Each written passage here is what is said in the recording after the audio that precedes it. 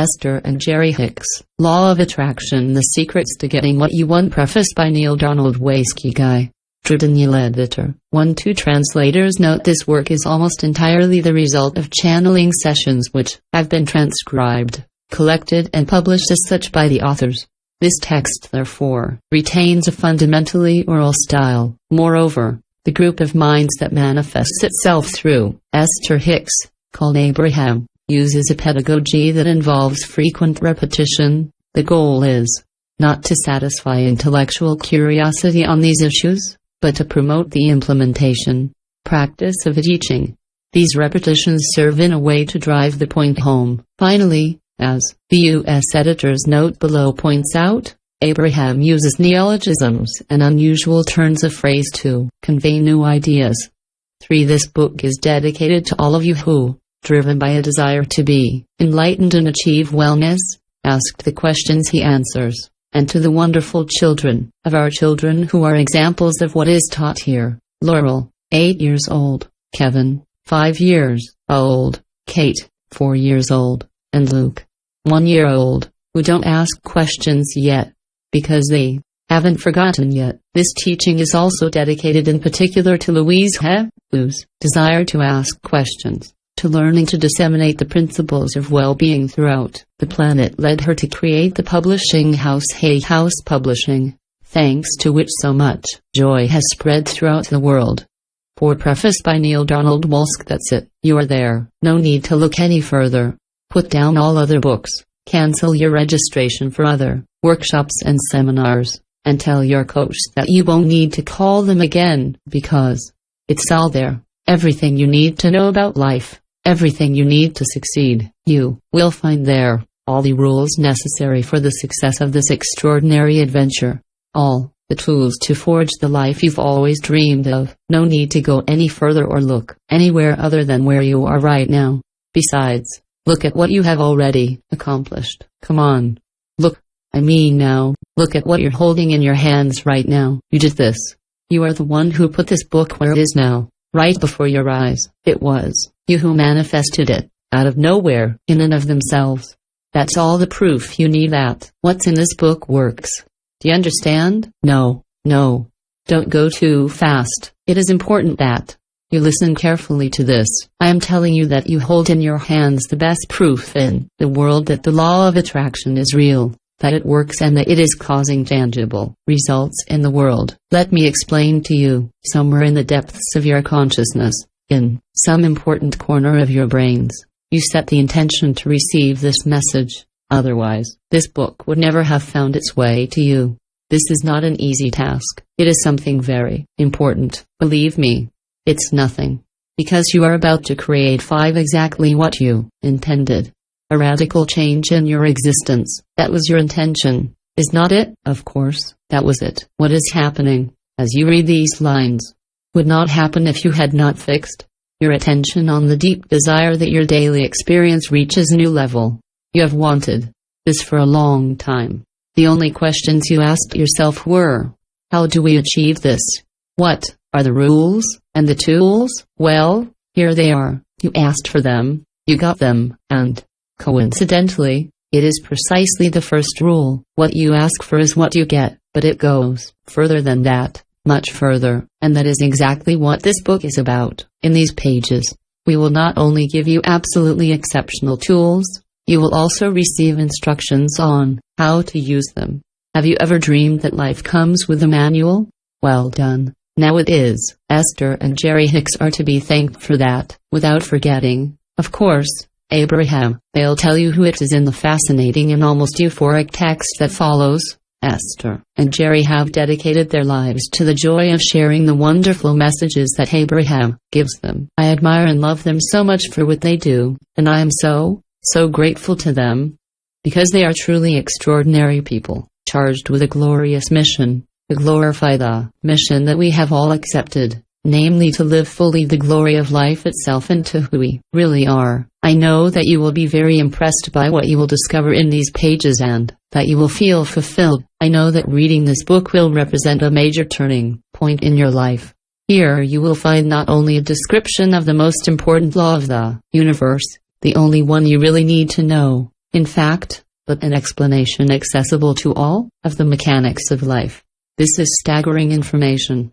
Exceptional data, brilliant, dazzling revelations. Rare are the books about which I would say what I would not hear. Read every word of this book, and practice everything it says. It answers all the questions you have asked yourself, in your heart of hearts. So, dare I say it so frankly? Pay attention. This book is about just that, how to pay attention, and if you are careful about how you pay attention, each of your 6 intentions will manifest into your reality, changing your life forever.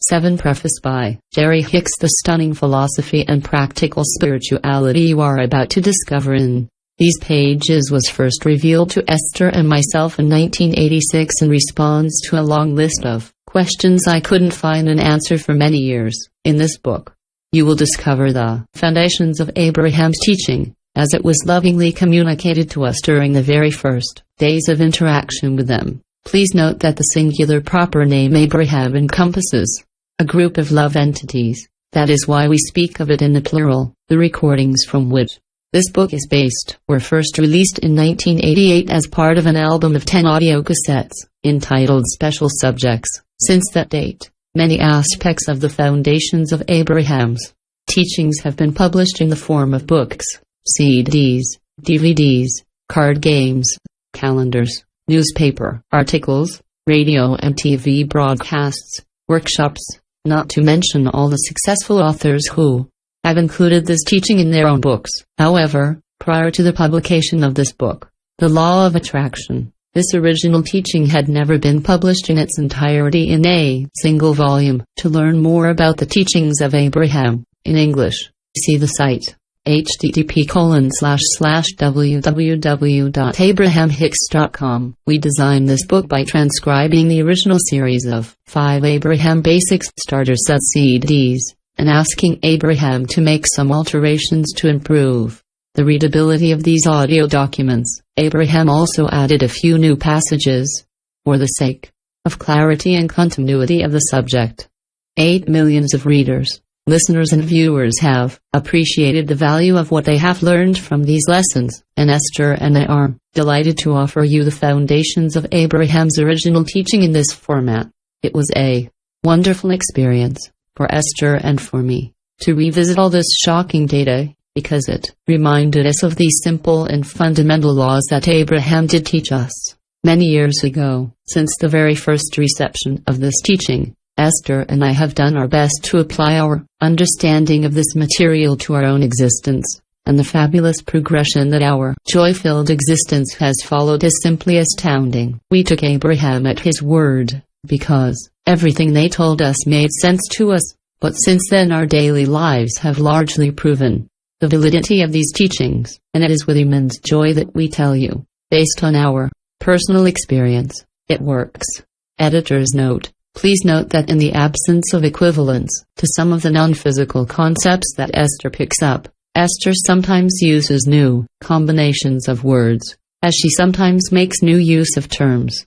Currents, for example, by writing them in capitals or in italics where they are not ordinarily not, in order to express a new way of looking at life. 9 Part 1 On the Road to the Discovery of Abraham. 10 Introduction by Jerry Hicks. We have written this book to present to you universal laws and practical procedures which will guide you with clarity and precision towards achieving your natural state of well-being. Reading this book will give you the unique chance to read precise and far-reaching answers to the questions I have accumulated over a lifetime. The successes you will achieve by using this joyous philosophy and practical spirituality will also enable you to enlighten others, so that they too can live what they believe to be the perfect life. Many have told me that my questions mirror theirs in many ways.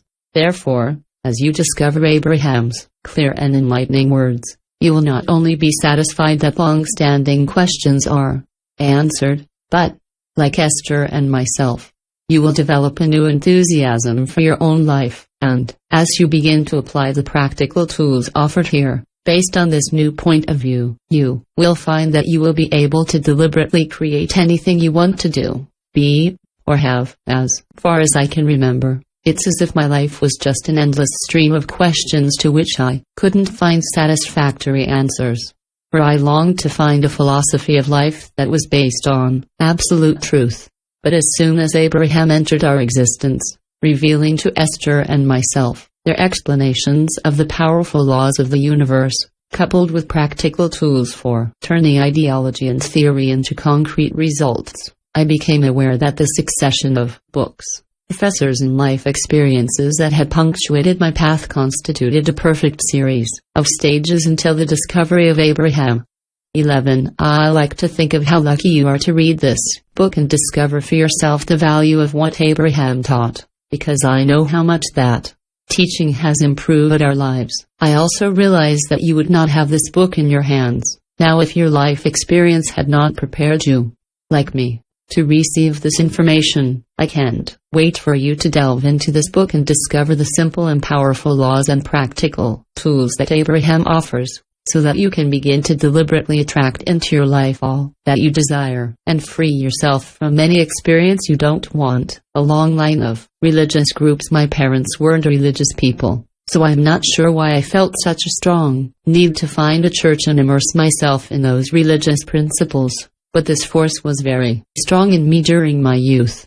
Maybe I was just trying to fill the very real void I felt inside of me. Or maybe it was because so many people around me were showing their religious fervor and their certainty that they had discovered the truth. During my first 14 years, I lived in 18 houses, spread over 6 states, so I had the opportunity to appreciate a wide range of philosophies. Anyway, I went to church after church, hoping with all my heart, each time, that, inside these doors, I was finally going to find what I was looking for. But as I passed from one philosophical or religious group to another, my disappointment grew, while each of them affirmed the rightness of its way, while declaring all the others false. In this context, with a heavy heart each time, I knew I hadn't yet found the answers I was looking for. It was not until I discovered Abraham's teaching that I was able to understand these apparent philosophical contradictions and no longer feel negative emotions about them. So my search for answers continued. 12. Ouija board recites the alphabet. Although I had never had any personal experience with the Ouija board, I still had a very negative opinion of it.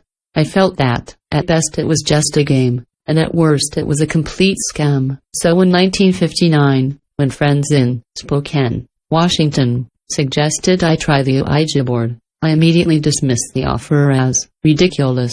But my friends insisted, and when I then had my very first experience of it, I could see for myself that a real phenomenon was at work. As I was still searching for answers to my big existential questions, I asked the planket, how can I really become a good person? At first, the Ouija board began to recite the alphabet at breakneck speed. Then the planket successively indicated the letters list. Read what? I asked. The Ouija board spelled books, and when I insisted, what books, he listed, at phenomenal speed, the letters Al books by Albert Schweitzer. My friends had never heard of Albert Schweitzer. As for me, even though I didn't know much about him, my curiosity was piqued, to say the least, and I resolved to do some research to find out more about this man who had just burst into my conscious attention, in an unusual way to say the least.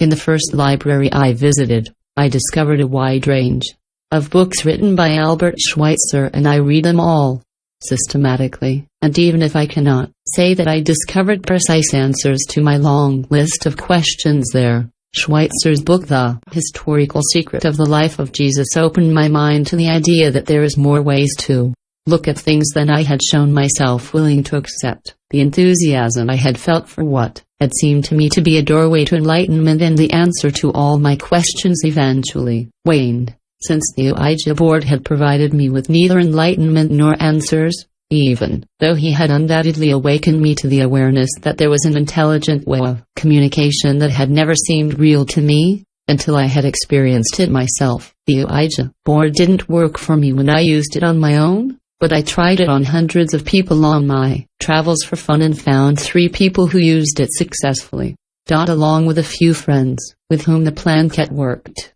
in Portland, Oregon. We talked for hundreds of hours with what we consider to be non-physical entities. What an amusing parade of pirates, priests. 13. Politicians and rabbis came to converse with us. It was a bit like those fascinating discussions we have at certain parties, with people representing a range of attitudes, mindsets, and schedules. I must admit that I learned nothing of value from this blanket that I could have put into practice in my life, or wanted to teach others. So one day I ended up putting it in the trash, and that was the end of it. End of my interest in and activities with the Ouija board. However, this remarkable experience, especially with this intelligence encouraging me to read books, not only awakened me to the understanding that there were many more things than I believed, but it stirred in me an even greater desire. Intends to find answers to my questions. I came to believe that it was possible to have access to an intelligence with practical answers to my questions about the workings of the universe, about the meaning of our presence on Earth, about how to lead a more joyful existence and fulfill the mission for which we came. Think and Grow Rich. The first time I really found practical answers to my questions came after reading a fascinating book during a concert tour through various colleges and universities in 1965. This book was on the table in the lobby of a small motel, lost in Montana, and I remember feeling an inner contradiction when I picked it up and read the title on the cover, Think and Grow Rich, Napoleon Hill. This title was very disturbing to me, because like many other people, I had been taught to see in the negative impression rich people made on me a justification for the absence of easily acquired wealth in my own life. There was something undeniably fascinating about this book, however, and after reading only 12 pages of it, my body hairs were standing on end and electric shocks were going through my spine. We know today that these physical, visceral sensations confirm that we are on the verge of discovering something of great value, and already at that time, I felt that this work awakened in me the awareness that my thoughts were important, and that my life somehow reflected its content. This book was so interesting and so exciting that it pushed me to try to put into practice the suggestions presented in it, and so I did. The implementation of these teachings worked so well, in my case, that I managed in a short time to set up a 14 multinational which enabled me to have a positive and significant influence on the lives of thousands of people. I even undertook to teach the principles I had learned, but although I had personally benefited immensely from Napoleon Hill's work, there were many people I spoke to whose lives did not change as drastically as mine, regardless of how many courses I took. They followed.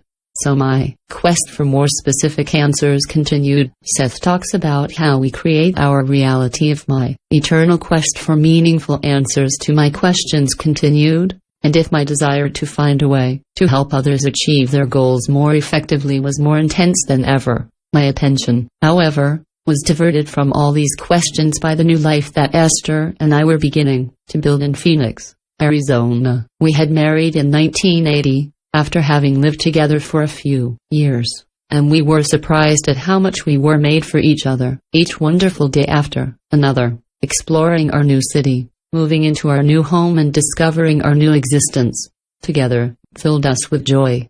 And if Esther didn't exactly share my thirst for knowledge and my need for answers, she was curious about life, always cheerful and very pleasant company. Passing a library one day, I noticed a book called Seth Speaks by Jane Roberts, and even before I had picked it up from the shelf, I again felt my body hair stand on end and chills run down my spine. I leafed through the pages quickly, curious to know what it could contain to elicit in me such an emotional reaction. Since Esther and I had been together, I had discovered only one point of disagreement between us. She wanted nothing to do with my experiences with the Ouija board. Each time I launched into an extremely fascinating account, in my eyes, at least, of my investigations, Esther left the room. In childhood, she had learned to be terrified of anything that wasn't physical, so I didn't want to upset her, so I stopped telling my stories, at least when she was around. Anyway, I wasn't surprised that Esther didn't want to hear Seth talk. The author of this book, Jane Roberts, went into a kind of trance and allowed Seth, a non-physical entity, to express himself through her, in order to dictate to her the entire series of works on Seth, which were successful. considerable. I found his works wonderful and I began to see how to get the answers to my long list of questions. But this book frightened Esther. Her unease showed immediately when she learned how it had been written and was amplified as soon as she saw the bizarre photo that adorned the spine of the book, depicting Jane in a trance, while Seth spoke through her. "You can read this book if you want," Esther told me, "but I ask you not to take it into our bedroom. I have always thought that a tree is judged by its fruit. Suddenly, I evaluate everything that comes to my eyes according to what I feel in contact with it. However, there were many things in the data transmitted by Seth that seemed correct to me. From then on, I didn't care where they came from, or how the information was transmitted. Basically, I felt that I had found valuable elements that I could use and that I could also pass on to those I thought could use them. I was very excited." 16. My Fears Are Going Over by Esther Hicks. I thought it was very wise and very thoughtful of Jerry not to put Seth's books in front of me, because I actually had a great aversion to them. The very idea of a person being in contact with a non-physical being made me very uncomfortable. So, since Jerry didn't want to disturb me, he got up early in the morning and, while I was still sleeping, he was reading in his corner. Gradually, when he found something particularly interesting, he discreetly slipped it into the conversation and, in the state of least resistance in which I was, I often managed to discern the value of this idea. Gradually, Jerry introduced one new concept after another, until one day I developed a genuine interest in these amazing works. In the end, we made it our morning ritual. We would sit together and Jerry would read to me from Seth's books. My fears weren't based on negative personal experiences, but on rumors I heard from people who probably also inherited them from hearsay. When I think about it today, it seems completely illogical to me that I could have cultivated such fears. Anyway, my attitude changed from the moment I realized that as far as I was concerned, it all seemed rather positive to me. As time passed and my fear of how Jane received this information from Seth lessened, I began to feel immense gratitude for these wonderful books. To tell the truth, we invested ourselves with such joy in this reading that we planned to go to New York to meet Jane and her husband, Robert. And even Seth. What a path I had traveled to come now to want to meet this non-physical being. But we didn't have the author's contact details, so we didn't know what to do to make this meeting happen. 17. One day, while we were having lunch in a little cafe next to a bookstore in Scottsdale, Arizona, and Jerry was leafing through a new book he had just bought, a stranger sitting at the next table asked us, "Have you ever read any books from the Seth series?" We couldn't believe our ears, because we hadn't told anyone that we were reading these books. Then this gentleman asked us, "Did you know that Jane Roberts was dead?" I remember tears welling up in my eyes as I felt the impact of this news. It was as if someone had just told me that my sister was dead and that I didn't know. I was in shock. We were so disappointed that we would never be able to meet Jane and Rob. Or Seth again. Sheila channels Theo. A day or two after learning of Jane's passing, our friends and colleagues Nancy and her husband, Wes, met us for dinner. "We would like you to listen to a cassette," Nancy said, slipping it into our hands. Their behavior seemed odd to us. There was something unusual in their manner. To tell the truth, I felt the same thing emanating from them that I had perceived in Jerry when he had discovered Seth's books. It was as if they had a secret that they wanted to share with us, while being worried about the reaction it might evoke in us. "What is that?" we asked them. "It's channeling," Nancy muttered. I don't think either Jerry or I had ever heard that word used in that context. "What do you mean by channeling?" I asked, while Nancy and Wes gave us short and somewhat rambling explanations of it. Jerry and I understood that they were describing the same process used to write the Seth books. "Her name is Sheila," A continued, "and she channels an entity called Theo. She's coming to Phoenix soon, and you can make an appointment to talk to her, if you like." We decided to go on a date and I still remember how excited we were. We met in a beautiful house in Phoenix, designed by Frank Lloyd Wright. It was broad daylight, and to my relief, nothing even remotely bizarre happened. The whole session was fun and enjoyable. As we chatted with Theo, actually, I should say, While Jerry chatted with Theo, I don't think I said a single word the whole session. I was absolutely amazed. Jerry had a notebook full of questions on him, some of which dated back 6 years. He was very excited, asking question after question, going so far as to interrupt Theo in the middle of a response in order to place another question before the end of our session.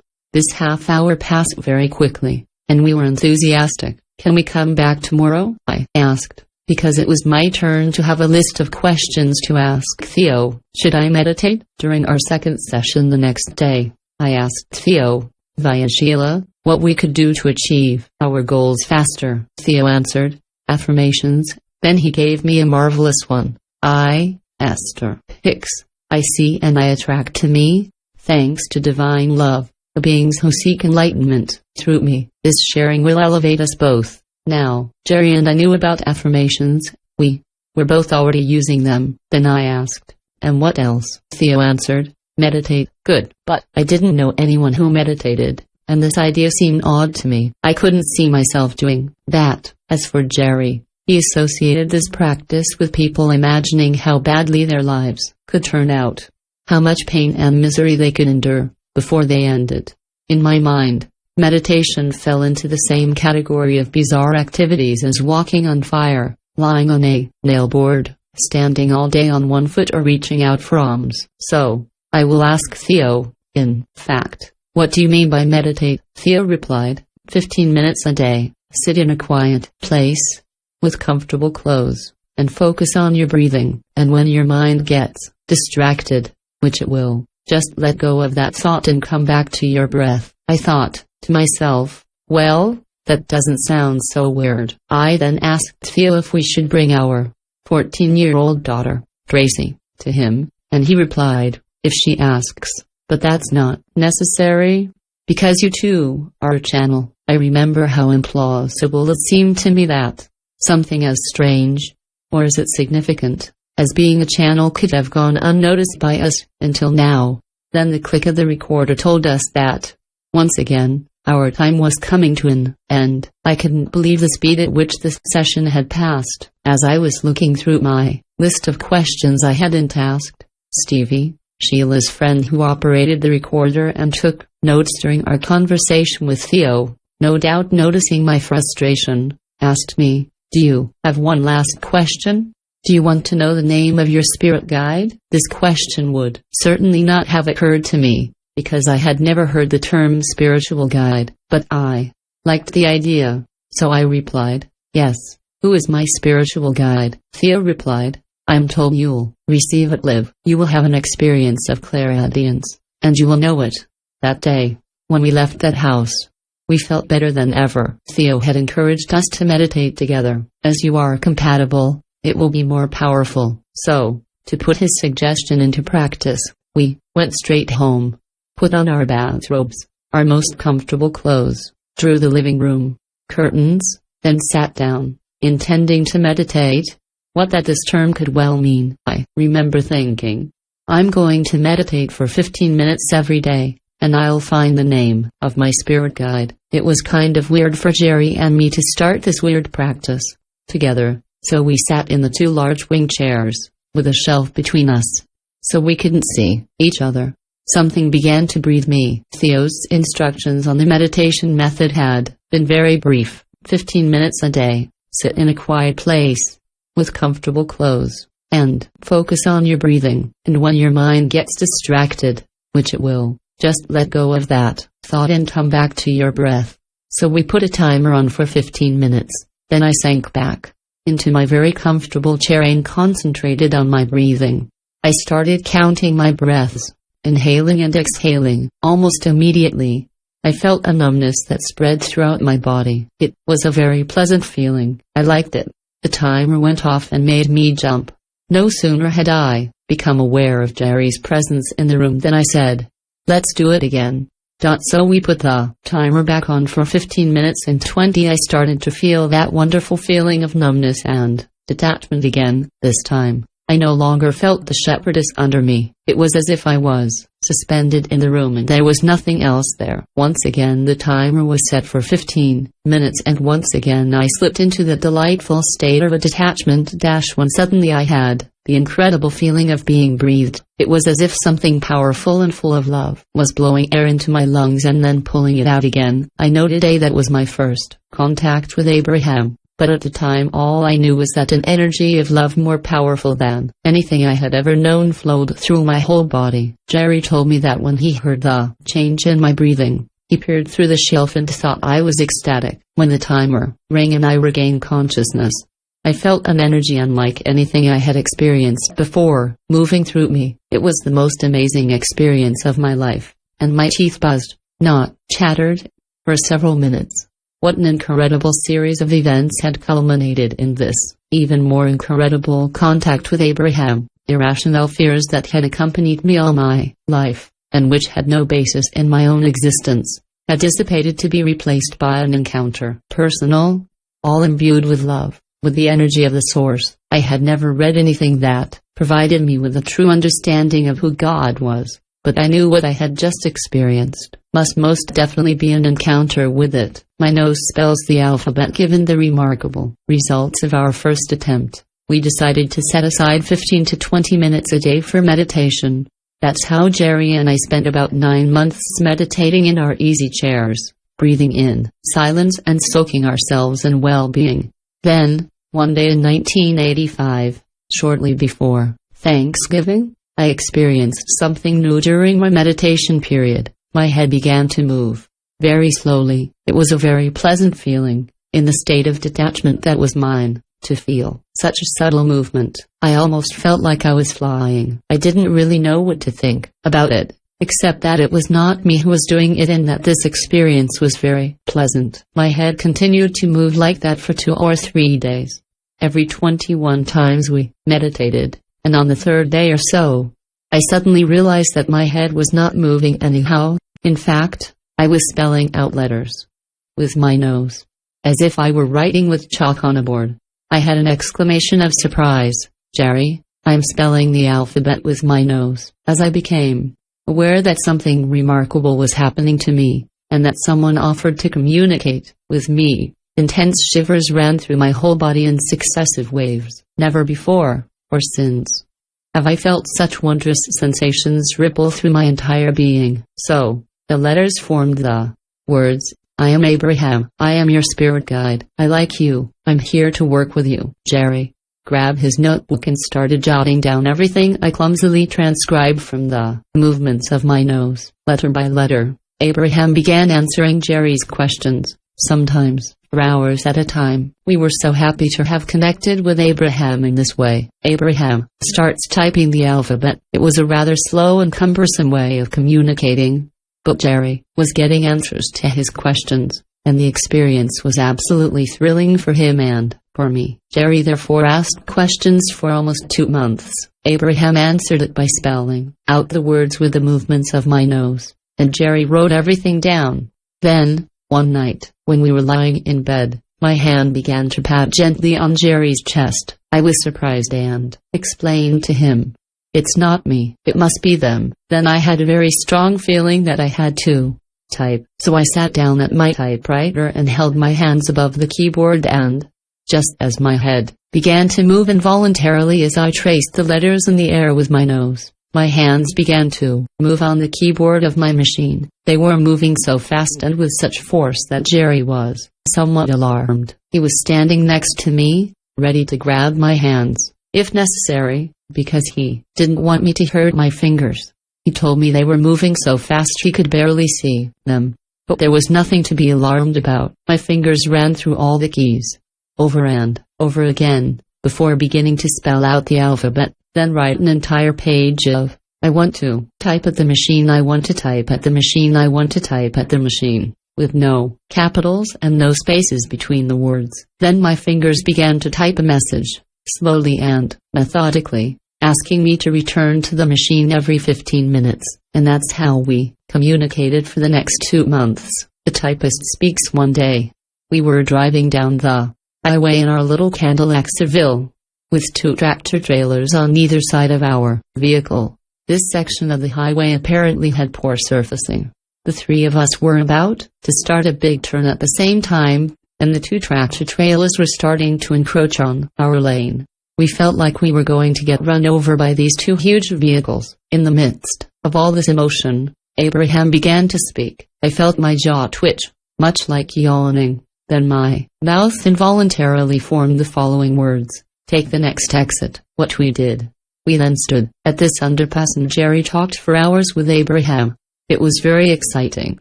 Although I felt more comfortable every day, as my rendition of Abraham improved.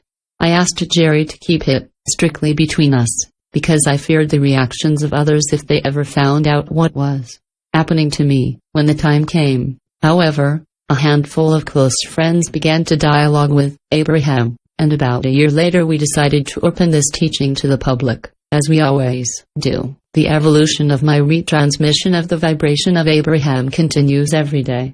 At the end of each seminar, Jerry and I continue to be amazed by their clarity, wisdom, and love. 1. Reminder: Abraham is the name of a group of entities. Entity. One day, I had a realization that made me burst out laughing. Before, I was so afraid of the Ouija board, and now I have become one. Abraham's delightful experiences evolve. We can never find the right words to express what working with Abraham makes us feel. It seems Jerry always knew what he wanted most and found ways to get the most of it before he met Abraham, but he says Abraham made him aware of our purpose here on earth and gave him a perfectly clear understanding of how we get what we want and what we don't. Coupled with the knowledge that we absolutely control this process, there are no bad passes, nor days of bad luck, and there is no need to surf the waves triggered by others. And also, we are free. We are the absolute creators of our experience, and we love it. Abraham explained to us that my husband and I were an ideal combination to present this teaching, because, by his eagerness to find answers to his questions, Jerry had brought Abraham to us, while on my side I was able to still my mind and let go of all resistance, so as to allow the answers to manifest. It takes me very little time to allow Abraham to express himself through me. From my point of view, it is enough that I emit the intention: Abraham, I wish to express your words with clarity, and that I concentrate on my breathing. Within seconds, I feel Abraham's clarity, love and power rising within me, and off we go. 24. I discuss with Abraham by Jerry Hicks. This adventure with Abraham, through Esther, continues to fascinate me, for I have found an inexhaustible source of answers to the endless questions to which my life constantly gives birth. During the first month following our meeting with Abraham, Esther and I reserved a little time each day for our dialogues with him, which allowed me to move forward in my ever-growing list of questions. Gradually, as Esther felt better about being someone who could still her own mind for the infinite intelligence to manifest through her, we widened the circle of friends and colleagues who gathered with us to discuss various aspects of their life with Abraham. It was almost at the beginning of our experience with Abraham that I submitted my list of burning questions to them. I hope that their answers to my first questions will also bring you some satisfaction. Of course, since those days when I pressed Abraham on a daily basis to answer my questions, we'd have met thousands of people who have gone into these questions considerably, while adding their own list, which Abraham has enlightened with their love and light. But here are to begin with the first questions with which we began. I honestly have no way of knowing how Esther manages to allow Abraham to express himself through her. From my point of view, she closes her eyes, takes a few very deep, very gentle breaths, then her head nods for a few moments, and then she opens her eyes and Abraham speaks directly to me as, "Hello." 25. We, Abraham, describe ourselves as teachers. Abraham: Hello, we are happy to have the opportunity to visit you. Thanks to Esther for making this communication possible, and to you, Jerry, for soliciting it. We are aware of the immense value of these interactions, because they will allow us to present who we are to our physical friends. But beyond this introduction of Abraham to the physical world, this book will serve as an introduction to the role of the non-physical world in your physical universe. because these two worlds are inextricably linked. You know, it is impossible to separate them from each other. Furthermore, in writing this book, we are fulfilling a contract made long before you physically incarnated. We, Abraham, have agreed to remain in this larger, clearer, and therefore more powerful non-physical dimension, while you, Jerry and Esther, have agreed to manifest in your beautiful physical bodies, to be there, at the forefront of thought and creation, as soon as your earthly experience managed to awaken, and you a desire that was both clear and powerful. Our agreement stipulated that we would meet, to create powerfully together. Jerry, we look forward to answering your long list of questions, so deliberately crafted and sharpened by the contrasts of your own life experience. So much is there that we wish to convey to our physical friends. We want you to understand the magnificence of your being, and we want you to understand who you really are and why you incarnated into physical form. It is always an interesting experience for us to explain to our physical friends what is of the non-physical nature. For everything we offer to you must be translated and expressed through the lens of your physical world. In other words, Esther picks up her thoughts, like a radio signal, at an unconscious level of her being, and then translates them into physical terms and concepts. We are witnessing here a perfect fusion of the physical and the non-physical. As we come to help you understand the existence of this non-physical realm we are telling you about, we will allow you at the same time to understand more clearly who you are, for, in truth, you are an extension of who we are. There are many of us here, and we have come together because of our common intentions and desires. In your physical environment, we are called Abraham, and we are known as teachers, that is, beings who currently have a broader understanding of things and who can therefore help others to access them. We know that only experience teaches, not words, but the combination of life experience and words that define and explain it can intensify your learning, and it is in this spirit that we offer you these words. They are universal laws that affect everything in the universe, both what is physical and what is non-physical. These laws are absolute, they are eternal and omnipresent, present everywhere. As soon as you gain a conscious and practical understanding of it, your life experience will be greatly enhanced. Moreover, it is only when you have such a practical knowledge of these laws that it will be possible for you to become the deliberate creator of your life. You have an inner being if you are indeed the physical being that you see here in your physical surroundings. You are also much more than what you perceive through your physical eyes. You are actually an extension of source energy, non-physical. In other words, your larger, older, wiser non-physical self is currently focused in the physical being that you identify with yourself. We call inner being the non-physical part of you. Physical beings often consider themselves to be either alive or dead, and an extension of this idea sometimes admit that they existed in the non-physical realm before incarnating in their physical body and that they exist there, will return after their death.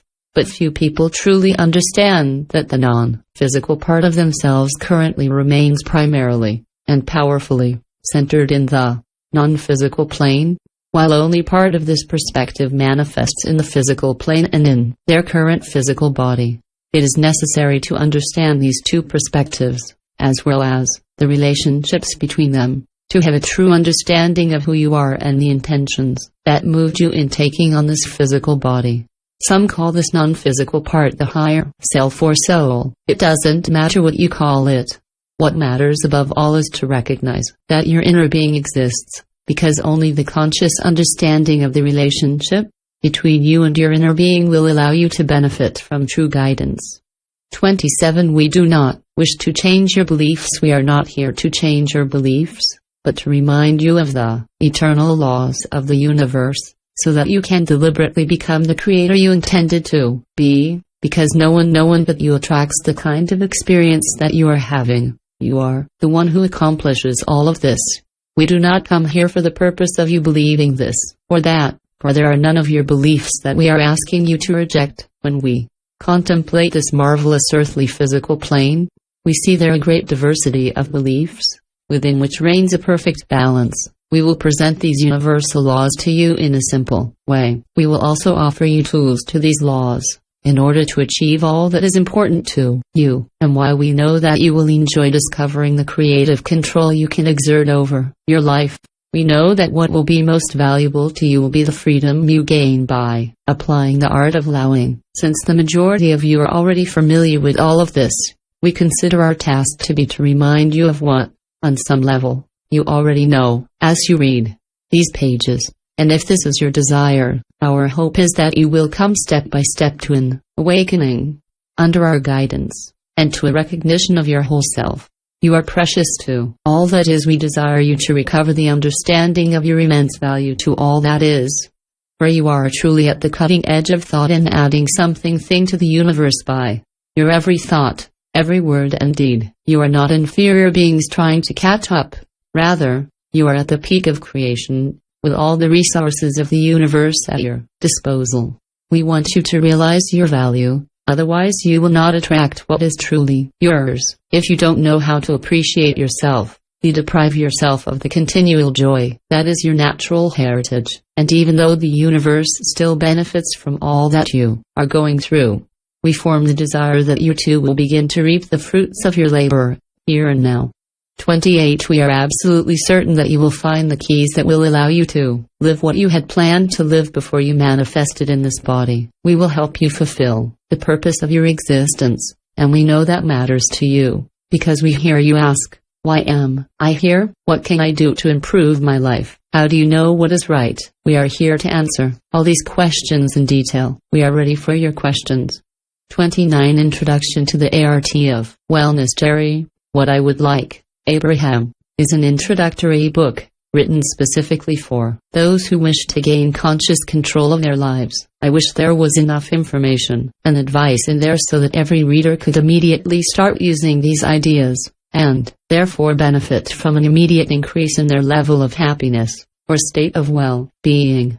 Bearing in mind that people will probably want clarification on certain points later on, Abraham, everyone will start where they are, and we are sure that those who seek will find the answers they desire in these pages. None of us can offer all that he knows or wishes to convey at any time. We will therefore give you a good basic understanding of the laws of the universe in what follows, knowing that some readers will want to go beyond what we write, while others will not. Our work continues to evolve through the questions you ask. After being stimulated by the previous discussion, there is no end to the evolution of who we all are. The universal laws.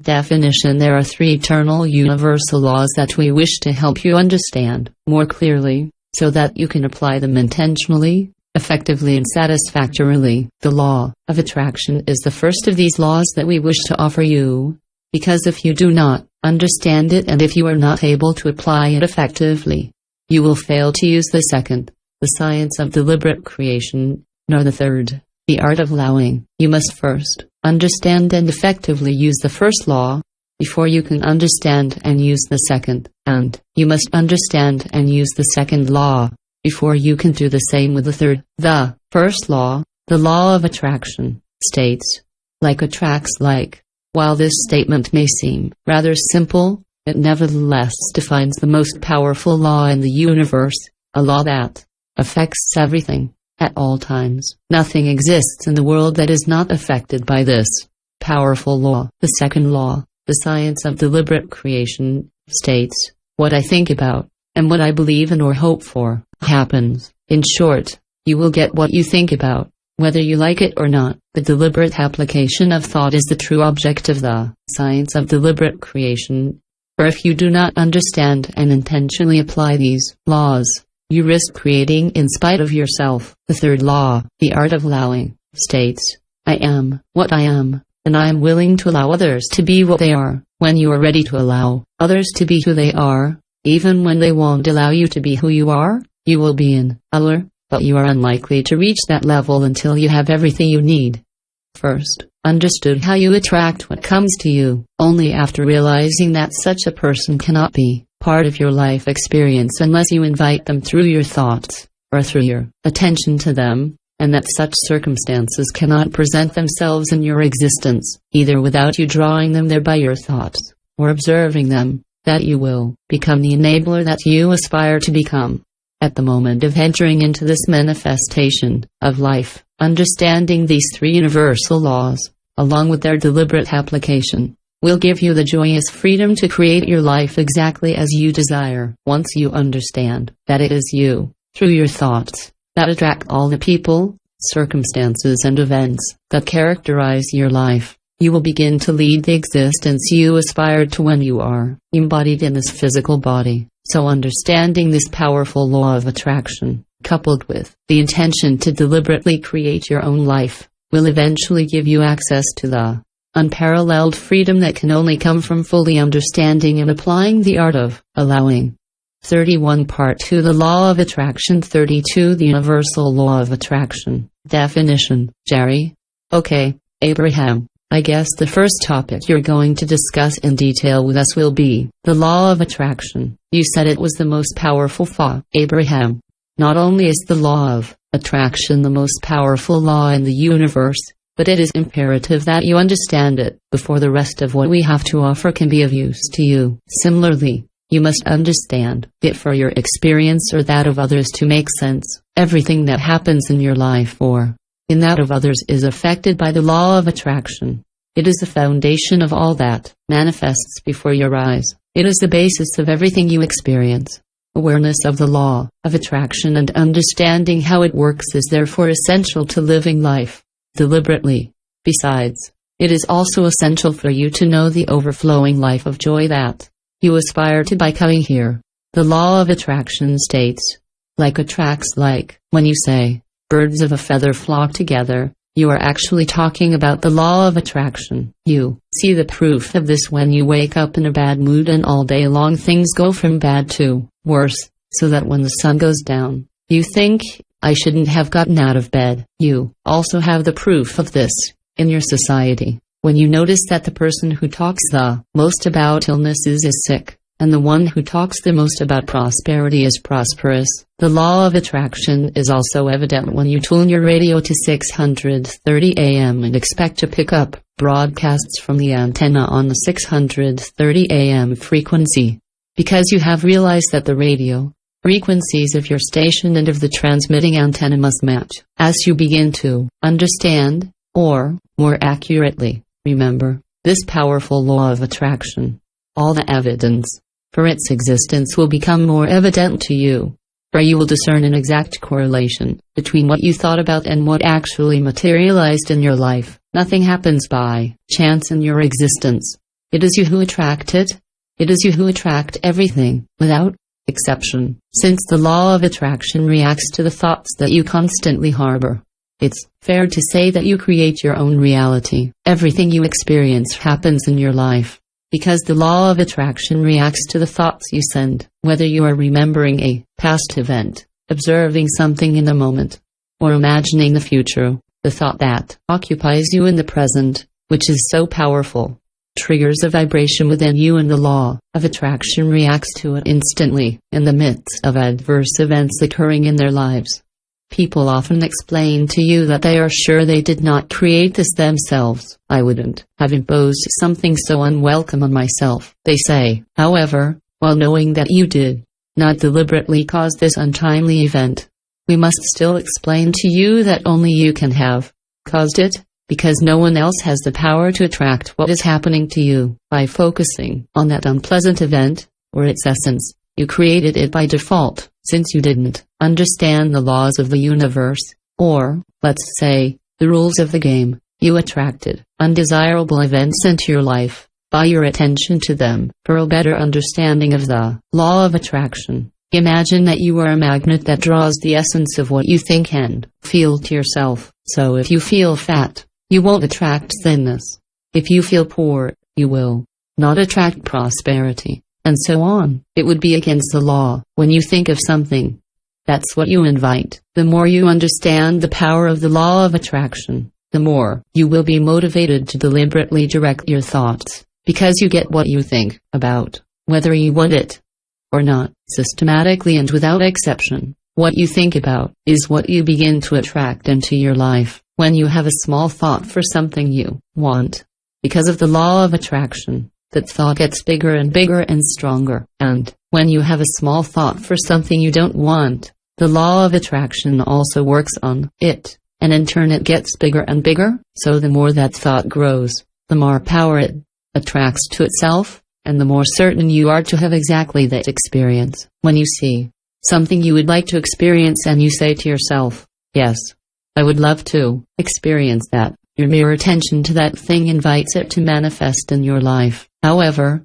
when you see something you don't want to live with and you scream, oh, no, I don't want this, your attention to it draws precisely that thing into your existence. In this universe based on attraction, exclusion does not exist. Your attention to that thing pulls it into your vibration, and if you keep it there long enough, the law of attraction will manifest it into your life, because there is no such thing as no. To clarify this point, when you look at something and you shout, no, I don't want to experience this, let this experience go away from me, what you are really doing is calling for it to materialize in your experience. 4. There is no such thing as no in a universe based on attraction. Your attention to it says, yes, come to me, you, that thing I don't want. Luckily, in your physical time-space reality, things don't manifest immediately. There is a time buffer between when you start thinking about something and when it manifests. This buffer time gives you the opportunity to shift your attention in the direction of the things you really want to manifest in your daily life. And, long before something happens, actually, as soon as you start thinking about it, the feelings you experience tell you whether or not it's what you want to happen. If you keep paying attention to it, whether it's something you want or not, it will eventually come to fruition in your life, even if you do not understand how they operate. All of these laws affect your experience, even if you ignore them. And although you may never have heard of the law of attraction, its tremendous effects are evident in every aspect of your life. As you reflect on what you read here and begin to discern correlations between what you say and think and what happens to you, you will come to understand this powerful law of attraction. And the more you intentionally direct and focus your thoughts on what you want to achieve in your life, the more you will come to have the experiences you desire in all areas. Your physical world is a vast, diverse place with a whole range of events and circumstances. Some you approve of and wish to experience, and others you disapprove of and would rather not know. When you came to have this physical experience, it was not your intention to ask the world to change so that it fits 35 the way you think things should be, eliminating everything you don't approve of and increasing the amount of things you enjoy. You are here to create around you the world that you choose, while allowing the world that others want to exist too, and while their choices are no obstacle to yours. Your attention to what they choose affects your vibration and, therefore, your own point of attraction. My thoughts have magnetic power. The law of attraction and its magnetic power draws other like thoughts from the universe ... and delivers them to you.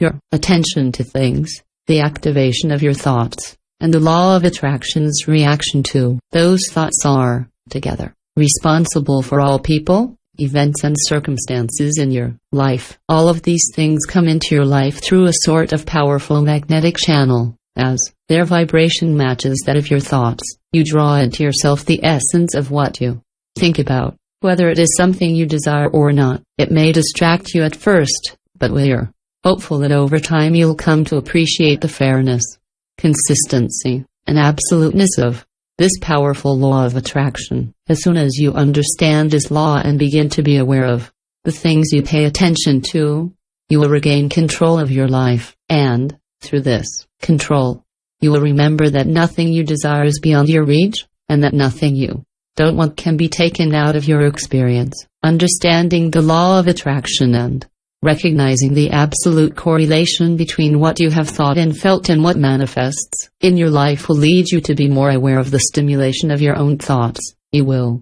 gradually notice that your thoughts have been triggered by something you have read, seen on television or heard, or that someone communicated to you. And once you have seen the effect of this law of attraction on these thoughts, which are at first small, then larger and larger and more powerful as you pay attention to them, You will feel the desire to direct your thoughts to the experiences you wish to have, for whatever you are thinking about. And whatever has stimulated your thoughts. The more you pay attention to that thought, the more 36 the law of attraction will kick in and begin to bring you benefits. Similar experiences, thoughts and conversations, whether you are remembering the past, observing the present, or imagining the future. You are doing it now. And whatever your focus, this causes the activation of a vibration to which the law of attraction reacts. At first, you may just be thinking about something in private, but if you think about it long enough, you'll notice other people spontaneously start talking about it with you as the law of attraction finds like-minded people and brings them to you. The more attention span you devote to a subject, the more powerful it becomes, and the stronger the point of attraction connecting you to it, the more manifestations of this subject you will have in your life. Whether your attention is on things you want or don't want, materializations of your thoughts will abound in your direction. My inner being communicates through emotions. You are much more than just your physical body. For while you are indeed a marvelous physical creator, you simultaneously exist in another dimension. A part of you, a non-physical part of your being, we call it the inner being, exists right now while you are in your physical body. Your emotions are the physical signal of your relationship to your inner being. In other words, when you are focused on the subject on which you have such a point of view and such an opinion, your inner being is also focused on this subject and has its own point of view and opinion. The emotions you experience are a signal of agreement or disagreement between these respective opinions. Imagine, for example, that something happened, and that your current opinion of yourself is that you could have done better, or that you are not very intelligent, or that you are not worth anything, since the current opinion of your inner being is, on the contrary, that you are doing very well, that you are intelligent, and that your value is eternal. There will clearly be a disagreement between these opinions, which you will perceive in the form of a negative emotion. On the other hand, when you are proud of yourself, when you feel love for yourself or for others, your opinion of yourself comes much closer to what your inner being feels at the same moment. In this case, you will experience positive emotions, such as pride, love, or appreciation. Your inner being, or source energy, always offers you a perspective that is out to your advantage, and when your own perspective matches it, a positive attraction results. In other words, the better you feel, the better your point of attraction, and the better things will turn out for you. The comparative vibrations of your perspective and your inner being are responsible for this magnificent guidance that you have available to you in every moment. Since the law of attraction always responds to the vibrations you emit, upon which it acts, it will be useful for you to understand that your emotions tell you whether or not what you are about to create is what you desire.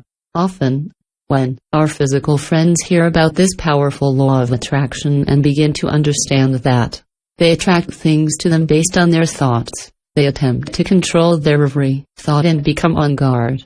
But the control of thoughts is very difficult. There are so many things you can think of, without forgetting that the law of attraction continually provides you with more. Rather than wanting to control your thoughts, we encourage you to simply pay attention to your feelings. For if you fixate on a thought that is not in harmony with your inner being, which is older and has a larger, wiser and loving vision, you will feel a disagreement, and then you can easily redirect your thoughts to something that is more pleasant, and therefore will serve you better. When you made the decision to return to this physical body, you knew that you would have access to this wondrous emotional guidance system. For you knew that your wondrous emotions, present in every moment, would allow you to determine whether you were in tune with your deep knowledge or if you deviate from it. When your thoughts are directed towards something you desire, you experience a positive emotion, and when they fixate on something you don't want, you feel a negative emotion. Thus, by the simple fact of being attentive to your emotions, you will know, at all times, in which direction your magnetic and powerful being attracts that which is the object of your thoughts.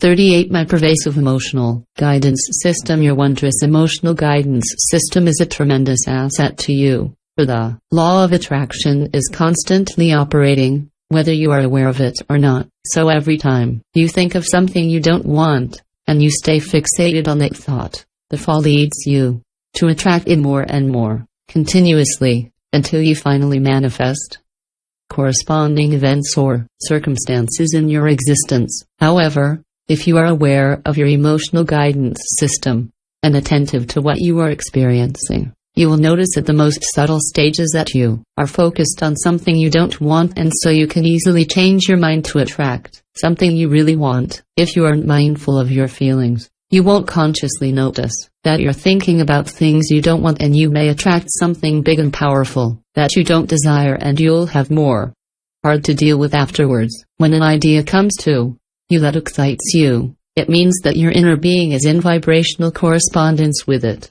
The positive emotion that you experience is the signal that the vibration of your thought, at this moment, corresponds to that of your inner being.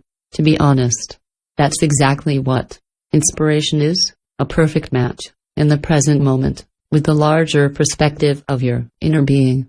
Because of this alignment, you then receive clear communication, or guidance, from your inner being. What if I want it to happen faster? Due to the law of attraction, related thoughts clump together and, in doing so, gain more power. And as they grow in power, and therefore approach the threshold of manifestation, the emotions you experience intensify proportionately. When you focus on what you desire, because of the law of attraction, you attract more and more corresponding thoughts to you, and you experience more and more positive emotions from them. So you can speed up the creation of something simply by paying more attention to it. The law of attraction takes care of the rest and brings the essence of the object of your thoughts to life. We could define the verbs to want and to desire as follows: to fix one's attention on a subject, or to think strongly about it, while simultaneously experiencing a positive emotion. When you pay attention to a subject and, in doing so, you experience only positive emotions, it manifests itself very quickly in your experience. Sometimes we hear our physical friends use the verbs to want and to desire, while experiencing doubts and fear, fearing that their desire will not come true. From our point of view, it is impossible to have a pure desire while experiencing a negative emotion. A pure desire is always accompanied by a positive emotion. This is probably the reason why people disagree with our definition of the verbs to want and to desire. They argue that wanting implies some kind of lack, which contradicts its own meaning, and we agree. But the problem is not the word or the label, but rather the emotional state that one expresses by using this word. We want to help you understand that you can reach any point, no matter where you are now, and no matter what your current state of being is. Most importantly, to understand that your mental state of being, or your attitude, in the present moment, forms the basis from which you will attract more things. So the law of attraction, which is so powerful and consistent, reacts to everything in this vibrational universe. It brings together people whose vibrations match, brings together situations with similar vibrations, and unites thoughts whose vibrations match. In fact, absolutely everything in your life, from the stream of thoughts going through your head to the people you pass in traffic, happens through the law of attraction. How do I want to see myself in the life of most of you? Many things are going well and you would like them to continue, but there are also other aspects that you would like to change. For there to be change, you have to see these things as you would like them to be rather than continuing to see them as they are. Most of the thoughts that come to you are about what you observe, which means it is what is that dominates your attention, your vibration, and therefore your point of attraction. And this is accentuated all the more when the others also observe you. 40. So, because of all the attention you give to your current situation, what is change is very slow, if at all. A constant stream of different people passes through your life, but the essence or theme of these experiences does not vary much. To trigger real positive change in your life, you need to disregard things as they are, or how others view you, and pay more attention to how you would like things to turn out. With practice, you will change your point of attraction and you will see significant transformations in your life. Illness will become health, scarcity will give way to abundance, bad relationships will become good, and confusion will be replaced by clarity, and so on. By deliberately redirecting your thoughts, rather than simply observing what is happening around you, you will alter the vibrational patterns to which the law of attraction responds, and over time, and with much less effort than you currently imagine, you will stop creating a future too much like your past and your present, as happens when you react to what others believe that you are. You will rather become a voluntary and powerful creator of your own experience. It's unlikely you'll ever see a sculptor throw a lump of clay at his studio and then exclaim, "Oh, it didn't turn out the way I wanted it." He knows that he must plunge his hands into the earth and mold it, so that it corresponds to the vision that he has in his head. The variety of experiences you have had provides you with the clay with which to shape your experience. Simply observing it as it is, without taking it with both hands to shape it in the image of your desires, will not satisfy you, and that was not your goal when you made the decision to come into this space-time reality. We want you to understand that your clay, regardless of its current form, is moldable, without exception. Welcome to planet Earth. Little one, you may feel that it would have been easier to learn all of this teaching if it had been imparted to you from the very beginning of your experience on Earth. If we had spoken to you on the first day of your physical life, here is what we would have said to you. 41. Welcome to planet Earth, little being. There is nothing you cannot be, do, or have. You are a magnificent creator, and you are here by virtue of the powerful and deliberate will you have expressed to come here. You specifically applied the wonderful science of deliberate creation, and it is because of your ability to implement it that you are here. Go ahead. Think about what you want. Draw to you the experiences that will help you decide what you want, and then, having chosen it, think only of that. Most of your time will be spent gathering data that will help you decide what you want. Your real job is to figure out what you want and then focus on it, because it is concentration that attracts things. This is the process of creation, thinking about what you want, with a thought so powerful and so clear that your inner being nourishes it with emotion. And as you think about something and feed it with emotion, you become the most powerful of all magnets. It is through this process that you will attract what you want into your life. Of all the thoughts you will cultivate, many will not have very powerful powers of attraction, at least at first, unless you stay focused on them long enough for them to multiply, because when their numbers increase, so does their power, and when their quantity and their power will have increased, the emotion that your inner being will address to you will also be more intense. When you cultivate thoughts that arouse emotions, you access the power of the universe. Go there, we would have said, on this first day of your earthly life, knowing that your task is to find what you want and then focus fully on it. But we are not addressing you on the first day of your life. You've been here for quite some time now. For the most part, you do not know yourself only through your own eyes. This is not your primary source of self-knowledge, by the way, but through those of others. As a result, many of you are not experiencing the state of being that you wish to be. Is my reality really that real? We intend to teach you a process that will allow you to reach the state of being of your choice, so that you have access to the power of the universe and can attract to you what you want, rather than what your current state of being desires. Because, from our point of view, there is a huge difference between what currently exists, what you call your reality, and what your reality really is. Even if you have an unhealthy body that does not have the size, shape or vitality that you desire, even if you have a lifestyle that you don't like, drive a car that embarrasses you, or are in relationships with people who don't give you any pleasure, we would like to help you understand that although this appears to be your state of being, it need not be.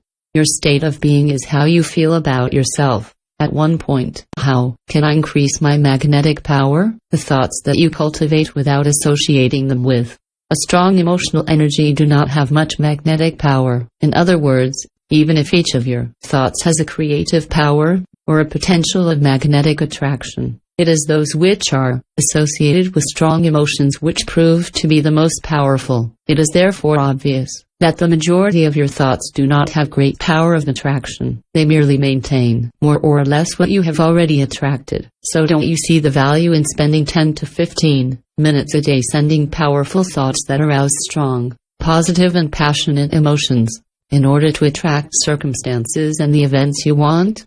We see the value in it. We present to you in these pages a process by which you can spend a little time each day, attracting into your life health, vitality, prosperity, positive interactions with others, and all the other things that make up your vision of an ideal life. This is going to change things, my friends, because as you set intentions and reap the rewards, you will not only benefit from what you have created, but you will also gain a whole new point of view, from which you will express different intentions. This is the whole purpose of evolution and growth. 43 Abraham's Creative Workshop. Here's how to proceed. You will go to a kind of creative workshop every day. Oh, not for a long. 15 minutes is enough time, 20 minutes maximum. This workshop does not have to take place in the same place every day, but it is important that you do it in a place where you will not be disturbed or interrupted.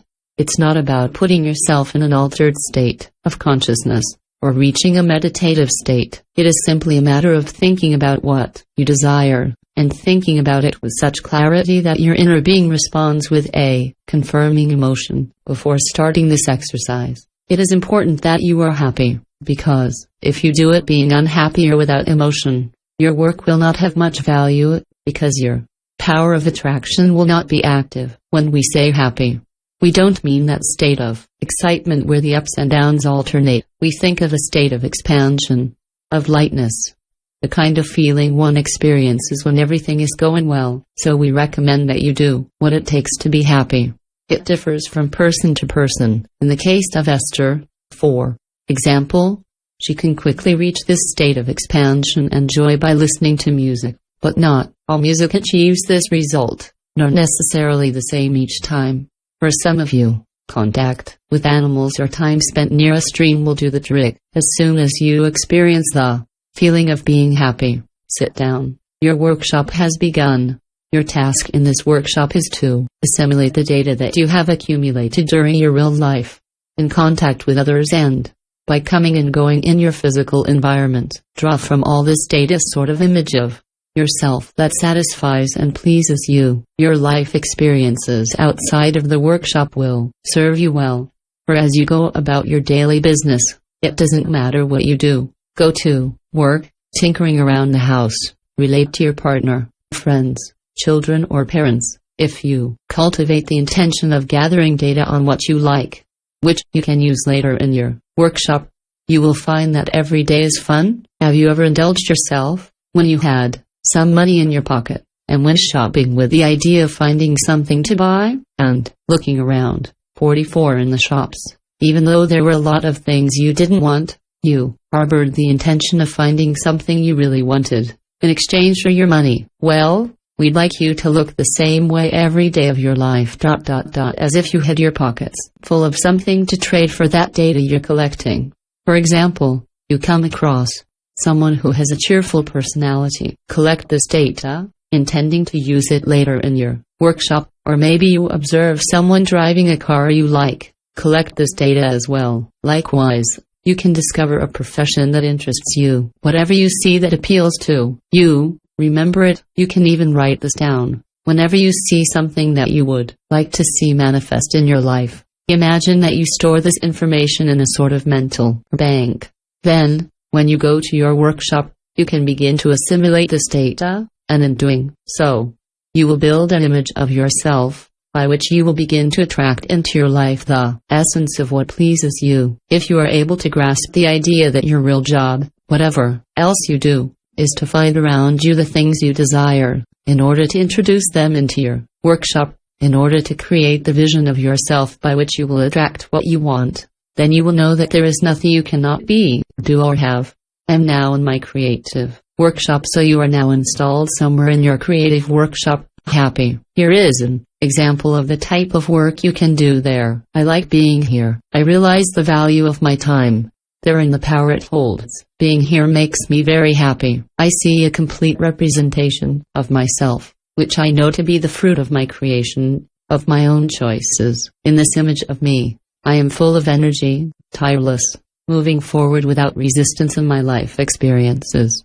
As I see myself coming and going with grace, able to move in and out of all kinds of situations, my car, buildings, rooms, conversations, life experiences, I find myself moving effortlessly, comfortably and joyfully. I see myself attracting only people who are in harmony with my current intentions. In every moment, I am more and more clear about what I want. When I get in the car and go to such a place, I see myself arriving safe and sound, fresh and ready, and on time, prepared for what I am supposed to do there. I imagine myself dressed to perfection, exactly as I want, and it's good to know that other people's choices, like their opinion of my choices, don't matter. What matters is that I am satisfied with myself, and as I see myself, there is no doubt that I am. I recognize that I am unlimited in all facets of my life. I have an unlimited bank account, and as I progress through my experiences, it is exhilarating to know that none of my choices are limited by money. I only make my decisions based on whether or not I want to experience something, not whether or not I can afford it. For I know that I am a magnet that attracts the quantity and quality of prosperity, health and human interactions that I choose at all times. I choose absolute and continuous abundance, because I understand that there is no limit to the abundance of the universe and that by drawing it to myself, I limit no one. There's enough for everyone. The key is that each of us is aware of it and desires it, and so we will all attract it. That's why I choose the unlimited, without necessarily putting a part of it aside, because I know that I have the power to draw it to me when I want, for what I want, and as soon as I want something new, and think about it, money comes easily to me. So I have access to unlimited abundance and prosperity. Abundance is present in all areas of my life. I see myself surrounded by people who, like me, wish to grow and who are drawn to me by my desire to let them be, do or have what I want. On the other hand, I do not need to attract into my experience those of their choices who do not correspond to me.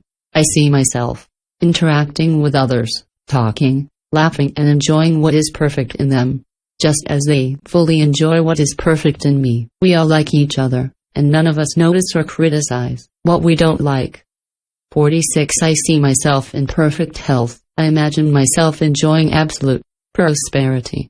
I visualize myself brimming with life, enjoying again this physical existence that I so strongly desired that I incarnated on earth. It is wonderful to be here as a physical being, to be able to make decisions with my brain, while having access to the power of the universe, thanks to the effectiveness of the law of attraction. And it is from this marvelous state of being that I now attract even more of all that I love. It's good, it's funny, and I love that. I will now leave this workshop with a resolution for the rest of the day, to continue to be on the lookout for the things I love.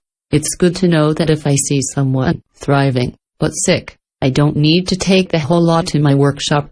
I can take just the part I like, so I will carry away his example of prosperity, while abandoning his example of illness.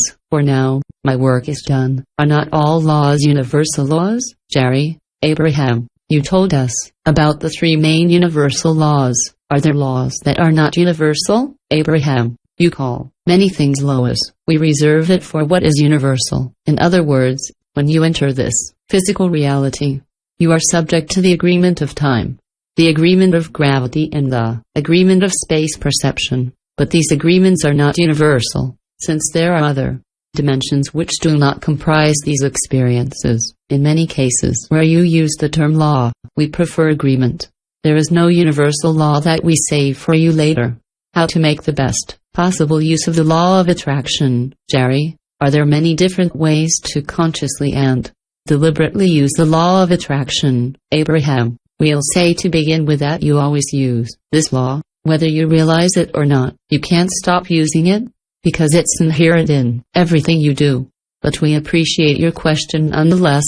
because you want to understand how to use it intentionally to accomplish what you deliberately choose.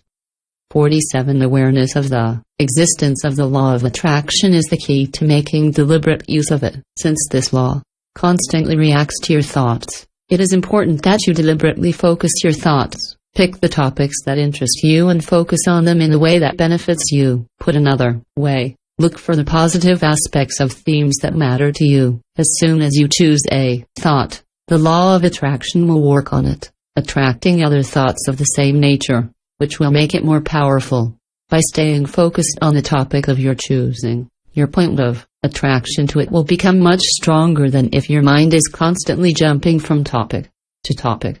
Concentration has remarkable power. As soon as you deliberately choose the thoughts you cultivate, the things you do, and even the people you spend time with, you will begin to benefit from the law of attraction. When you are with people who appreciate you, it stimulates your own thoughts of appreciation, whereas if you associate with people who see your flaws, their perception of your imperfections may become your point of attraction. The more you realize that what you are paying attention to is increasing, since the law of attraction says it is, the more choosy you will be in choosing the targets of your primary attention.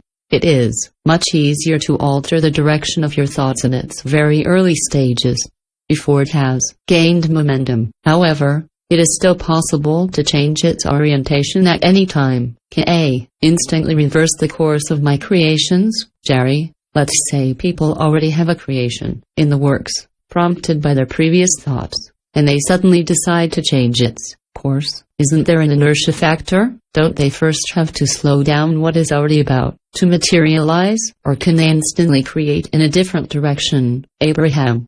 The law of attraction actually creates an angular momentum, a factor of inertia. This law indeed, what is like attracts to itself what is like it, so whatever your thoughts were, it is gaining strength. But we want you to understand that the increase in this inertia factor is gradual. So, instead of wanting to reverse your thinking, consider focusing on something else instead. Say, for example, you have thought about something you don't want, and you have been doing it for some time now, so that a large angular momentum has accumulated. It would be impossible for you to suddenly start thinking exactly the opposite. By the way, at the point you're at, you wouldn't even have access to those kinds of thoughts, but you could choose a slightly more pleasant thought than the ones you were cultivating, then another, then yet another, until to gradually change the direction of the course of your thoughts. There is another effective way to change the direction of your thought pattern. Change the subject completely, deliberately looking for the positive aspect of such a thing, if you are able, and if you are willing to stay focused on this more pleasant thought for a while. Then, as the law of attraction now responds to this new thought, you will notice an improvement in the balance of your thoughts. Then, when you feed your previous thought again, as you will now be in another vibrational state, it will be slightly affected by the improvement in your vibration. Thus, little by little, you will increase the quality of the vibrational content of the subject you have chosen to think about. And as this improvement continues, your whole existence will begin to take a more positive turn. How can we overcome disappointment, Jerry? He who strives to effect a radical change in his thoughts, in the direction of prosperity or health, is still subject to the force of inertia which works in the opposite direction. How much faith or belief does he need to overcome his disappointment and say to himself, "Come on, I know it's going to work for me, eventually, even if it doesn't work yet"? Abraham, you see, as long as you look at things from the angle of your disappointment, you will continue to attract other disappointments. So, understanding the creative process remains the most important thing.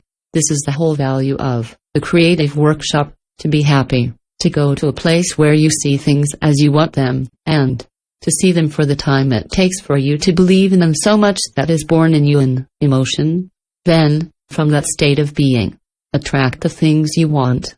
49. Disappointment is a communication from your inner being that tells you that the object of your focus is not what you want. If you pay attention to your feelings, this disappointment will therefore let you know that the subject of your thoughts is not what you wish to experience. What causes global waves of adverse events, Jerry, over the years. I've seen on the news, or elsewhere, a report about a plane hijacking, an act of terrorism, a serious case of child abuse, a large-scale massacre or any other event negative of the same style, then to observe the formation of a wave of similar events on a world scale. Is it due to the same process, Abraham? The attention given to any subject amplifies it, because it activates the vibration of it, and the law of attraction reacts to this amplified vibration. People who plan a hijacking increase the power of this thought, but those who are frightened by the possibility of hijacking do the same, because attention to undesirable events increases their power just as much. Those who cultivate the very clear intention of not attracting any form of negative energy into their lives probably don't even watch the news. You see, there are so many different intentions and combinations between them that it is very difficult for us to specify how any one of them in particular materializes. Television news certainly contributes to their realization, because the more people there are who concentrate on what they do not want, the more they contribute precisely to the manifestation of these events. Their collective emotional power wields a great influence on global events unfolding in the world. This is what mass consciousness is capable of. Does the attention paid to medical practices increase their number, Jerry? Right now, we see a lot of TV shows showing surgeries. Do you consider that these 50 emissions increase the number of operations per inhabitant which are practiced? Put another way, does the fact that a person attends an operation broadcast on TV automatically put him in greater vibrational correspondence with the essence of these medical practices? Abraham, when you pay attention to something, you increase the chances of attracting it. The more precise the details, the more you pay attention to them, and the more likely you are to achieve this in your life. Moreover, any negative emotion felt in front of such a spectacle indicates that you exert a negative power of attraction. Of course, you're not going to get sick immediately, which is why you often don't make the connection between your thoughts, the negative emotions they engendered, and the resulting illness, although all of these are absolutely linked. The attention you pay to any object brings it closer to you. Luckily, due to the time buffer, your thoughts don't immediately come true, giving you plenty of time to gauge the direction of your thoughts' flow through the feelings you're experiencing, and change their course. When you find that your emotions are negative, the regular offer of detailed information about the disease has a lot of influence in increasing the ills of your society. If you allow your thoughts to focus on the endless stream of statistics relating to the endless array of possible physical illnesses, it cannot fail to affect your personal point of attraction. It would be better to find a way to bring your attention back to the things you actually wish to attract to you, since everything that is the object of your constant attention is drawn to you. The more you think about the disease, the more you worry about it. Care, the more you attract it. Should I find the origin of my negative emotions, Jerry? Let's say someone uses the creative workshop to focus on the things they want, but later, outside of the workshop, he experiences negative emotion. Would you suggest that he try to find the cause?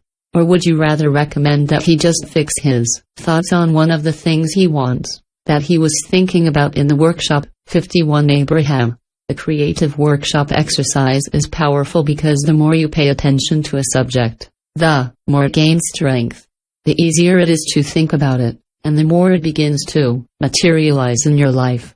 Whenever you become aware of a negative emotion, it is important for you to understand that even if you are not aware of it, you have misused the workshop. Whenever you catch yourself having a negative emotion, we suggest gently shifting your thoughts to something you really want to experience, and little by little you will modify your habits of thought on this subject. Whenever you can identify what you don't want, you can also identify what you really want, and by dint of doing so in all circumstances, your way of thinking on all the subjects that matter to you will be oriented more in the direction of what you want. In other words, you will gradually build bridges from your current beliefs, which are about things you don't want, to beliefs about what you really want. An example of building a bridge from an unwanted belief, Jerry. Can you give us an example of what you mean by building a bridge from an unwanted belief, Abraham? Your emotional guidance system works best when you continually formulate deliberate intentions expressing what you desire. So let's imagine that you have expressed in your workshop the intention of being in perfect health. You visualized yourself as healthy and full of energy. Then your day begins and, at lunchtime, you find yourself with a friend who talks about her illness. The more she talks about it, the more uncomfortable this conversation makes you feel. What is really happening is that your guidance system tells you that what you hear and what you think, what your friend is talking about, is not in harmony with your intention. So you make a very clear decision to cut off this conversation about illness. So you try to change the subject, but your friend is very motivated and very emotionally involved in what she says. So she comes back to her talk about her illness, and again, the alarm signal of your guidance system goes off. If you're having a negative emotion, it's not just because your friend brings up a topic you want to avoid. Your negative emotion is also an indication that you are cultivating beliefs contrary to your intentions, the conversation of your desire for health. As a result, once this conversation is over and your friend is gone, your beliefs will not have changed. It is therefore necessary, at the exact point where you are, in the midst of your current beliefs, to begin to build a bridge, so to speak, towards a belief that is more in harmony with your desire to health. Whenever you experience a negative emotion, it is very helpful to pause and identify what your thoughts were when that emotion arose. Whenever you feel such an emotion, it always indicates that the object of your thoughts is important and that your thoughts were going in the opposite direction of what you really desire. So questions like, what was I thinking when this negative emotion surfaced? And what do I really want in this area? Will help you realize that, in the present moment, your thoughts are focused in a direction opposite to what you really want to attract into your life. Example, what was I thinking when this negative emotion surfaced? I thought we were in the middle of flu season and I remembered how much I had suffered from it in the past. Not only was I absent from my job and forced to give up activities I cared about, but I was in a pitiful state for several days. What do I really want? I want to stay healthy this year. But just saying I want to stay healthy usually won't be enough under these conditions, because the memory of having had the flu, and therefore your belief in the possibility of catching it again, is much more stronger than your desire not to get sick. We would therefore strive to build a bridge in the following way. We are right in the time when the flu usually rages. I don't want to catch the flu this year. I hope I don't catch it this year. Looks like everyone is catching it. It is undoubtedly exaggerated. People escape it. In fact, there have often been flu seasons where I didn't get sick. I don't catch the flu every time. It's entirely possible that this flu season will pass without affecting me. I like the idea of being healthy. 53 past flus affected me before I discovered the power to control what I saw. Now that I am aware of the power of my thoughts, things have changed. Now that I know the power of the law of attraction, things have changed. I don't need to have the flu this year. I don't need to experience anything I don't want. I have the ability to direct my thoughts towards what I want to experience. I like the idea of being able to direct my life in the direction of what I want to live. You have now built a bridge to a new belief. If the negative thought presents itself again, and it is likely to do so several times, redirect it more deliberately, and eventually, it will not come back. Are the thoughts I have in my dream creative, Jerry? I would like to better understand the world of dreams. Do we create in our dreams?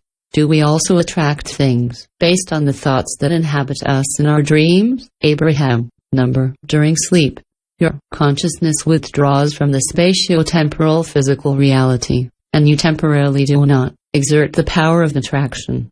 There is always a correspondence between what you think, and therefore what you feel, and what you attract into your life. Likewise, there is always a correspondence between what you think and feel in your dream state and what manifests in your existence.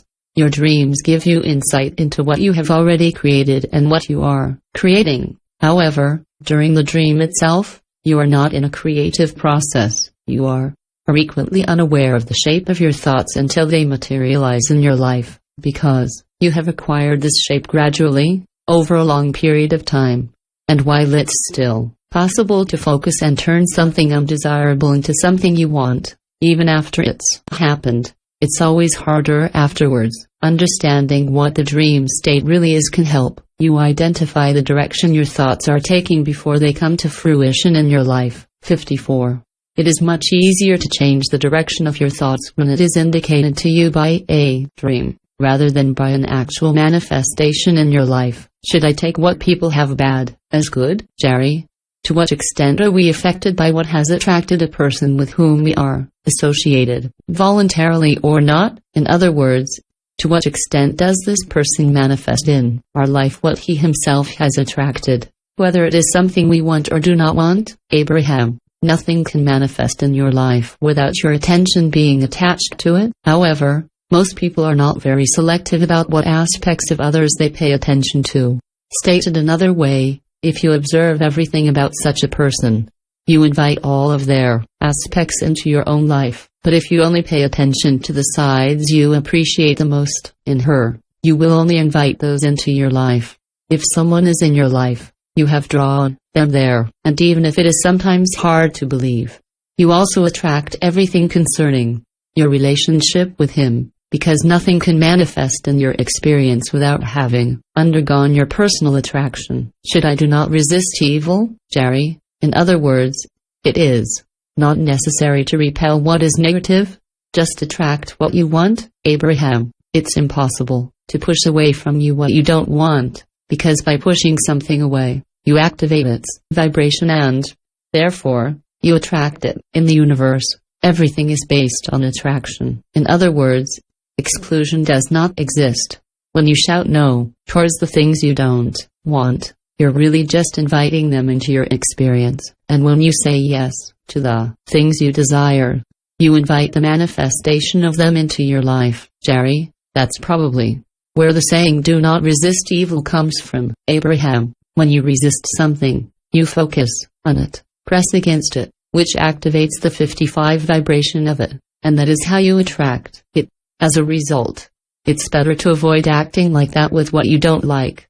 Do not resist evil is also the kind of saying that might be uttered by someone wise enough to understand that what humans call evil does not exist. Jerry, Abraham, what would be your definition of evil? Abraham, the term evil has no reason to be in our vocabulary, because we cannot attribute it to any of the things we know. When humans use these words, they usually mean that which opposes the good. We have noticed that when they talk about evil, they are referring to something that goes against their idea of good, or of God. Evil is what everyone feels is not in harmony with what they want, Jerry. And the good, Abraham, good is what everyone thinks they want. You see, good and bad are really just ways to determine what we want and what we don't want. However, these notions only apply to the person who expresses himself. It gets more complicated when people meddle with what others want, and more so when they try to control other people's desires. How can I determine what I really want, Jerry? One of the most common concerns people have told me for years is, I'm actually not sure what I want. How do you really know what you want, Abraham? You incarnated in physical form to have very varied and contrasting experiences, for the specific purpose of determining your personal desires and preferences. Jerry, can you give us an idea of a means to use to determine what we want? Abraham, your experience constantly helps you identify what you want, even when you are acutely aware of something you don't want. That very moment you perceive more clearly what you really want. Also, it's helpful to use the affirmation, I want to know what I want, because your conscious attention to that intention will enhance the attraction process. Jerry, in other words, the person who says, I want to know what I want starts, from that moment, to begin to glimpse what he wants. Abraham, by the very fact of your existence, you can help but identify, from your point of view, your personal opinions and preferences. I prefer this to that, I like this better than that, I want to live this, I don't want to live that. You can't help but come to your own conclusions as you sift through the details of your experience. We don't think people have that much trouble deciding what they want, it is rather that they do. not believe they can get what they desire, since they are not yet aware of the vibrations they emit. They do not yet exercise deliberate control over the things that manifest in their lives. Many people have suffered from wanting something, going to great lengths to achieve it, while unconsciously continuing to deprive themselves of it because they were unconsciously cultivating more thoughts of lack than of the presence of this thing. So over time, getting what they want has come to mean struggle, hard work, and disappointment. So when they say, "I don't know what I want," what they're really saying is, "I don't know how to get what I want." Or "I'm not ready to do what I think I have to do to get what I want, and I don't want to go to so much trouble to end up not getting what I want." Saying "I want to know what I want" is a very effective first step in the art of deliberate creation, but then it must be followed by the intentional direction of your thoughts and the direction of what you wish to attract into your life. Most people don't voluntarily direct their thoughts to what they really want. They simply observe what is happening around them. So when they see something they like, they feel a positive emotion, but if it's something unpleasant, they feel a negative emotion. Few realize that they can control how they feel and positively impact what manifests in their life by deliberately redirecting their thoughts. But since they are not used to doing this, it takes practice. That's why we recommend the creative workshop. By deliberately directing your thoughts and mentally creating scenarios that appeal to you and arouse pleasant emotions within you, you begin to shift your point of attraction. 57. The universe, which responds to the thoughts that you cultivate, makes no distinction between those aroused by the observation of an external fact and those due to your imagination. Either way, your thought is equal to your point of attraction. And if you focus on it long enough, it will become your reality. I wanted blue and yellow, but got green. When you have a clear idea of what you want, you get everything you want, but you don't always have clear ideas. You say, for example, "I want the color yellow, and also the color blue," and finally, you end up with green. So you're wondering, how come I got green? It was not at all my intention, but it's the natural result of the addition of your intentions. You see, as you know, mixing blue and yellow makes green. Analogously, and on an unconscious level, there is a permanent merging of your intentions, but one that is so complex that your conscious thought mechanisms cannot sort it out. Your inner being, on the other hand, can untangle things and provoke emotions that will guide you. All you have to do is pay attention to what you feel and go in the direction of what makes you feel good, moving away from what does not seem good or fair to you. When you get into the habit of clarifying your intentions a bit, you will find that, from the very beginning of your interactions, you know whether what others have to offer is right for you or not. You will know if you want to invite them to be part of your experience or not. How does the victim attract the thief, Jerry? I can understand a thief being attracted to those he robs, but I have a hard time seeing how innocent victims, as they were called, attract a burglary, or how one who is discriminated against attracts this behavior to him, Abraham. But that's what's happening. The attacked and the aggressor are the co-creators of the event, Jerry. In other words, one thinks about what he doesn't want and ends up getting it, while the other thinks about what he wants and gets the essence of it too. In other words, is it a vibrational correspondence, as you say? 58. Abraham. It does not matter whether your desires are attached to precise details or not. It is the vibrational essence of the subject of your attention that elicits the attraction. What you want, very, very badly, you end up getting, and what you really, really don't want, you get too. The only way to avoid forming a powerful emotional thought about such and such a subject is not to send the first not so powerful thought that the law of attraction will then take care of, amplify. Let's say you read in the newspapers that someone has been robbed. Unless you read a very detailed account of this theft, which will arouse great emotion in you, reading this event will not necessarily put you in attraction mode.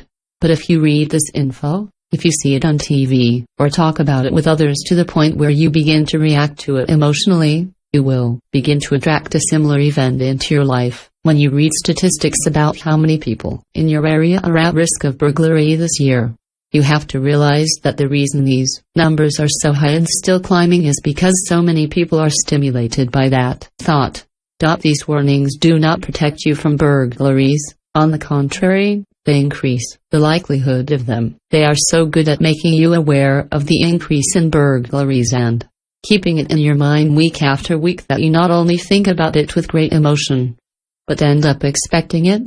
It's no wonder that so many things happen to you that you don't want. You devote so much attention to it. If you hear about an assault, we recommend that you think, this is their experience.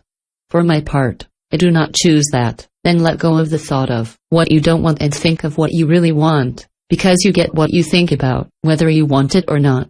You came to this earthly environment, along with so many other people, because you wanted to have this wonderful experience of co-creation. Out of all these people, you can attract the one you want to create within a positive way, and also attract to them the specific experiences you desire to have. It is neither necessary nor even possible to hide from people or experiences that you do not want, nor to avoid them, but it is quite possible to attract only the people and experiences that you like. 59. I decide to improve my life. Jerry, I remember that when I was a child, I was in a poor health and I had a fragile body. Then, as a teenager, I decided to step up, and I did. I learned to defend myself. I started practicing martial arts and became very good at self-defense. From adolescence to 33, it was rare for me to go a week without a fist fight and punching someone in the face. Then, at age 33, after reading, in the Talmudic anthology, that revenge was counterproductive, I made some important decisions, one of which was that I would stop seeking revenge. Since then, I have never had to hit anyone again. In other words, the day I stopped fighting, physically and mentally, all the people I thought were picking on others and picking on me stopped showing up in my life. Abraham. So, at 33, you changed the direction of your attraction, living that kind of life and fighting like that. Week after week, you came to a lot of conclusions about what you wanted and didn't want, you see. And even though you may not have been aware of it, with each of these fights, your desire to no longer have such experiences grew stronger. You didn't like getting hurt or hurting others, and even if the reasons for fighting seemed perfectly justified each time, very clear preferences were emerging in you. The book you mentioned caught your attention precisely because of these intentions, and when you read it, it answered questions that were forming within you, on many levels of your being. Through these responses, your new intention became clear and a new point of attraction was born within you. What is behind our religious and racial prejudices? Jerry, why are there prejudices? Abraham, it is often considered that certain individuals do not like this or that characteristic of other beings and that this lack of appreciation makes them responsible for their prejudices. We want to emphasize that in reality the responsibility is not only on the side of the one who is accused of having prejudices. Often, it is the person who feels discriminated against who most powerfully creates this experience. The being who feels that others do not like him, whatever the reason, whether it is his religion, his race, his sex or his social status. It does not matter, as attracts trouble by the very intention he brings to the object of prejudice of others. Birds of a feather flock together or opposites attract. Jerry, Abraham, a saying, seems to contradict what you've told us so far.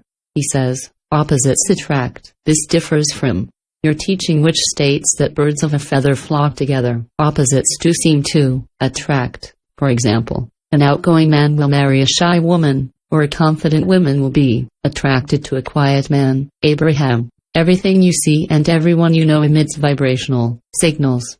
These must match for an attraction to occur. So even in cases where people appear to be different, there must be a vibrational overtone of resemblance for them to be attracted to each other. It's the law. In each being are present both the vibrations of what he wants and those of the lack of what he wants, and everything that manifests in life is always in correspondence with his dominant vibrations, without exception.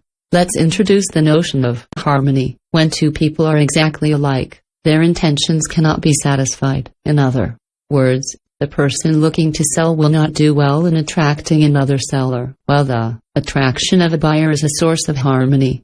The shy man attracts an extroverted woman because His intention is to be himself thus. He therefore attracts the subject of his intention. A magnetized skillet, whose essence is iron, will attract other objects of the same essence to it, such as a bolt, a nail, or another iron skillet, but it will not attract a copper or aluminum skillet. When you tune your radio to 98.7 FM, you cannot pick up the 630 AM signal from another antenna. The two frequencies must match. There is no vibrational data in the entire universe that supports the idea that opposites attract. This is not the case. 61. And when what seemed good now turns out to be bad? Jerry, how is it that some people seem to end up attracting something to themselves that they wanted very badly, but once they have it, they realize that it is very negative? They suffer from it? Abraham. Often, when they are still very far from what they want, people decide what they really want.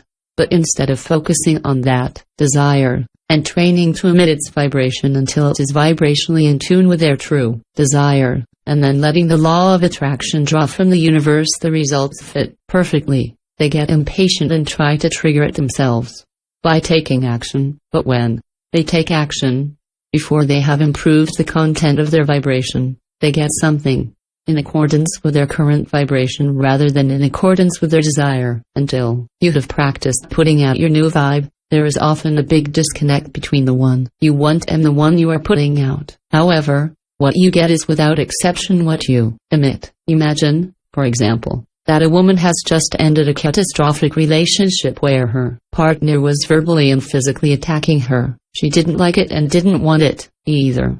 To be honest, she hated the life she was living with this man. So strong in this acute awareness of what she doesn't want, she clearly expresses what she really wants. She wants a partner who loves her and treats her with kindness and respect.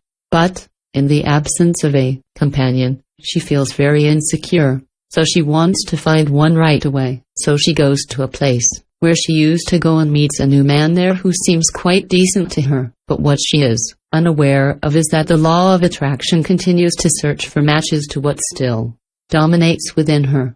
But right now, what dominates in her is the vibration of what she doesn't want, because the unwanted parts of her old relationship are mentally much more active than the new intentions she has taken. In her rush to assuage her insecurities, she leapt into action and jumped into this new relationship, which gives her even more of what dominates her vibration. We would encourage her to go slower and spend more time thinking about what she wants, until these thoughts form the base of her dominant vibration, and then allow the law of attraction to draw to her a wonderful new companion. Jerry?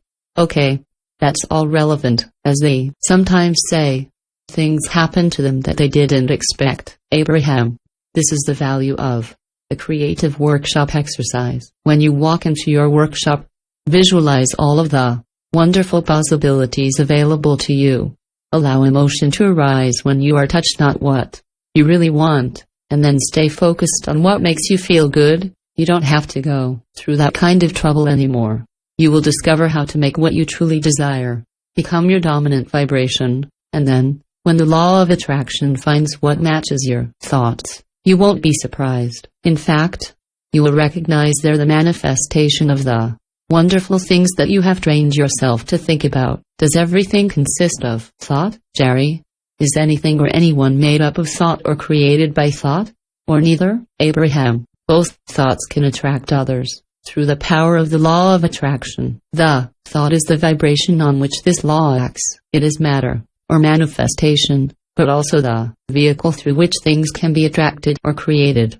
Think of your world as a kind of well-stocked kitchen where all the ingredients you have thought about, or wanted, exist in abundance, in unlimited quantity, and see yourself as the cook who takes from the shelves of his kitchen those he wants, in the quantity he wants, and then mixes them to make the cake he likes at that moment. I want more joy, of happiness and harmony. Jerry. Abraham.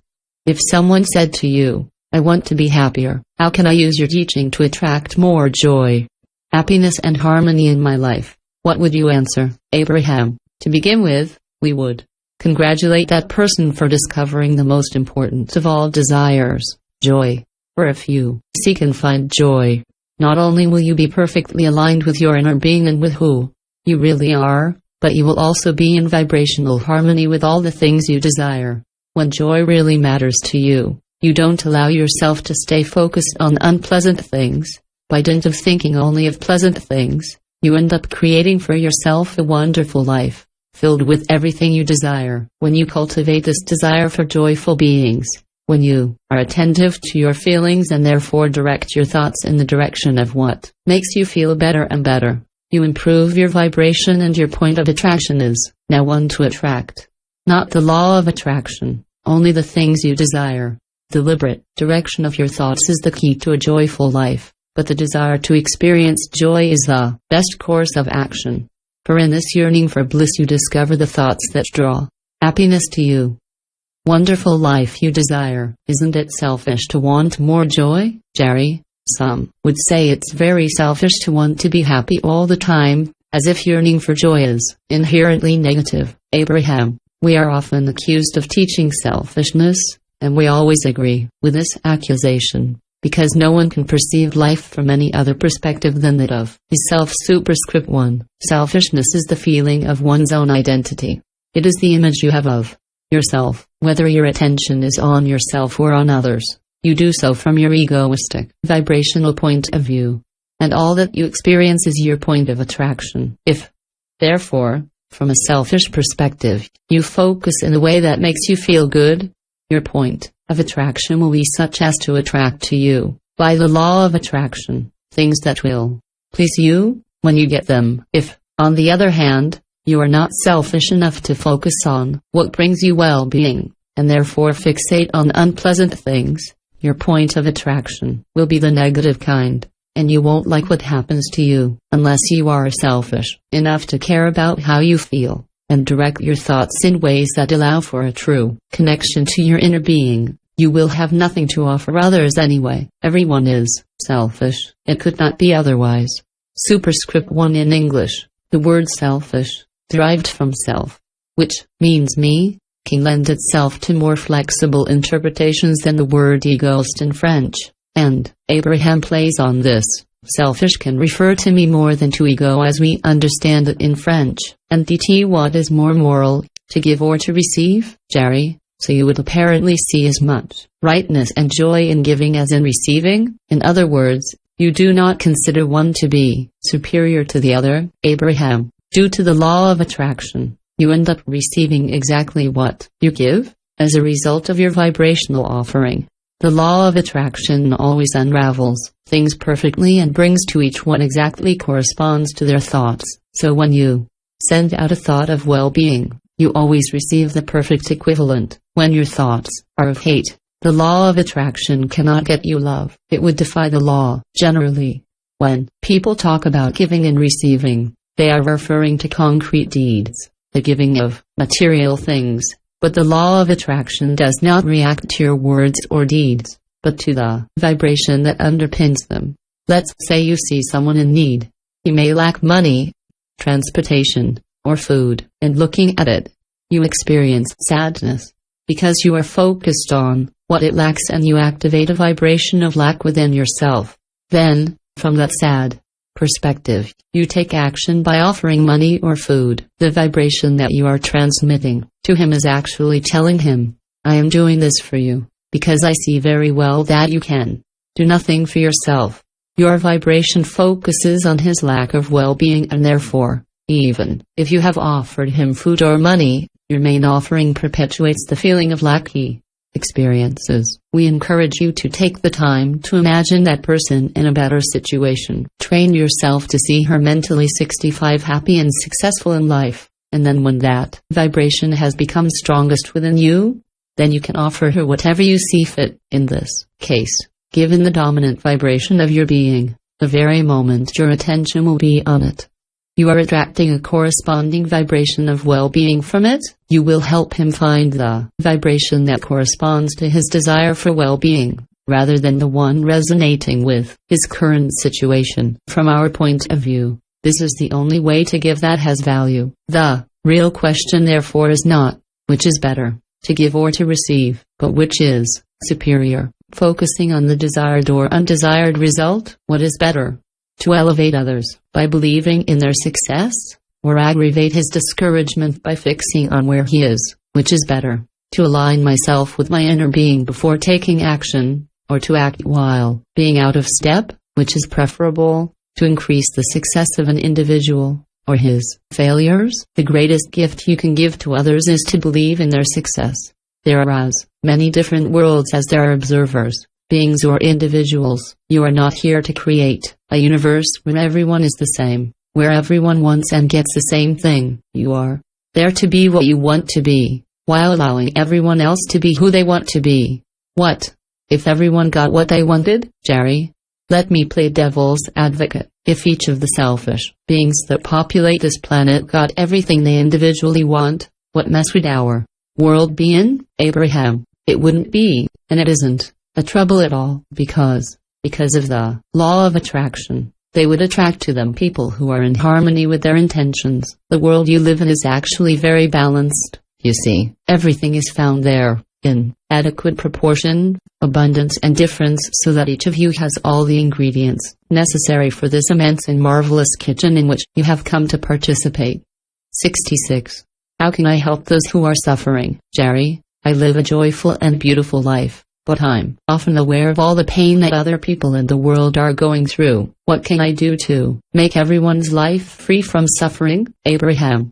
You can't choose another's experience, because you don't think their thoughts. It's the thoughts people think, the words they say, or the actions they do that elicit the emotional response, the intense suffering of their inner being. They create their own suffering by thinking about what they don't want.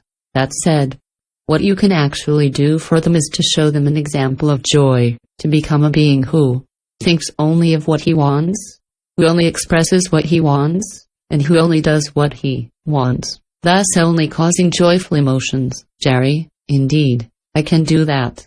I can focus on what I want, on this joy, and learn to let them have the experiences they choose to create. Would it therefore be correct to say that if I focus on their painful experience, I will in turn manifest suffering in my own life? And that, suddenly, I will give this example, the example of a life of suffering? Abraham, let's imagine that a suffering person comes into your life and that seeing them in this painful situation, a desire is born in you that they find a way out. Her suffering therefore only touches you, while you quickly identify your desire for her to find a solution full of joy. If you then turn your full attention to joyfully solving her problem, you will feel no pain, and you may serve as a catalyst for her to find a real solution. It would be a great example of how you can truly inspire others. However, if you pay attention only to his suffering, or to the situation that triggered it, you will activate a corresponding vibration within you, and you will also begin to suffer, as you begin to attract what you do not want. Not is the key to be an example of joy yourself, Jerry? Is the key just to keep myself looking for joy? To set that example and allow others, really allow them, to live what they choose to live, whatever they choose? 67. Abraham, in reality, you have no choice but to allow them to have the experiences they attract, because you cannot think or vibrate for them, and therefore it is impossible for you to attract things for them.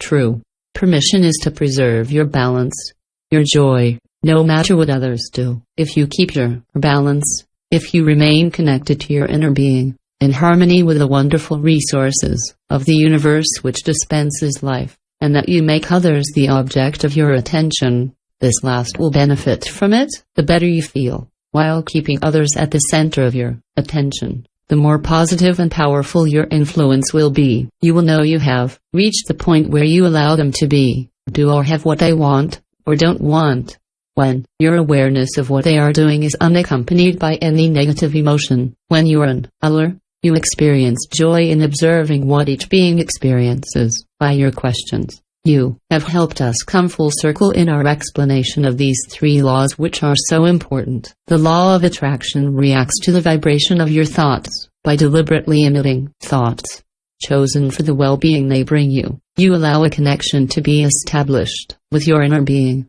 with who you really are. And when you are connected to who you really are, anyone you take for the object of your attention benefits, and, of course, you experience joy as a bonus. In time, you will become so aware of your feelings, and so willing to deliberately offer your thoughts, that you will spend most of your time in a state of positive attraction.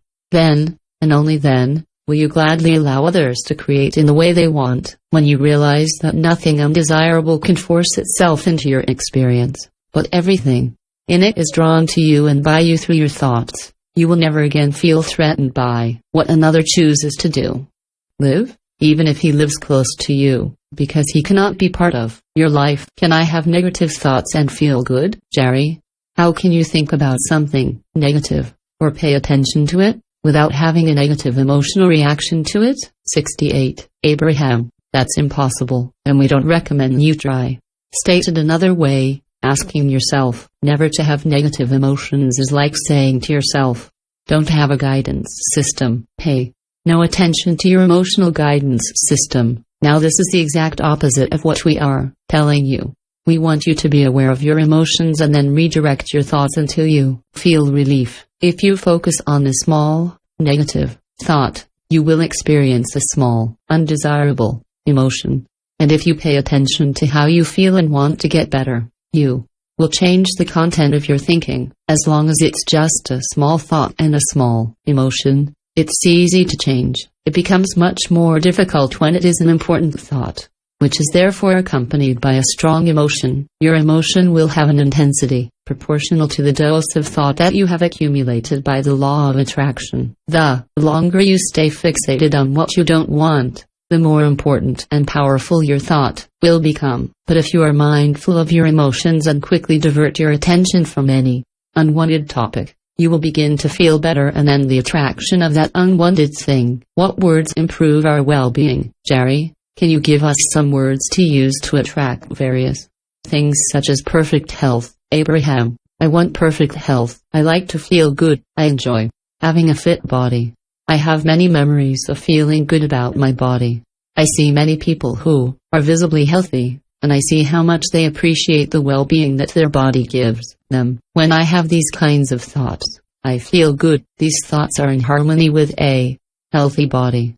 Jerry, and to enjoy perfect financial prosperity, Abraham, I desire financial prosperity. There are so many wonderful things to enjoy in this wonderful world, and financial prosperity provides access to them. Since the law of attraction reacts to my thoughts, I decide to focus on abundance first, knowing that it is only a matter of time before those thoughts find an echo in the financial flow that is 69 will pour into my life. Since the law of attraction brings me what is the object of my attention, I choose abundance, Jerry, and to have fantastic relationships. Abraham, I want great relationships. I really appreciate nice, smart, funny, dynamic and stimulating people, and I know that this planet is full of them. I've met a lot of interesting people and love learning about their fascinating characteristics. It seems like the more I appreciate people, the more I attract people I appreciate into my life. I love this period of spectacular co-creation. Jerry, what about non-physical experiences? Abraham, I want to attract beings in harmony with me, whether physical or non-physical. I am fascinated by the law of attraction, and what reassures me is knowing that when I feel good, I can only attract what is good. I understand that the basis of the non-physical plane is pure, positive energy. I use my emotional guidance system to make an appointment with this source, Jerry, and to have a permanent and joyful evolution. Abraham, I am an evolving being, and it is exhilarating to remember that expansion is not only natural, but inevitable. I like knowing that joy is only a matter of choice. So, since my expansion is inevitable, I choose to live it fully and enjoy. Jerry, and what will attract all of this? Abraham, your words will not bring about the immediate manifestation of everything you ask for, but the more you speak them, the better you will feel while saying them. The more your vibration will be pure and devoid of contradictions, and soon, your world will be full of all the things you have spoken of. Words by themselves do not exert a power of attraction, but when they evoke an emotion, it means that your vibration is strong and the law of attraction must answer it. What is the measure of success, Jerry? What does success mean to you? What do you think is the mark of success? 70. Abraham. Any desire that you manage to satisfy should be considered a success, whether it is a trophy, money, relationships or objects. But if you measure your success by the joy you manage to experience, everything else will fall into place. For when you achieve joy, you find yourself in vibrational alignment with the resources of the universe. You cannot experience joy while fixated on what you don't want or the desired things you lack. Therefore, when you feel joy, you are never in a state of contradictory vibrations. Only a discrepancy between your thoughts and your vibrations can prevent you from obtaining what you desire. It amuses us to see the majority of people spend most of their lives searching for a set of rules by which to measure what they are going through, trying to find someone outside themselves, one who will tell them what is right or wrong, while all the while they have within themselves a guidance system of tremendous sophistication, so complex and precise, and available at all times. If you pay attention to this emotional guidance system, and if you choose the thoughts that currently evoke the most pleasurable feelings within you, you allow your inner being to help guide you in the direction of what you truly want. If you sift through all the beautiful contrasts of your physical existence in time-space reality, consciously mindful of what you are experiencing, while deliberately directing your thoughts in the direction of that which brings you the greatest well-being, you will eventually perceive life from the larger perspective of your inner being. In doing so, you will experience the satisfaction of being on the path you chose. From your non-physical perspective, when you made the decision to manifest through this wondrous body. 4. From this non-physical perspective, you understood the eternally evolving nature of your being and the promise that this contrasting peak environment held. You also understood the nature of your wonderful guidance system and how, with a little practice, you would be able to perceive the world as your inner being sees it. Finally, you understood the powerful law of attraction, as well as the correctness and precision with which it responds to the free will of all creators. By striving to find the thoughts that evoke the best emotions in you, you will find this perspective and you will tremble with euphoria as you reconnect with your purpose, with your zest for life, and with us. 72 Part 3 The Science of Deliberate Creation. 73 Science of Deliberate Creation. Definition. Jerry, Abraham, you told us about deliberate creation.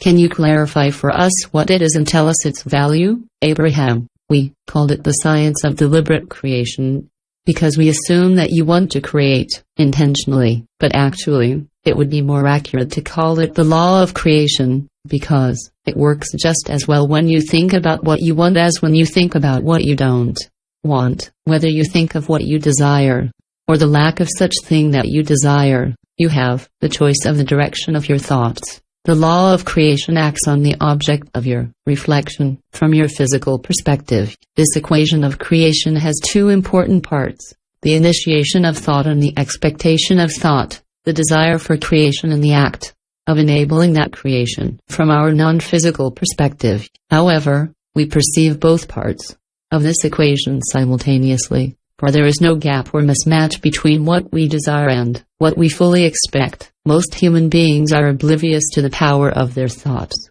the vibrational nature of their being, or the powerful law of attraction, so they rely on action to bring about anything. However, while recognizing the importance of action as part of the physical world in which you live, it is not through your actions that you create your physical experience. When you understand the power of thought and train yourself to send it deliberately, you will discover the powerful lever of creation that only the act of desiring and allowing provides. When you anticipate things in a positive way, the dose of action required is very low and its result much more satisfactory. On the other hand, if you do not take the time to adjust your thoughts, you will have to do much more, or less satisfactory results. Your hospitals are full of people who are now forced to act to compensate for their previous inadequate thoughts. They didn't deliberately create their illnesses, but they created them all the same, through their thoughts and expectations, and then had to go to the hospital to remedy them through physical actions. We see many people spend their days exchanging their deeds and actions for money, because money is essential for free movement in your society. However, in most cases, these deeds and actions are not undertaken with joy. They are only attempts to compensate for ill-adjusted thoughts. It was your intention to act. It is part of the delightful side of the physical world in which you live, but it was not your intention to create by resorting to physical action. You intended to use your body to enjoy what you were about to create by thought. When you determine your thoughts in advance, accompanying them with positive emotions, you initiate a creation. Then, as you move forward through time and space to its manifestation in the future, expecting this, let it happen. Then, starting from this joyful creation that you have initiated, the action that is inspired in you is a joyful action. When you take action in the moment, and it is not a happy action, we can absolutely guarantee that it will not lead to a happy outcome. It's impossible. That would defy the law. Rather than rushing into action to obtain the things you desire, we recommend that you concretize the manifestation of them by thought, to see them, to visualize them, to expect them, and they will happen. You will be guided, inspired or led to take the right action to implement the process leading to the result you desire, and you will see a big difference between the process we just talked about and the way most people do it. I drew it thinking about it when we begin to pass on our knowledge of the deliberate creation process to our physical friends. We often meet resistance in them, because some of you are going through things in your life that you don't want, so when they hear us say, "You have attracted everything," they protest by saying, "Abraham, I would never have attracted that, because I don't want it." 75 So we are delighted to offer you this information to help you understand how you bring about what happens to you, so that the way you attract it is more intentional and you can consciously invite whatever you want, while avoiding attracting to you what you do not want. We know that you are not deliberately inviting, attracting or creating these unpleasant things, but we say you're still the one who invites, who creates and attracts. All of this because you do it by thinking about it. You send your thoughts by default, then the laws you don't understand react to your thoughts, causing results you don't understand either. That's what we're here for, to tell you about these universal laws, so that you can see how you trigger what happens to you and gain deliberate control of your life. Most physical beings are so embodied in the physical universe that they have little conscious understanding of their interactions with a non-physical world. For example, you want light in your bedroom, so you reach for your bedside lamp, flip the switch, and the light floods the room. Then, you explain to others, "It's this button that makes the light," but you know well, without our having to explain it, that the origin of this light is actually more complicated than that. The same goes for everything that you experience in the physical plane. Your explanations only cover a very small part of what actually causes the phenomena. We're here to explain the rest to you. You came into this physical dimension from your larger non-physical perspective, with great intentionality and purpose. You came here because you desperately wanted this physical experience. This is not the first experience of this kind for you. You have already had many physical and non-physical experiences, and you started this one because you wanted to develop this constantly evolving being that you truly are, this being that you may not know through your body and your physical senses, but which is nevertheless the most important part. Vast, the most expansive, the most in search of joy and evolution of yourself. 76 My inner being communicates with me. We want to help you remember that you are the creator of your life experience. How joyful it is to be able to do this deliberately. We also wish to help you remember your relationship with the non-physical part of yourself, your inner being, which is aware of you and takes part with you in all that you do. You do not remember the details of what you experienced before manifesting in this physical body, but your inner being is fully aware of all that you have become and is constantly providing information to help you lead the happiest life possible at all times. When you started this new life experience, you did not take the memory of what you had experienced before with you, because that would only distract you from the power of the present moment. However, because of your relationship with your inner being, you still have access to all knowledge proper to its larger perspective, that of your total self. The non-physical part of yourself, which is so vast, communicates with you and has not stopped talking to you since the first day you descended into this body. This communication manifests itself in various ways, but you receive the most fundamental part of it in the form of emotions. All emotions are pleasant or unpleasant. Each of your emotions, without exception, is a communication from your inner being by which it tells you, in the present moment, whether or not what you are thinking, saying or doing is appropriate. In other words, when you have a thought that is not in vibrational accord with your overall intention, your inner being causes a negative emotion. When you do or say something that is not in vibrational harmony with who you are or what you want, your inner being also gives you negative emotion. And, analogously, when you speak, think, or act in the direction of that which is truly in harmony with your intentions, your inner being offers you positive emotion. There are only two emotions. One is pleasant, the other unpleasant. You give them all kinds of names, depending on the situation that caused them. But the more you realize that this system 77 of guidance, which springs from the depths of your being, in the form of emotions, speaks to you from this larger and more encompassing perspective, the more you will understand that you benefit from all intentions who are yours today and of all those with whom you have incarnated in this physical body, and that you have the possibility of taking into account all the details of all your desires and beliefs, in order to make the most appropriate decisions at each moment.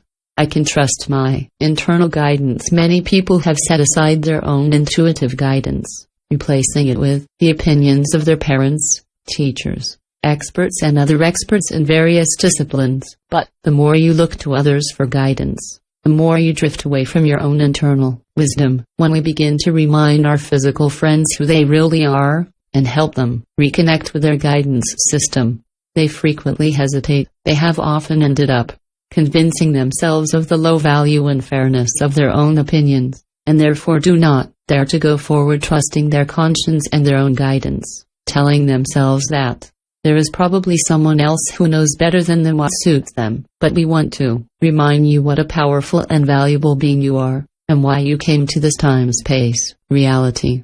We want you to remember your intention to explore the contrasts of this wondrous environment, knowing that it would give rise to an endless stream of new intentions, and we want you to remember that who you really are, your inner being, your total self or source, finds joy in the expansion to which you aspire. We would like you to remember that you can perceive at any moment, according to the intensity of your emotions, whether or not you see your current situation through the lens of this larger perspective, or whether you are cutting yourself off from this source by choosing thoughts of a different nature. In other words, when you feel love, it means that the way you look at the object of your attention corresponds to the way your inner being sees it, and when you experience hatred, you see it without that inner connection. You already knew all this when you were younger, but gradually you were worn down by the older people around you, who thought they were wiser than you, and who insisted heavily on the fact that you could not trust your own impulses. And that's how many of you don't trust each other, which amazes us, because what comes from within yourself is the only thing you can trust. Instead, you spend most of your physical existence looking for a set of rules or a group of people, a political party or a religious group, for example, who will tell you what is right or wrong. Then you spend the rest of your physical experience striving to drive your square peg into the round hole of others, and making old rules, usually written thousands of years ago, adapt to your new life experience. Result: we see your frustration or, at best, your confusion. We also notice that many of you die every year, as they argue over which set of rules is fairest. So we say to you, there is no unchangeable, all-encompassing set of rules, because you keep changing and evolving. If your house was on fire and the firefighters came in with their truck, this great piece of equipment, with its big, long hoses and all this water squirting out of it, and they hosed down your house and put out the flames, you would say, this is really quite appropriate behavior. But if, one day, the same firefighters came back with the same hoses and started spraying the whole interior of your house, for no reason, you would exclaim, that is not at all appropriate.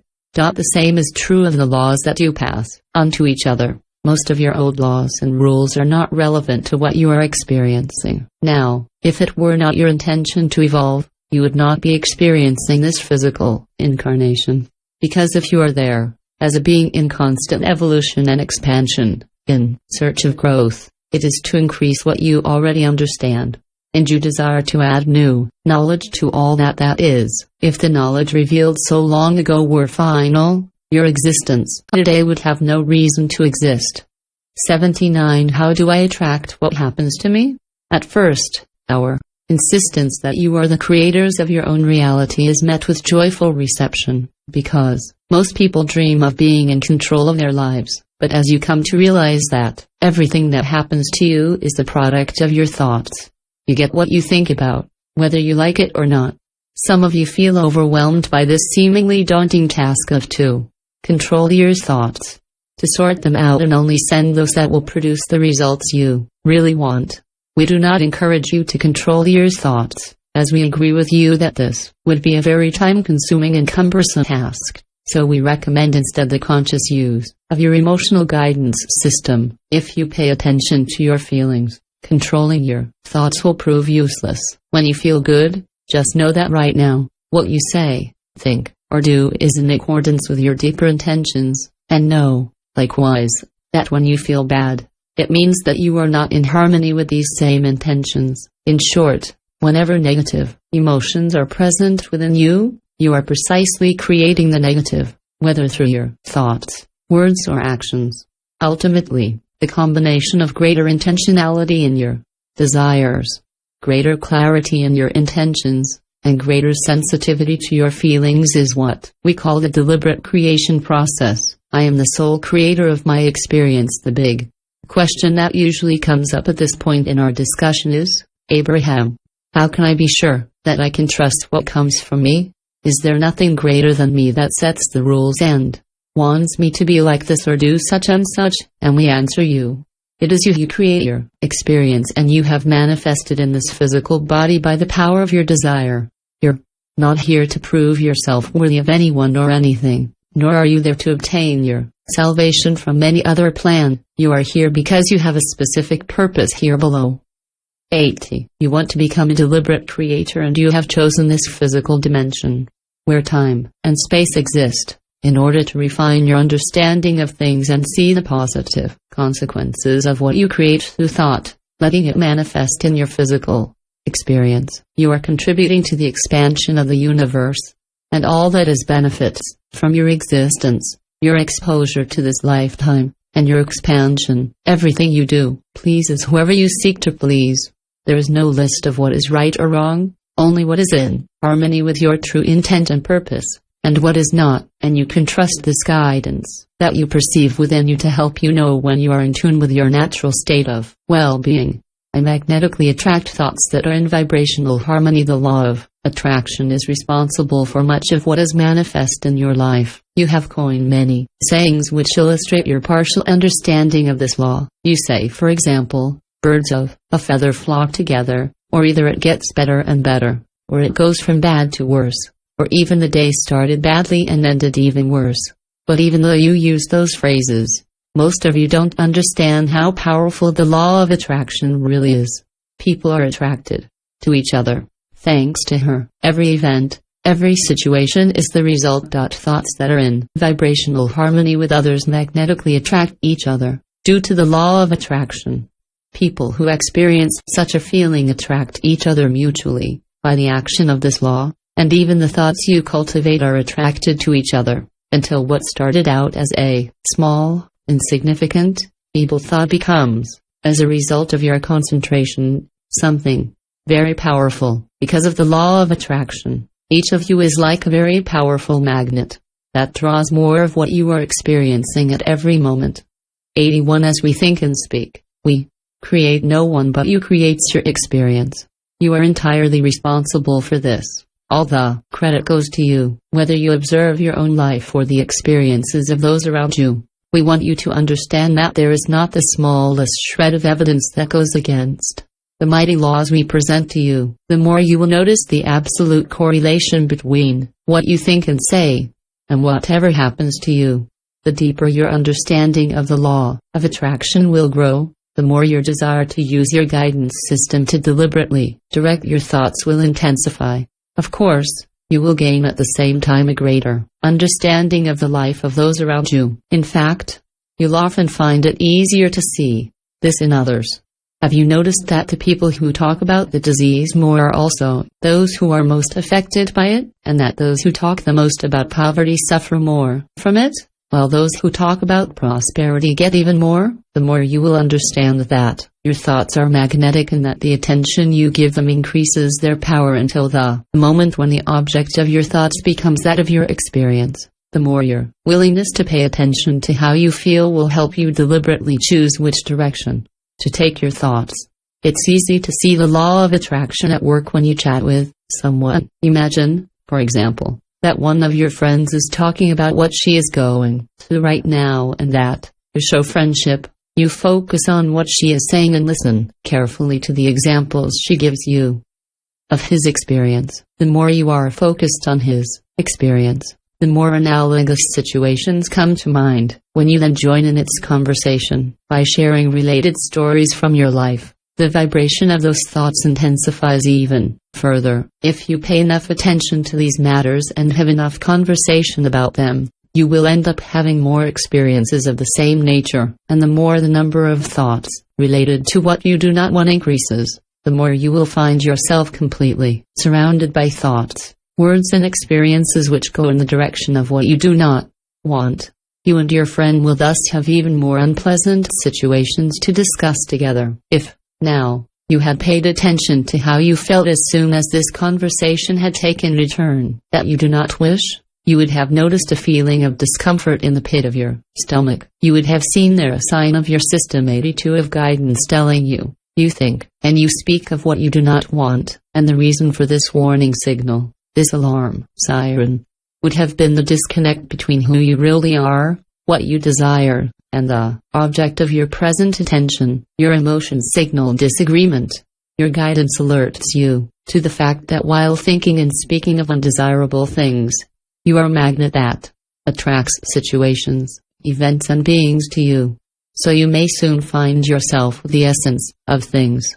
The same things you talked about and yet you don't want. Similarly, if you talk about what you really want, your thoughts will attract more of those things to you. You will call more people to you who want to talk about what you really want, and, while talking about what you actually desire, your inner being will arouse a positive emotion, so that you know that you are in harmony with the essence of the intentions you are cultivating, and that what you are attracting is also in vibrational harmony with those same intentions. The delicate balance between wanting and allowing. The science of deliberate creation is a delicately balanced law. It has two parts. On one side, the thought of what you desire; on the other, the expectation of what you have created by thought, or the belief in what you have created, or the fact of allowing your thought to materialize in your life. So if you say, I would like a new red car, you are literally initiating the manifestation of that new red car in your life by your thought.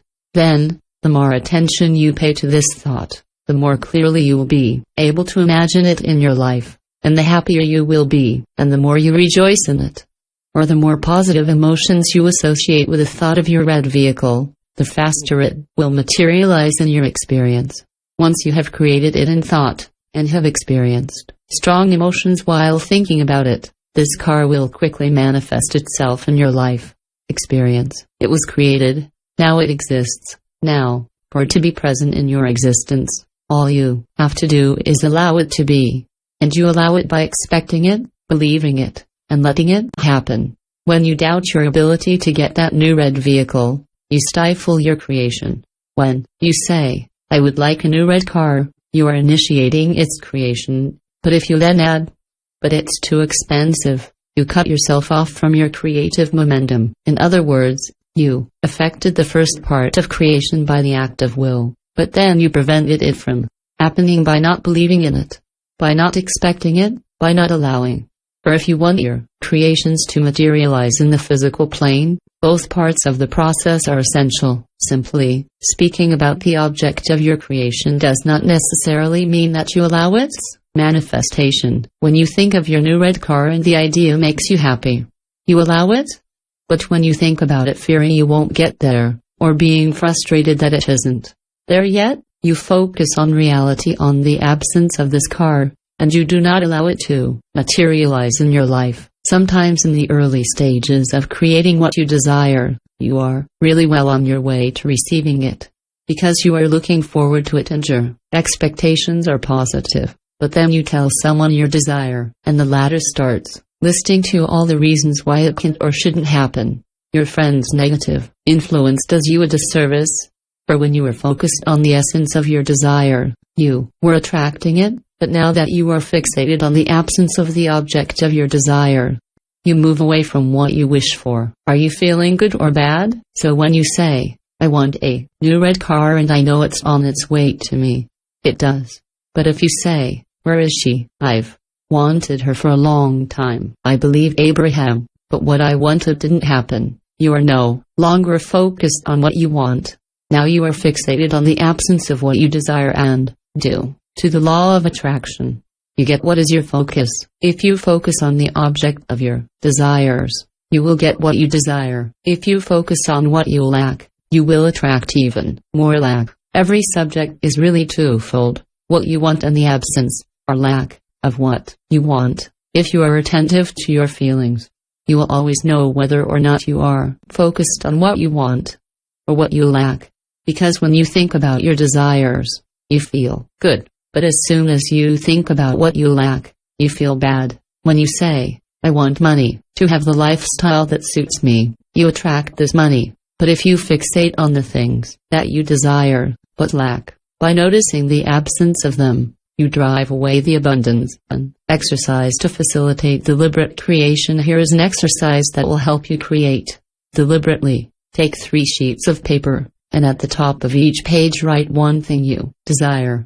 Then, take the first page and, under the object of your desire, write, here are the reasons why I want this. Write what comes to your mind, in all fluidity. Do not force anything. Then, when nothing else comes to you, stop, then turn the sheet over and write at the top of the back, here are the reasons why I think I would get this. The front of the page intensifies what you want, which represents the first half of the deliberate creation equation.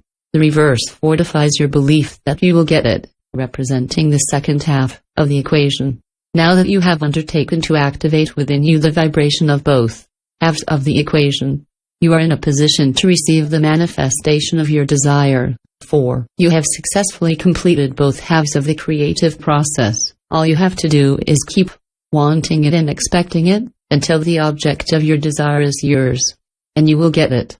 There is no limit to the number of things you can create simultaneously, for it is not difficult to cultivate a desire while nurturing the expectation that it will manifest. But in the beginning, when you are still learning how to focus your thoughts, it's best to fixate on only 2 or 3 desires at a time, because the longer your wish list, the more chances there are. Let doubt creep into you. When you see all the things that are not yet accomplished, the more you play this game, the better you'll get at focusing your thoughts, until there's no reason to limit your list anymore. Before you can enjoy anything in your physical life experience, you must first think about it. Your thought acts as an invitation, and in its absence the desired object will not manifest. We advise you to intentionally decide what you want, then deliberately think about the things you desire, while making a conscious decision not to think about what you don't want. And, as an extension of this suggestion, we encourage you to set aside a little time each day to intentionally synthesize your thoughts into some kind of general vision of what you wish to experience, a work to which we have given the name, Atelier Deliberate Creation. As your day unfolds, set an intention to notice the things you enjoy today. Whatever I'm doing, and no matter who I am with, I intend to be on the lookout for the things I love. And as you collect this data, you will increase the resources that you can then use in your creative workshop. Thoughts that arouse strong emotion manifest quickly. We have said that your thoughts are magnetic, but we want to make one point clear here. While every thought has creative power, those that don't elicit strong emotion won't quickly manifest the object in your life. On the other hand, when it comes to thoughts that provoke strong emotions, whether positive or negative, their essence will quickly materialize in your experience, and the emotion you experience is a communication from your inner being, letting you know that you are now in touch with the power of the universe. If you go to see a horror movie in the cinema, and you watch all the frightening details, you are simultaneously in a negative workshop, for while you are immersed in what you do not want to see, the emotions you experience are a message from your inner being telling you you are looking at something with such intensity that the universe now empowers it. Luckily, when you leave the cinema, you usually say to yourself, "It was just a movie," so you don't expect such things to happen. You don't believe this is going to happen to you, so you don't complete the second term of the equation. You thought about it with emotion, so you created this event, but you don't allow it to manifest in your life, because you don't expect it. However, if when you leave this cinema, you come across a friend who says to you, "It may only be cinema, but once, it happened to me, 86 to me." Then you start digging into that thought, and as you do, you may believe and expect the same thing to happen to you, and then it will. Thinking about something, on the one hand, and then believing or expecting it, on the other hand, are the two processes responsible for what happens to you. If you want something, and expect it, you'll get it soon. However, it is rare to arrive at this right balance between will and expectation. Sometimes your will is very strong, but your belief is not there at all. For example, in the case of this mother whose child was trapped under a car, she did not believe she could lift the vehicle to free the child, but her willpower was so extreme that she did. On another side, there are also many instances where your beliefs are strong, while your willpower is not. The creation of a disease, such as cancer, is typically an example of a situation where your belief is very acute, but your will is not. Many of you find yourself in what we call a negative workshop several times a day. When you're sitting at your desk, with a stack of bills by your side, and you feel tension or fear because you don't have enough money to pay it all, you're in a negative workshop, because by thinking about your lack of money, you are in a perfect position to create even more of what you do not want. Your feelings about it are a signal from your inner being that the object of your thoughts is not in harmony with what you want. Summary of the deliberate creation process. Let's summarize everything we have presented here, so that you have a clear and specific plan for deliberately controlling your life experience. First, recognize that you are much more than what you see here in your physical body, and that there is a larger, wiser, and arguably older part of you that remembers all that you have been through and, more importantly, knows who you are now. And, from this all-encompassing perspective that is his, this part of yourself can provide you with clear and absolute information so that you know whether or not what you are doing, saying or thinking, or about to do, say or think, is appropriate. 87 Now, if you express clearly the intentions that are presently yours, your guidance system can act with increased effectiveness, for it is able to include all possible data, extracted from all your experiences, all your desires, all your intentions and all your beliefs, and compare them to what you are doing, or about to do, in order to ensure absolute guidance. Then, throughout the day, be mindful of your feelings, and every time you catch yourself feeling negative emotions means that right now you are creating in a negative way. Negative emotions only rise when you create inappropriately, so, as soon as you perceive that you are animated by negative feelings, whatever the reason, the origin, and, regardless of the nature of the situation, stop what you are doing and focus all your thoughts on something more positive. Practice the exercise of deliberate creation for 15 to 20 minutes each day, in peace, without being distracted or disturbed by your surroundings. Imagine your life as you would like it to be and see yourself in a setting that pleases you. Attention to what is increases what is the law of attraction responds to you, to your point of attraction, and it is determined by your thoughts. The feelings you experience are caused by what you think about. So, What you feel is your magnetic point of attraction. Strong is powerful. When you feel poor, you cannot attract prosperity. When you feel fat, neither can you call thinness. If you feel lonely, you also do not attract company. That would be against the law. There are many people around you who want to show you the reality. They tell you, look at the facts, see things as they are. But we say to you, if you only look at what is, you only attract more of what is. By the law of attraction, you must therefore concentrate your thoughts beyond what is. If you wish to attract something more or something different, emotional attention to what is will root you like a tree in your present situation, while an emotional, happy view of what you would like to attract into your life will bring about these changes. There are many things in your present life that you want to retain, so you must continue to pay attention to them and they will remain present in your experience.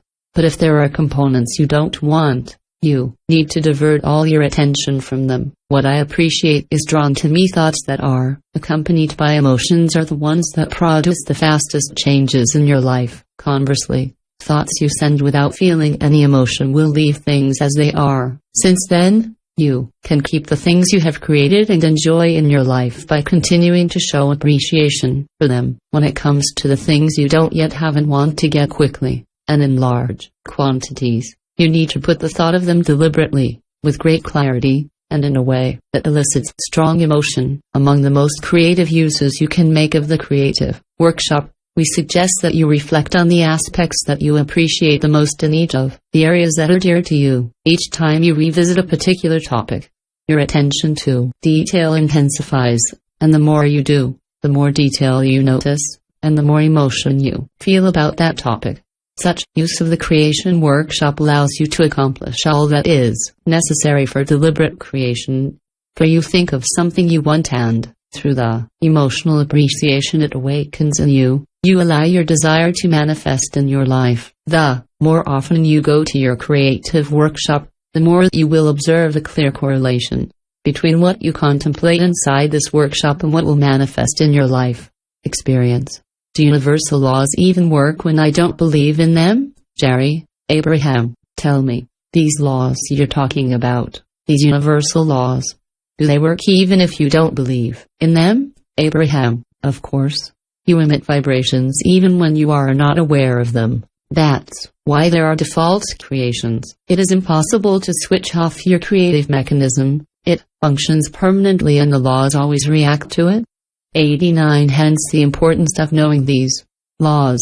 Not understanding them is like playing a game whose rules you don't know, and so, as the game progresses, you don't understand why what is happening to you is happening to you. Such a game quickly becomes frustrating, and most people want to interrupt it.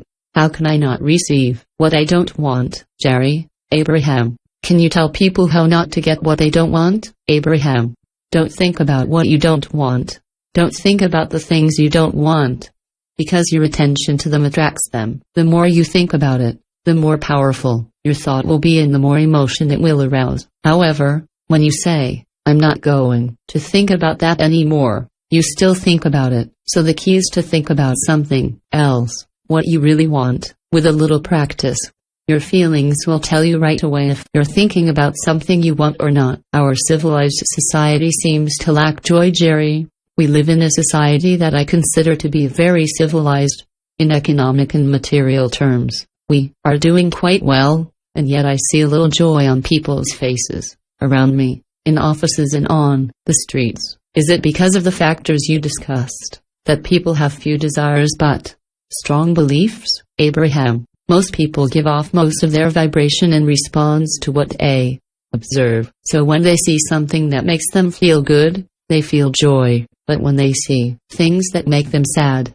they just don't feel any. And most people believe they have no control over how they feel, because they can't control the situations in which they have these kinds of emotional reactions. It is their belief in their inability to control their life experience that is responsible for the lack of joy you see. And we need to draw your attention to the fact that if you keep noticing their lack of joy, yours may disappear too. 90. I wish I had a more passionate will, Jerry. You also said that if our will was intense, our belief didn't need to be so strong.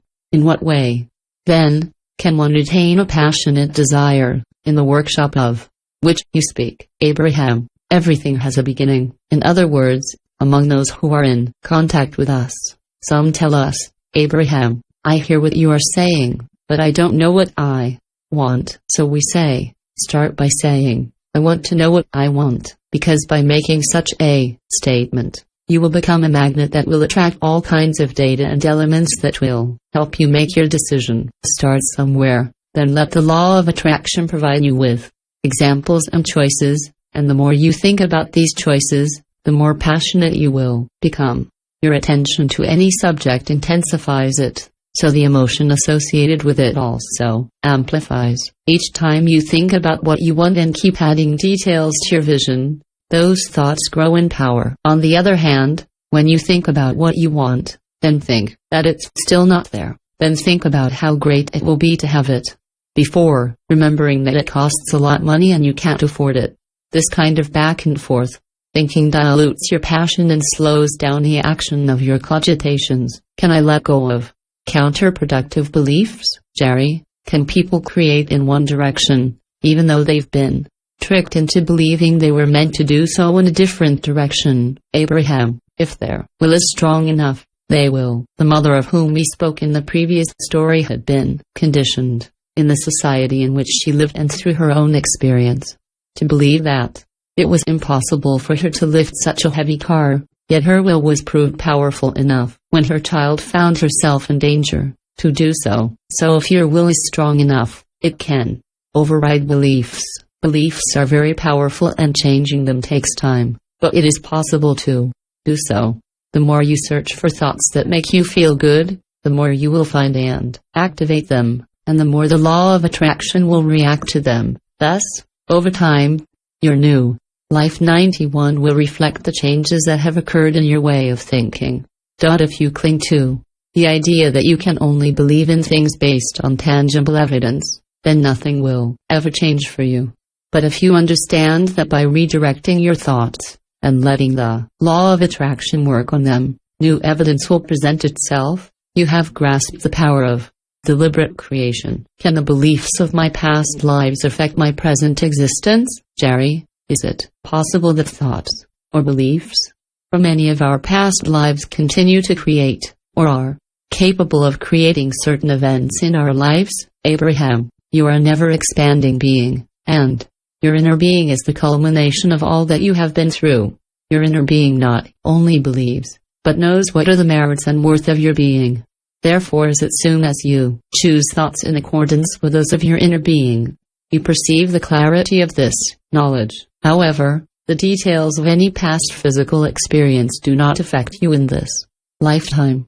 This is an area where there is a lot of confusion, and a lot of it comes from anyone not wanting to accept that they are the creators of their own experience. They say, I am fat in this life, because I starved in the previous one. And we say to them, there's nothing in your past life that influences what you're doing now, unless you've somehow become aware of it and paid attention to it. In the present, can my negative expectations affect the well-being of others, Jerry? When, out of concern, the details of any past physical experience do not affect you in this lifetime. This is an area where there is a lot of confusion, and a lot of it comes from anyone not wanting to accept that they are the creators of their own experience. They say, I am fat in this life, because I starved in the previous one. And we say to them, there's nothing in your past life that influences what you're doing now, unless you've somehow become aware of it and paid attention to it. In the present, can my negative expectations affect the well-being of others, Jerry? When, out of concern, the details of any past physical experience do not affect you in this lifetime. This is an area where there is a lot of confusion, and a lot of it comes from anyone not wanting to accept that they are the creators of their own experience. They say, I am fat in this life, because I starved in the previous one. And we say to them, there's nothing in your past life that influences what you're doing now, unless you've somehow become aware of it and paid attention to it.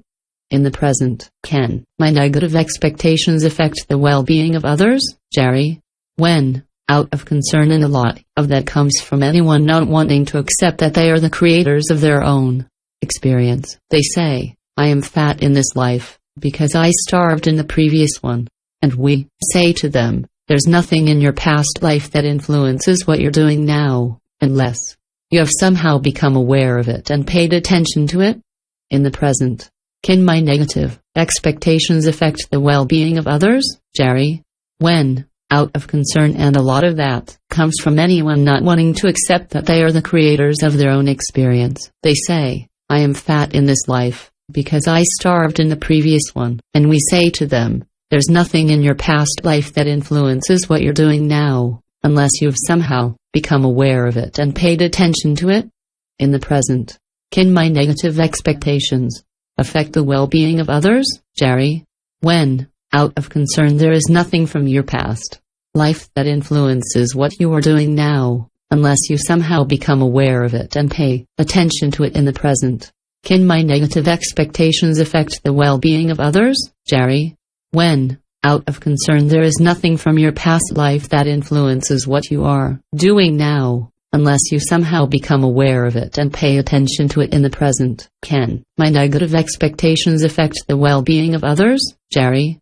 When, out of concern, welfare of those who are dear to us, we find our thoughts slipping into negative expectations about them. Is it possible that just by thinking about a problem in their life we are causing them harm? Abraham, you can create something in other people's lives, because you can emit their vibration, which is their point of attraction for them. But when your concentration on such an object has been long enough for your thought to have gained strength, and you experience strong emotion about it, it is possible for you to influence the thoughts which others entertain on such and such a subject. Remember, most people emit their vibrations in reaction to what they observe, so if they're watching you and reading your concerns on your face, or hearing the worried comments you're making, they may suddenly be leaning in the direction of what they don't want. If you want to do others the greatest service, see them as they want to see themselves. That's the kind of influence you need to have. How to get rid of the programming of others, Jerry? If you have your mind programmed by others to believe such a thing, and you realize one day that you don't want that belief anymore, how can you get rid of it, Abraham?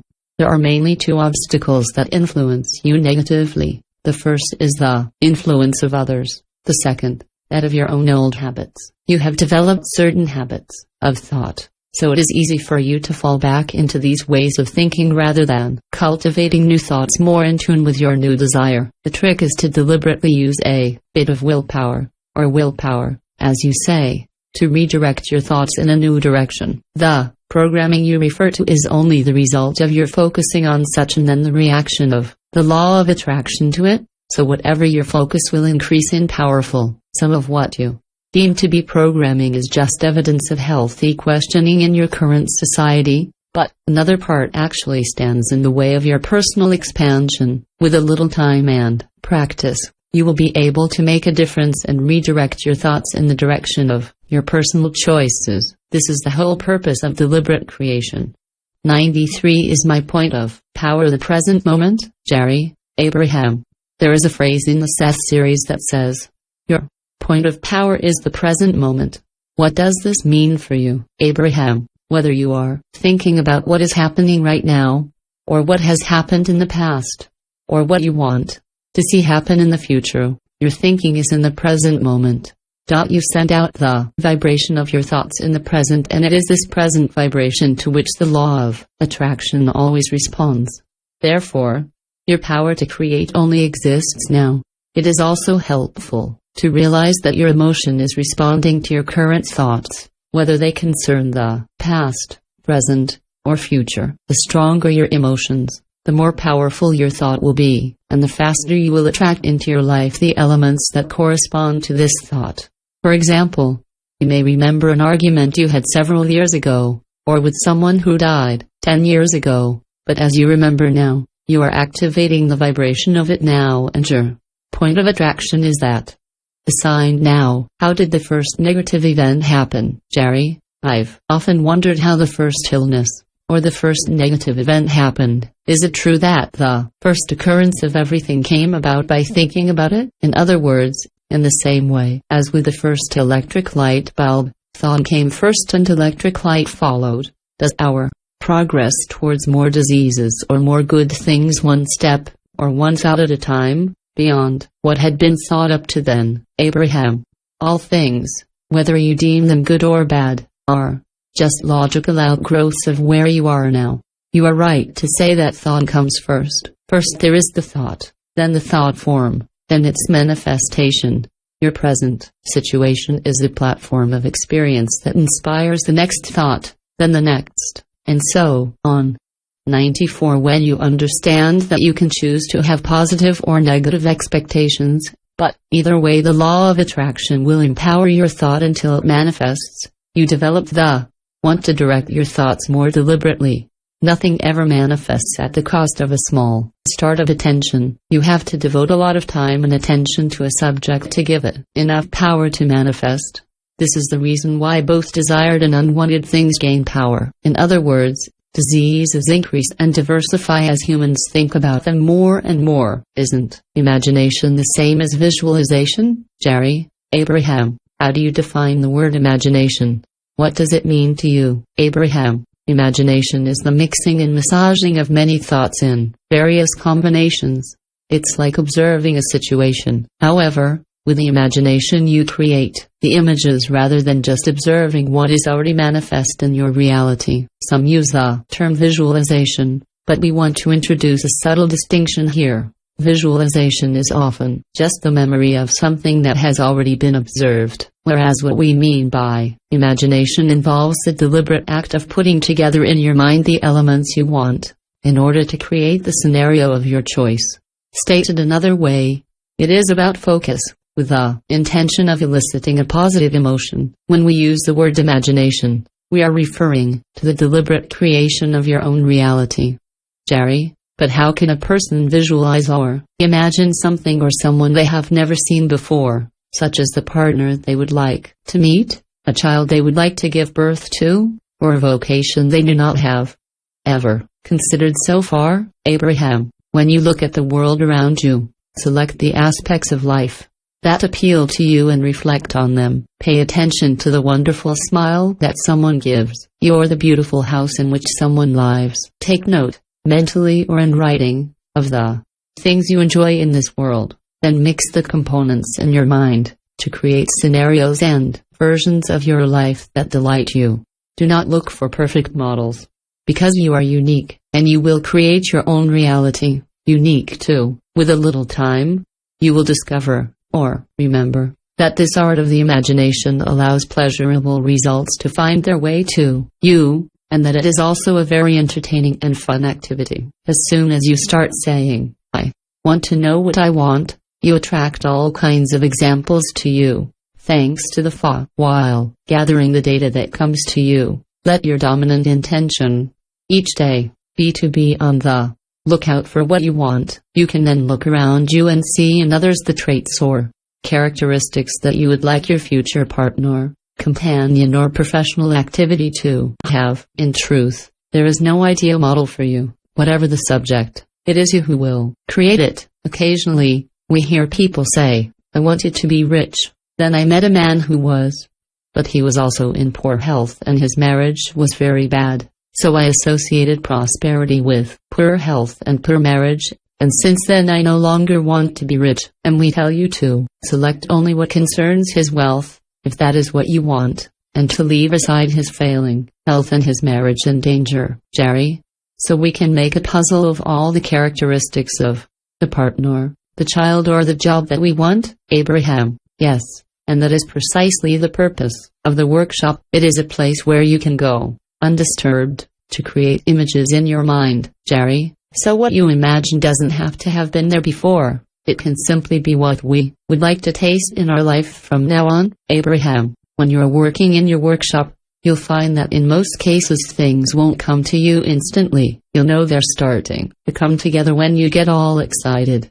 Have you ever worked on a project, thought about it, spent a lot of time on it, and then suddenly you're exclaiming, Say I have a good idea. What it feels like to say I have a good idea is the starting point of creation. In other words, you mulled over your thoughts in your mind until they became clear enough for you to find their ideal combination, and at that moment your inner being elicits an emotion that said, yes, there it is.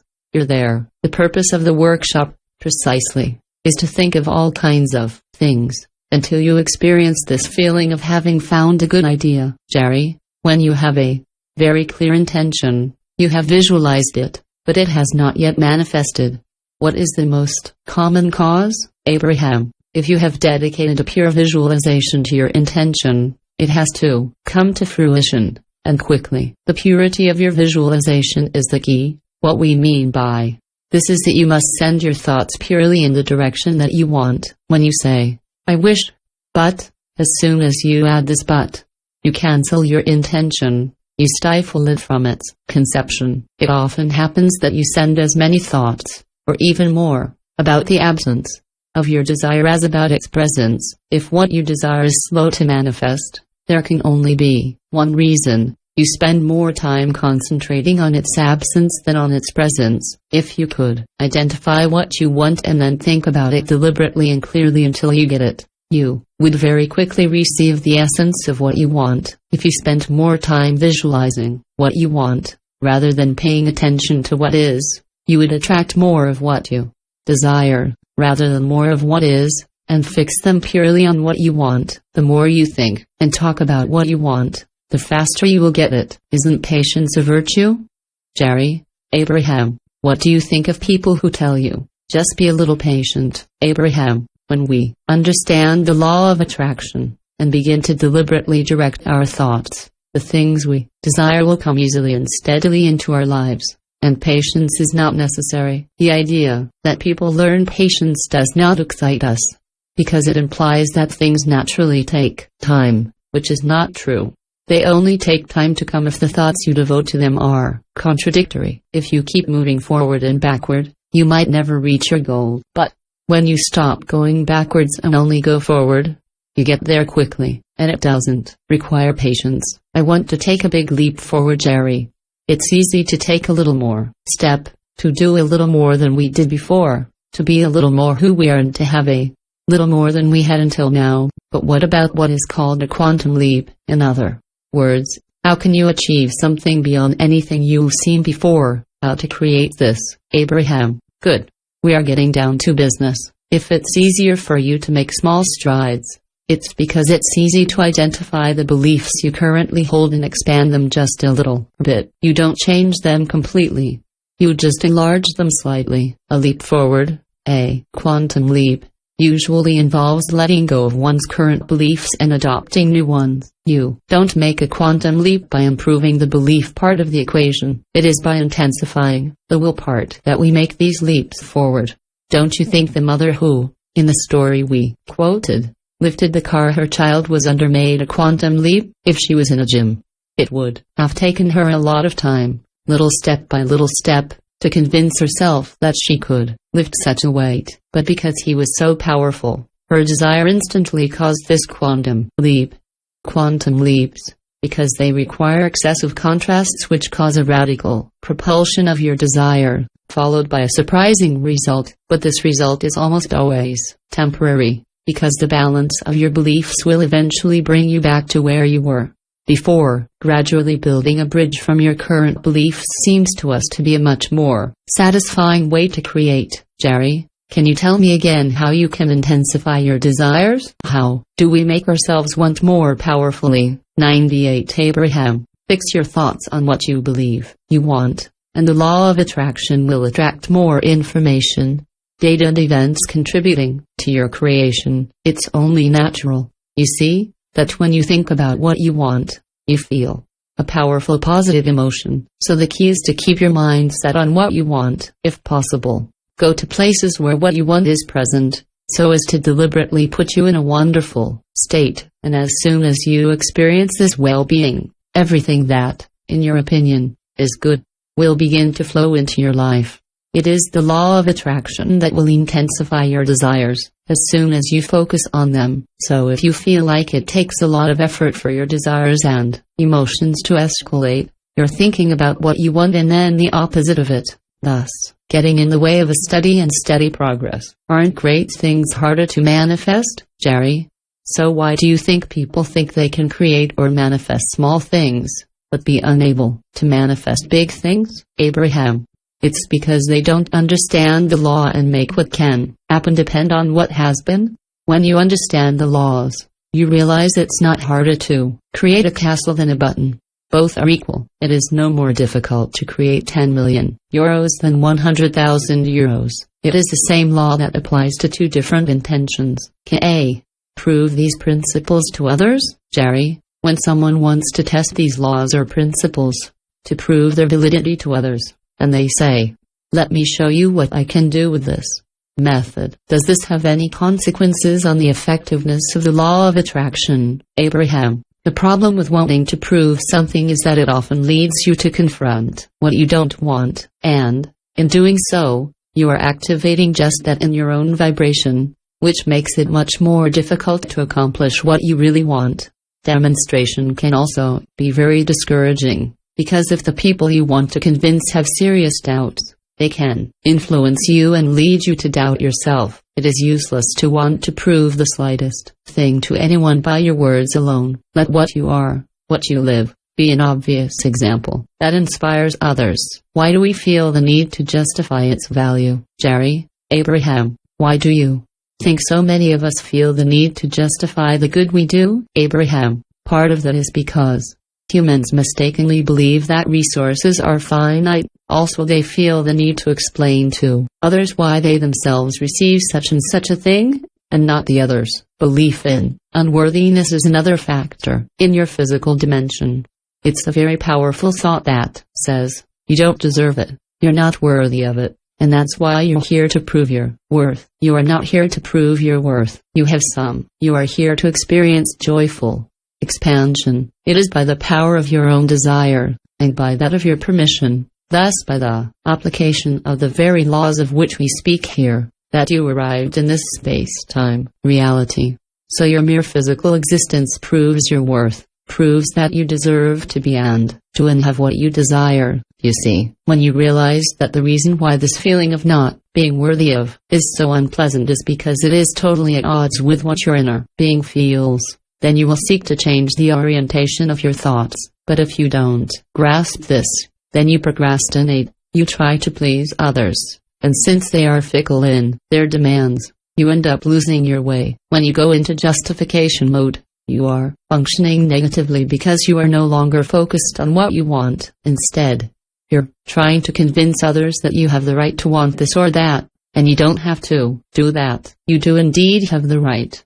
100. How does action or work fit into Abraham's recipe, Jerry? Of the people I have known who have achieved exceptional results in their lives, people to whom good things happen materially, relationally, and healthily, most do not seem to expend a lot of physical energy to benefit of all that. It even seems that they make a lot less than others who work very hard but reap so little. So where does physical labor and action fit into your recipe for creating what we want, Abraham? You did not come to earth to create by doing. In reality, your action is meant to enable you to enjoy what you have created through thought. And as you discover how powerful it is to harmonize one's thoughts and desires with corresponding beliefs and expectations, the law of attraction gets you the fruit of what you desire. However, if you don't take the time to harmonize your thoughts in this way, there is not enough action in the world to compensate for this disagreement. The action that results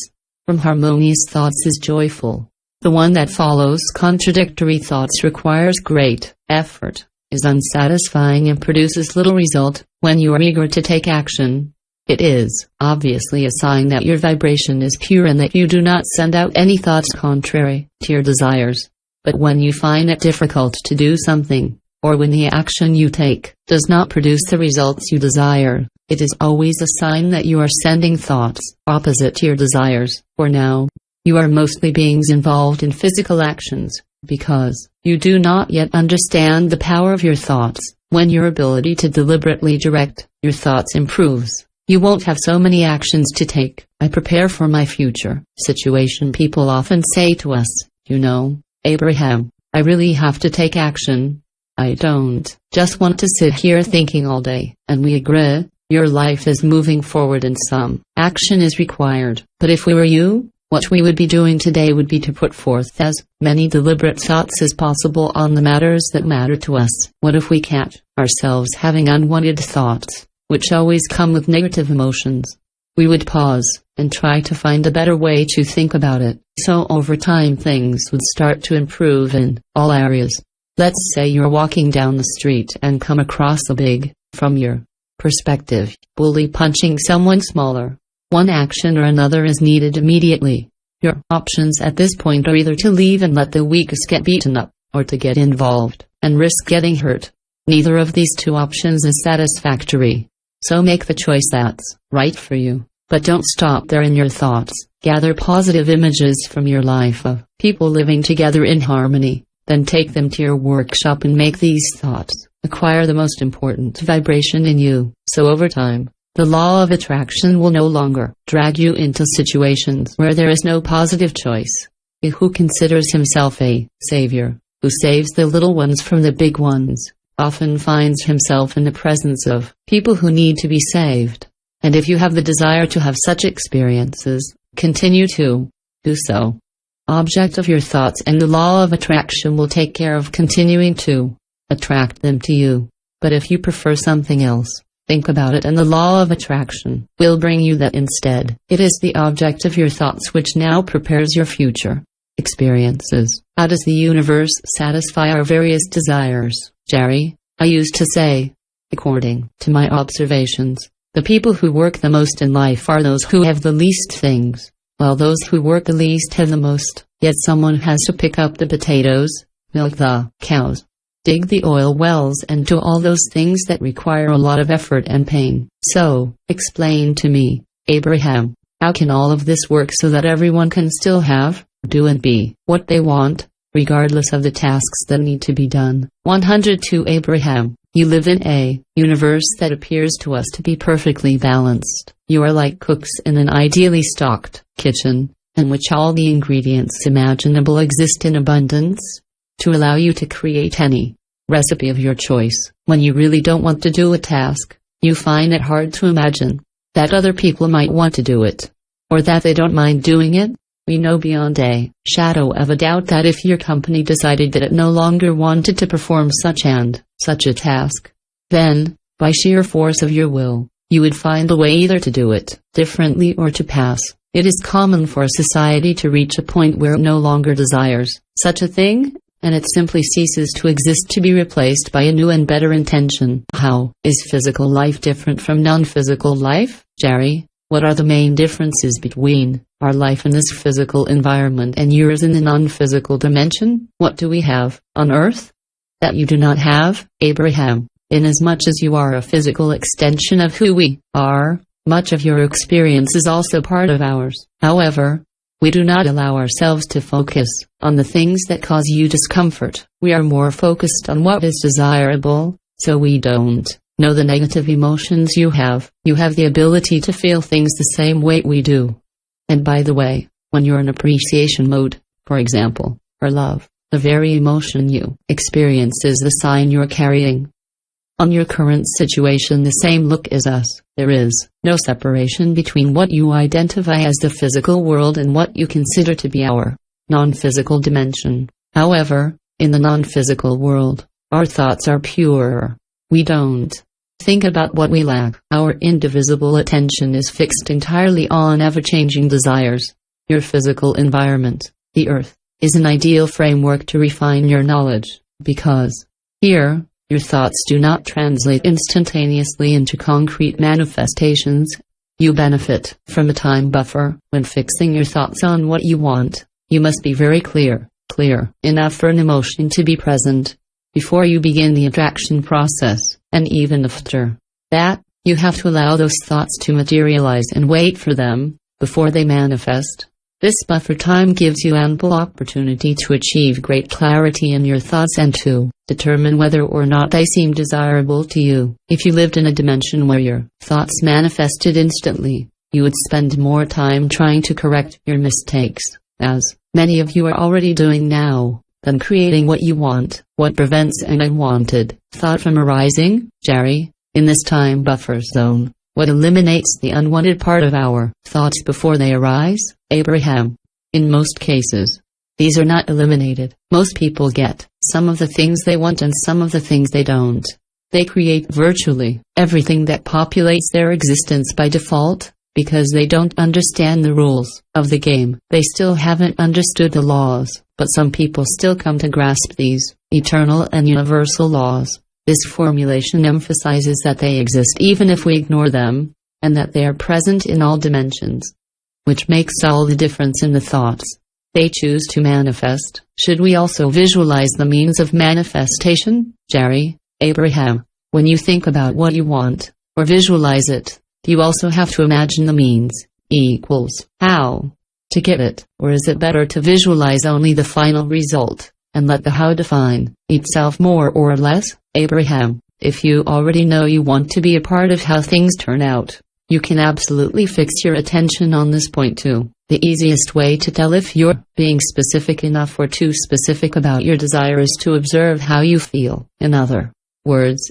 when you are in your workshop, the practical details of your thoughts will arouse in you enthusiasm or positive emotion. But if you get too attached to the details before you have gathered enough information, you will begin to have doubts and worries. So the best way to know if your intentions are balanced or not is always to be mindful of your feelings. Be detailed and specific enough to stir positive emotions within you, but not so much that you start having unpleasant feelings. In general, you feel better when you talk about what you want, rather than why you want it. However, when you talk about what you want and how you will get it, if you do not see in the moment how it will all fall into place, this too specific thought will make you uncomfortable. If you start talking about who will help you do this thing, when it will happen, and where it will come from, when you don't know the answer to any of these questions, those details will hinder you more than help you. The idea is to be as precise and specific as you can afford, while still feeling good. Are my desires too specific, Jerry? Let's imagine that I want to become a teacher in a very happy environment. Is it appropriate or not to say to oneself, well, I would have to indicate if I want to teach history, maths or philosophy, and if I prefer to teach in high school or elsewhere. Abraham, when you think about your reasons for wanting to be a teacher, I want to give others the joy I have had in discovering this subject. Your positive emotions indicate that this thought contributes to creating what you want. But if you start thinking to yourself, but I'm not well versed in this subject, or the students don't have much freedom in this school system, or I remember how suffocated I felt when I was a student, or I never had a single teacher that I liked, these thoughts are unpleasant and the details they contain stand in the way of joyful creation. The question is not whether or not you should go into detail. The question is, what is the direction of your thoughts? Your goal should be to think pleasant thoughts, so look for thoughts that make you feel good, and you'll probably find that you find them faster when you keep a fairly general approach. But once you have achieved this well-being, you can continue to gradually add other pleasant details until your thought is specific enough. 105 While continuing to make you feel good. This is the best way to create, Jerry. Would it be better to just imagine the essence of the end result and let the details work out completely on their own? Abraham, that's a good way to do it. Go in fast-forward mode until the pleasing result you want to achieve. Imagine that you have already accomplished what you desire. Then, from this state of well-being, begin to attract more precise thoughts. Then the people, the circumstances and the events which will make your project come true. Jerry, how finely and in detail do you think we need to think about the outcome we want? Abraham, be as precise and specific as you can afford, while still feeling good. Can I erase past negative thoughts? Jerry, is there a way to wipe the slate clean of all past experiences, thoughts and beliefs that are of no use in creating joyfully in the present? Abraham, You can think about unwanted experiences and announce that you're going to stop thinking about them, because by doing so, you really think about it, but you can think of something else, and by paying attention to another subject, your past negative thinking will lose its power, and over time you will stop thinking about it altogether. Rather than wanting so much to erase the past, focus on the present. Consider what you want now. How can we reverse an infernal spiral, Jerry? When we find ourselves in the downward spiral where everything that matters to us seems to have been torn from us or gone to pieces, how can we interrupt this descent into hell and turn it into a positive comeback, Abraham? That's a very good question. This infernal spiral is a manifestation of the law of attraction. In other words, it started with a very small thought, then she attracted other thoughts, other people and other conversations to her. Up to 106 become a hellish spiral, as you say, particularly powerful. Only a very strong being can withdraw his thought from what he does not want. When things reach such a degree, said another way, when you have a very sore toe, it's hard to fix your thoughts on a perfectly healthy foot in very negative situations. We therefore recommend that you think of something else, rather than wanting to modify the current thought. In other words, fall asleep or go to the movies, listen to music, pet your cat. Do something to distract your thoughts. Even in the middle of what you call a hellish spiral, some things go better than others in your life. By focusing on the best of what you have, even if it's only a tiny part of what happens to you, the law of attraction will get you more of the same. You can replace a very fast hell spiral with an equally fast upward spiral, redirecting your thoughts more and more towards what you really want. What happens when two people are vying for the same trophy, Jerry? In a competition, when one person wins the trophy, it means the other has lost. In that case, how can both people have what they want, Abraham? Recognizing that there is an unlimited number of trophies when you participate, by your choice, in a competition that offers only one trophy, you automatically put yourself in a situation where you know that only one person will win that prize, and it is the one who is the clearest, the one whose desire to winning the expectation of victory are the strongest, who will win. Competition can be useful when it stimulates your desire, but it can be harmful if it leaves you to no longer believe in success. Find a way to enjoy the competition, identify the benefits it gives you, even if you don't bring the trophy home, and when you feel good, no matter what, you'll win. What we believe is the greatest trophy of all. You will gain the connection. You will gain clarity and vitality. You will gain perfect alignment with your inner being, and thanks to this attitude, you will bring home other trophies. 107 In this limitless universe, there is no reason to compete for resources, since these are limitless. However, you are capable of depriving yourself of receiving them, and then of perceiving a lack, but it is you who are responsible for it. What I'm able to imagine is realistic, Jerry. Among all that one can want, are there things that seem unrealistic to you, Abraham? If you're able to imagine something, that means it's not unrealistic, as long as you have succeeded in creating this desire, in this spatio-temporal reality. It means that the latter includes all the resources necessary for its realization. All you have to do is achieve vibrational alignment with your desire.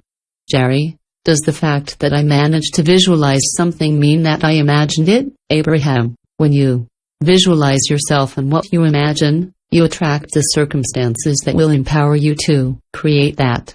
Can we put these principles at the service of evil, Jerry? Could someone use the creative process that you described in order to create what some would consider evil, taking other people's lives, stealing things from them, against their will, Abraham? Can someone create what they want, even if you don't, Jerry? Yes, Abraham, indeed, as long as he wants something, he can attract it. Is group co-creation more powerful, Jerry? Is it possible to increase one's power or ability to create by forming a group of people? 108 Abraham, creating together has the advantage of stimulating and intensifying desire. Its downside is that the more of you there are, the harder it becomes to stay focused on your own desires. Individually, You have enough power to create anything you can imagine. It is therefore useless for you to associate yourself with others. However, group work can be fun. What if others don't want me to succeed, Jerry?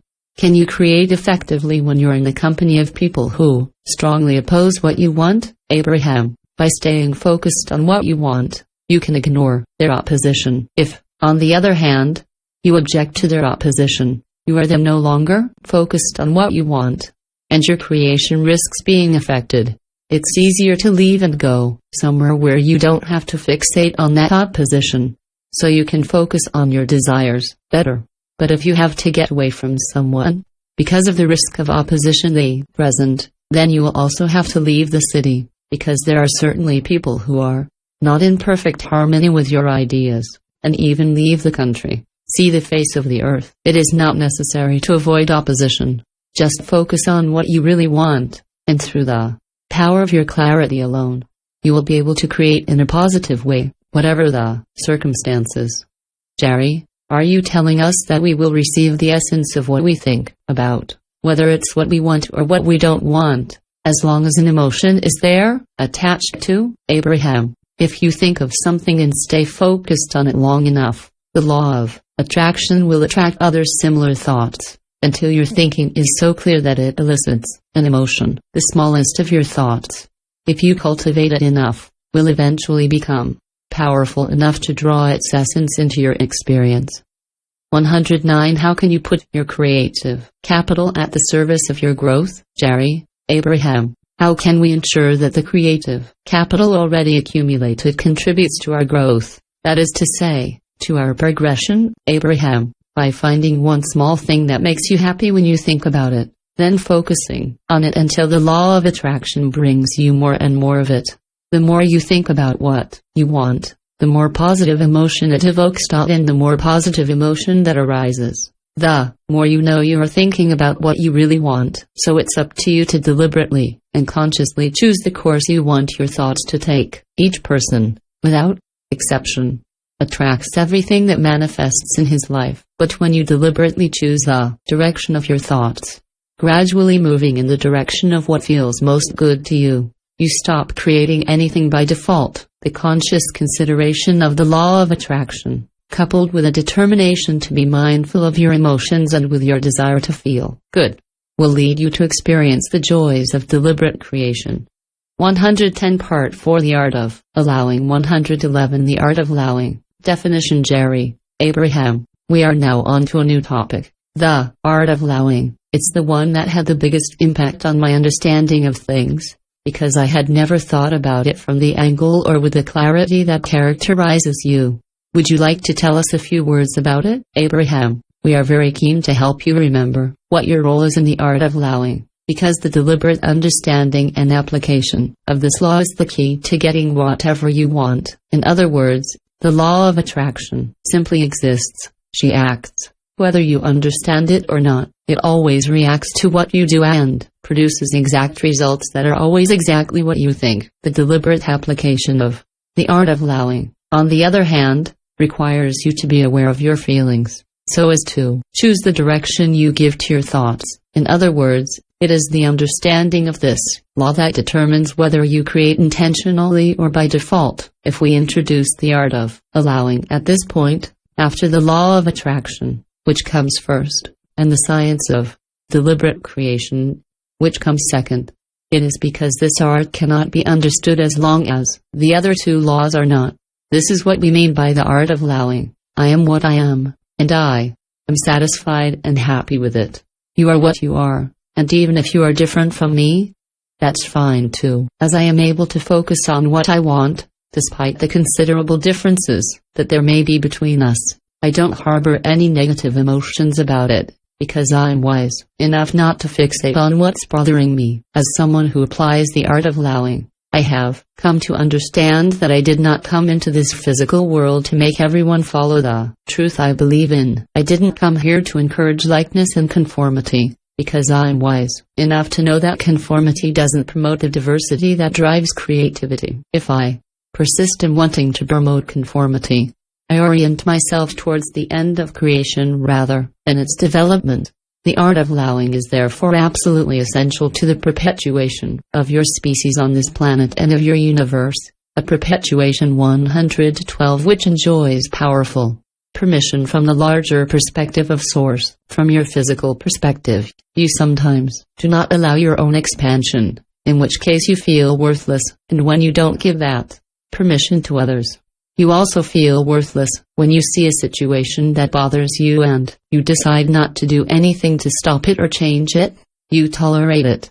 This is very different from the notion of permission that we describe here. Allowing is the art of finding how to look at things while remaining connected to your inner being. This is achieved by sifting through the data of spatio-temporal reality and focusing on what feels good. One uses one's emotional guidance system to determine which direction to give to one's thoughts. Shouldn't I protect myself from other people's thoughts, Jerry? A question that bothered me at first was, how do you protect yourself from people who think differently than you do, and in such a different way that they invade your space? If I may say so, Abraham. Good.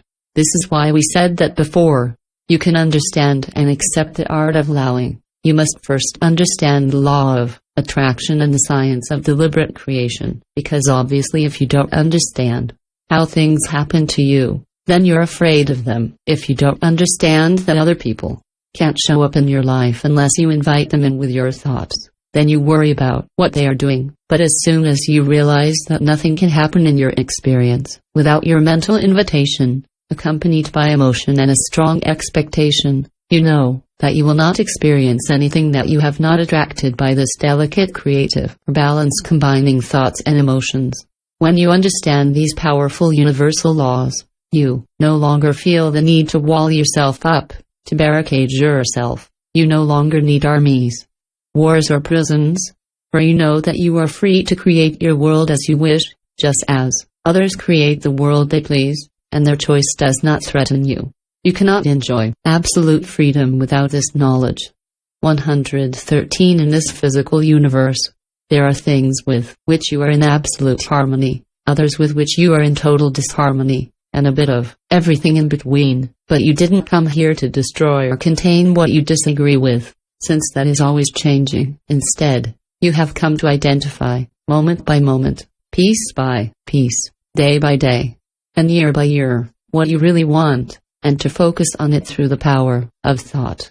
To allow the thought to flow, attraction to attract all of this to you. We are not vulnerable to the behavior of others if so many people are unwilling to allow others to do what they do. It is due to a lack of understanding of the law of attraction, which leads them to believe that the experience of others, which does not suit them, could contaminate their own, as they go through undesirable experiences, or see other people go through them. They conclude that, as long as no one would deliberately have such bad experiences, this threat must be real. They fear that allowing others to behave in this way will rub off on their own lives. Because of their misunderstanding of the law of attraction, they feel vulnerable and defensive. This is how, under the effect of this feeling of vulnerability, we build walls and raise armies. In vain, for the pressure against these undesirable things only attracts more of them. We do not offer these words to you so that you can free the world of all its contrasts, for the very contrast you would like to remove is responsible for the expansion of all that is. We offer them to you because we know that it is possible for you to live a joyful existence in the midst of all the diversity that exists. They are meant to help you find that personal freedom that you will only know when you understand and apply the laws of the universe. As long as you do not understand and apply the first two laws, you cannot understand and apply the art of allowing either. For it is impossible to feel ready to permit others, as long as we have not understood that what they say and do cannot affect us, because our feelings, from the depths of our being, are so powerful that, for the sake of protecting ourselves, we cannot allow anyone to threaten us, so we do not. 114 The rules of the game of life. When we use the word law, we are not referring to the earthly agreements to which you attribute this term. For example, you have the law of gravity, that of time and space, and many others intended to control traffic and the behavior of citizens. When we speak of laws, we refer to the universal laws, which are eternal, and there aren't as many as you might imagine. If you gain an understanding of these three fundamental laws, and apply them, you will understand how your universe works. You will know how everything that presents itself in your experience manifests. You will then recognize that you are the one who invites, who creates and attracts all that comes to you, and from then on you will have deliberate control of your life. Then, and then only, you will feel free, because freedom comes from understanding how things happen to you. We will formulate below what are the rules of the game of your physical experience, and we will do so with enthusiasm, because these rules are the same for all life, whether it is a physical existence or non-physical. The most powerful of the laws in the universe, the law of attraction, simply states that like attracts like to itself. You have probably noticed that as soon as an unfortunate event occurs in your life, everything seems to start going wrong.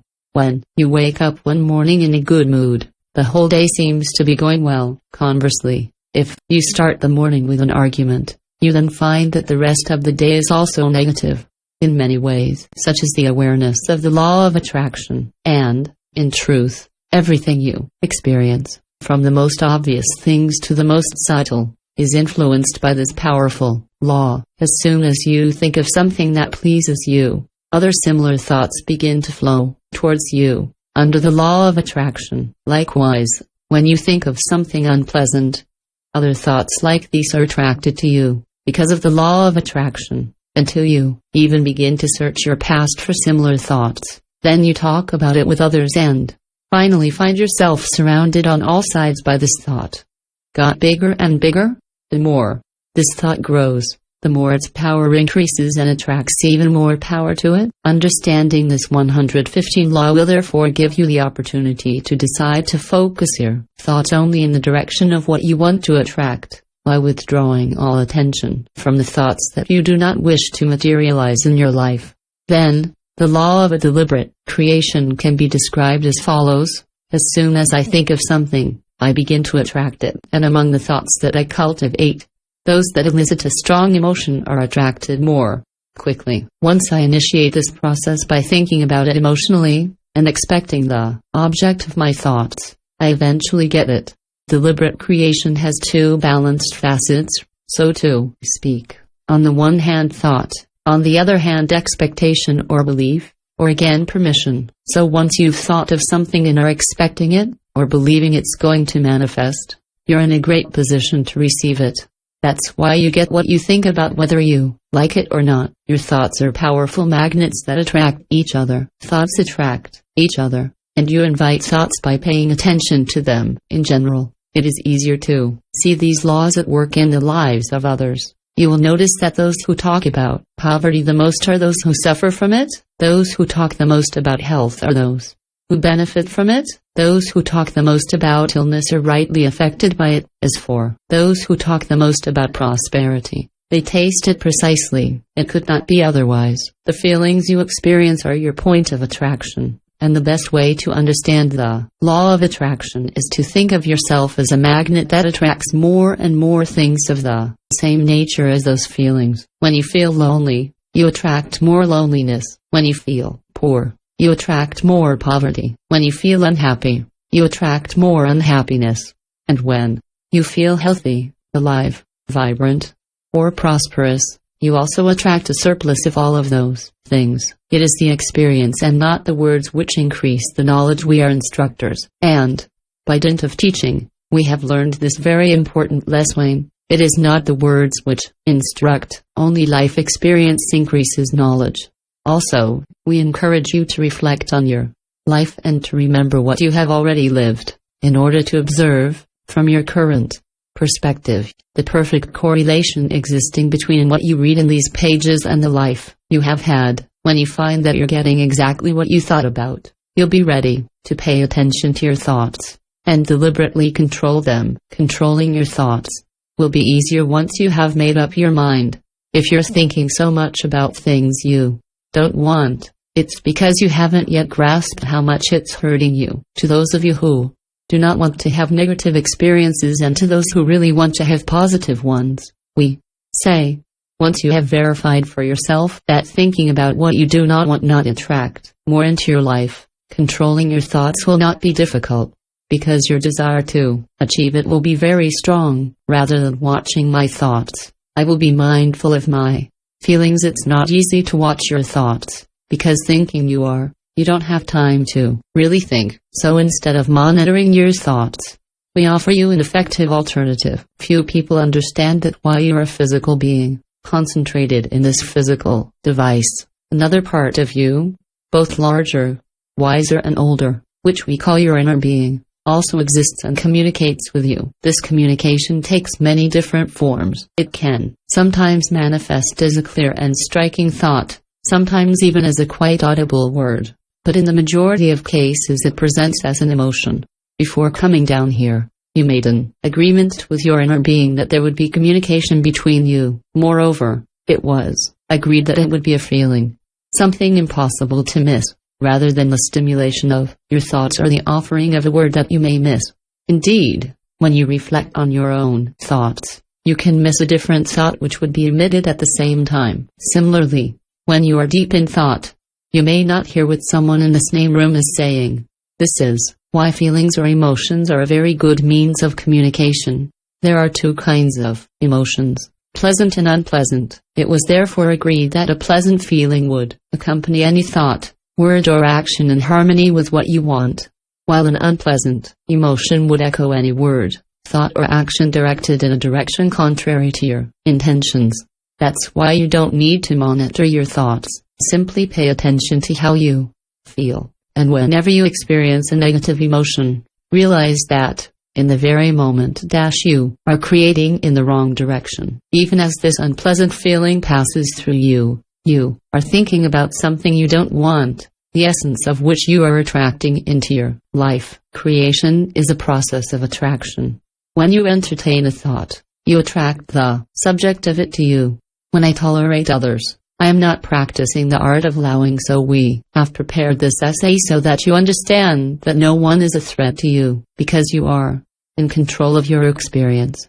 The art of allowing, which states, I am what I am, and I am willing to allow others to be who they are, and the law that will lead you to complete freedom. You will be free from any undesirable experiences and any negative reactions to experiences you do not approve of. When we say that it is good to become iller, many of you misunderstand us, because you believe that allowing means to tolerate. You are who you are, and by your standards you'll find that fine, and you let others be who they want to be, even if you don't endorse their choices. You experience negative feelings about them. You may regret it for them. You may even have fears for your safety, but you still let them be who they want to be, in a tolerant way. When you tolerate, you are not allowing. Those are two different things. The one who tolerates experiences negative emotion, while iller experiences none, and that makes a very big difference, because the absence of negative emotion is where freedom lies. You see, you cannot know freedom as long as you have negative emotions. Tolerance may appear beneficial to others, since you are not preventing others from doing what they want, but it is not beneficial to you, since by being tolerant, you continue to experience a negative emotion, so that you still exercise a negative attraction. When you become a 118 iller, you will stop attracting unwanted things into your life, and you will then experience absolute freedom and joy. Am I looking for solutions or am I seeing problems? Many of you are thinking, Abraham, are you telling me that I have to stick my head in the sand? That I shouldn't search or see who's in trouble? That I shouldn't try to make myself useful to these people? And we tell you, if your goal is to help others, your gaze is not on the problem, but on the help, which is quite a different thing. When you look for a solution, you experience a positive emotion, while when you look at a problem, you experience a negative feeling. You can be of great help to others when you see where they are headed and follow them through with your words and caring. But if you see someone unlucky, or afflicted with a serious illness or poverty, and while talking to him, you take pity on him and fixate on what he does not want, you experience a negative emotion, since you contribute to his state by your attitude.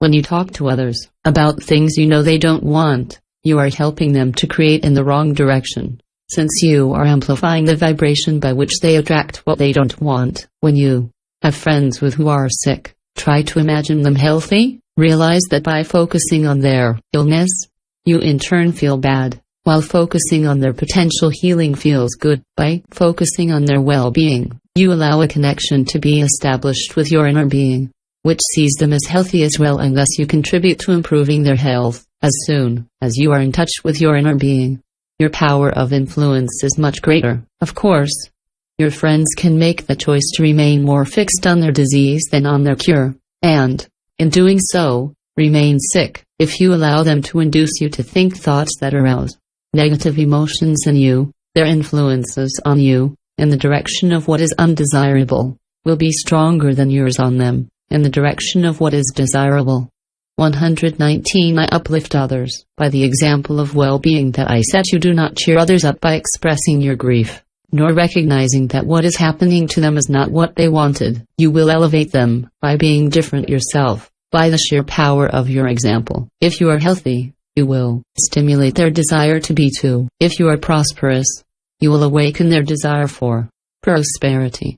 Let your example, let your heart's content inspire them. You inspire others when the thoughts that animate you are accompanied by positive feelings. On the other hand, you depress them or you increase their negative creation, and when your thoughts make you unhappy, this is how you know whether or not you are doing good to others. You will know that you have reached the level of allowing when you are ready to allow others to be who they are, even if they do not allow you. When you will be able to be who you are, including when others don't approve, and when you continue to be who you are, without experiencing negative emotions because of what others think of you. When you are able to contemplate this world and experience joy in every moment, you are an enabler. When you know which experiences are joyful and which are not, and you have the discipline to only participate in the former, you have reached the level of enabler. The subtle difference between wanting and needing, just as the difference between a positive and a negative emotion can sometimes be very subtle, the difference between wanting and needing can also be very fine. When you focus on what you want, your inner being stirs positive emotion, whereas when you are focused on what you need, it stirs up negative emotion because you are no longer focused on what you want. You are riveted on the lack of what you desire, and your inner being knows that you will attract what you think of. He knows that you do not desire this lack, but that you want what you want. Your inner being, therefore, guides you, so that you know how to distinguish them. When you are solution-focused, you experience positive emotion. When you are fixed on a problem, you experience a negative one, and even if the differences are subtle, they are important, since the perception of a positive emotion attracts to you what you desire, while that of a feeling negative invites unwanted things into your experience. I can deliberately create intentional and joyful, so we could say that an enabler is someone who has learned the law of a deliberate creation and has reached the level where he no longer creates in the wrong direction. He creates in a deliberate, intentional and joyful way. Contentment, you see, has only one origin. It comes when you want something, allow it, and receive it. So the more you progress in your physical life experience, keeping your thoughts focused on what you want, letting the law of attraction work with all its power to introduce more and more events and people who are compatible with you, the more you will see your life path tracing an upward spiral towards joy and freedom. Do you have any questions for us about the art of allowing? I live the art of allowing, Jerry. Yes, I have questions. To me, the art of allowing is the most exciting of all subjects, Abraham. It is precisely the one that you have decided to come and teach in this life, but before you can teach it, you have to know it. Ordinarily, this subject is more in the form of someone is doing something that I don't like. How can I get him to do something I love instead? And one day you finally understand this, rather than wanting to make sure that the whole world does the same thing, or at least the things that you like. It is much better to adopt the posture of accepting that everyone has the right to be, to do and to have what he wants, knowing that, thanks to the power of your thoughts, you yourself will only attract to you what is in harmony with you. How do I know what is right or wrong, Jerry? I didn't know the art of allowing before I met you, so I had my own way of deciding what was right or wrong to do. When I envisioned a particular activity, I tried to imagine what the world would be like if everyone did the same. When the results seemed to be positive and joyful, I took action. On the other hand, if it risked leading to a world where I would not have wanted to live, if everyone acted like me, I gave up on what I had planned to do. I'm going to give you an example. In the past, I loved how. Do I know what is right or wrong, Jerry? I didn't know the art of allowing before I met you, so I had my own way of deciding what was right or wrong to do. When I envisioned a particular activity, I tried to imagine what the world would be like if everyone did the same. When the results seemed to be positive and joyful, I took action. On the other hand, if it risked leading to a world where I would not have wanted to live, if everyone acted like me, I gave up on what I had planned to do. I'm going to give you an example. In the past, I loved how. Do I know what is right or wrong, Jerry? I didn't know the art of allowing before I met you, so I had my own way of deciding what was right or wrong to do. When I envisioned a particular activity, I tried to imagine what the world would be like if everyone did the same. When the results seemed to be positive and joyful, I took action. On the other hand, if it risked leading to a world where I would not have wanted to live, if everyone acted like me, I gave up on what I had planned to do. I'm going to give you an example. In the past, I loved when I envisioned a particular activity. I tried to imagine what the world would be like if everyone did the same. When the results seemed to be positive and joyful, I took action. On the other hand, if it risked leading to a world where I would not have wanted to live, if everyone acted like me, I gave up on what I had planned to do. I'm going to give you an example. In the past, I loved when I envisioned a particular activity. I tried to imagine what the world would be like if everyone did the same. When the results seemed to be positive and joyful, I took action. On the other hand, if it risked leading to a world where I would not have wanted to live, if everyone acted like me, I gave up on what I had planned to do. I'm going to give you an example. In the past, I loved go trout fishing, and I did it like everyone else. I caught all the fish possible and imaginable, but I ended up feeling a kind of uneasiness and wondering if what I was doing was right. I then said to myself, what would be the result if everyone fished like that? And I realized that if every fisherman caught as many as I did, we would end up emptying the rivers of all fish, and that there would not be a single one left for those who wanted to discover this activity which gave me such exceptional pleasure. So I made the decision not to kill these fish anymore. I would catch them with stainless bait, then release them. I only brought home the fish that had been ordered for me to eat. Abraham, well, the most precious thing that each of us has to offer is the example of what we are. Our words can add weight to our example, as can our thoughts and actions. But the key, for anyone who wants to help uplift this world, is to be very clear about the example you want to set in every moment, and then to embody who you have chosen to be. In the example you gave, what you did was in accordance with what we are teaching at this very moment, since immediately after you decided what you wanted to do, your inner being awakened in you, an emotion for you indicate that your choice was correct. In other words, as soon as you have chosen what you intend to do to contribute to the evolution of this world, from the moment you made the choice to bring something to it and not to draw excessively on these resources, you could no longer undertake any action in contradiction with this intention, or simply imagine doing so, without immediately feeling unwell. Interior, you had exaggerated your desire to improve the world by imagining that all sinners acted like you, which also brought about an exaggerated inner guidance. It's a good way to do things. You weren't trying to make everyone behave like you. You were just using that idea to help you clarify your thoughts and determine whether or not it was a good thing for you to do. It was a good plan, but what should I do when I see others acting badly? Jerry, it actually worked well for me. So my days of fishing gave me immense joy, but I still felt uneasy when I saw other people fishing and killing lots of fish, just for fun or for some other reason. Abraham, good. We touch here on a very important point. As your actions were in accordance with your intentions, you experienced great joy. But since the actions of others were not in harmony with your intentions, You took no pleasure in them. So it's about having other intentions for others. A good set of intentions would be, for example, these people are what they are. They create their own life by attracting to them what suits them, just as I create my life and attract to me what I desire. This is the art of allowing, and the more you repeat this to yourself, the more you will come to realize that these people are not bringing chaos into your world as you imagine.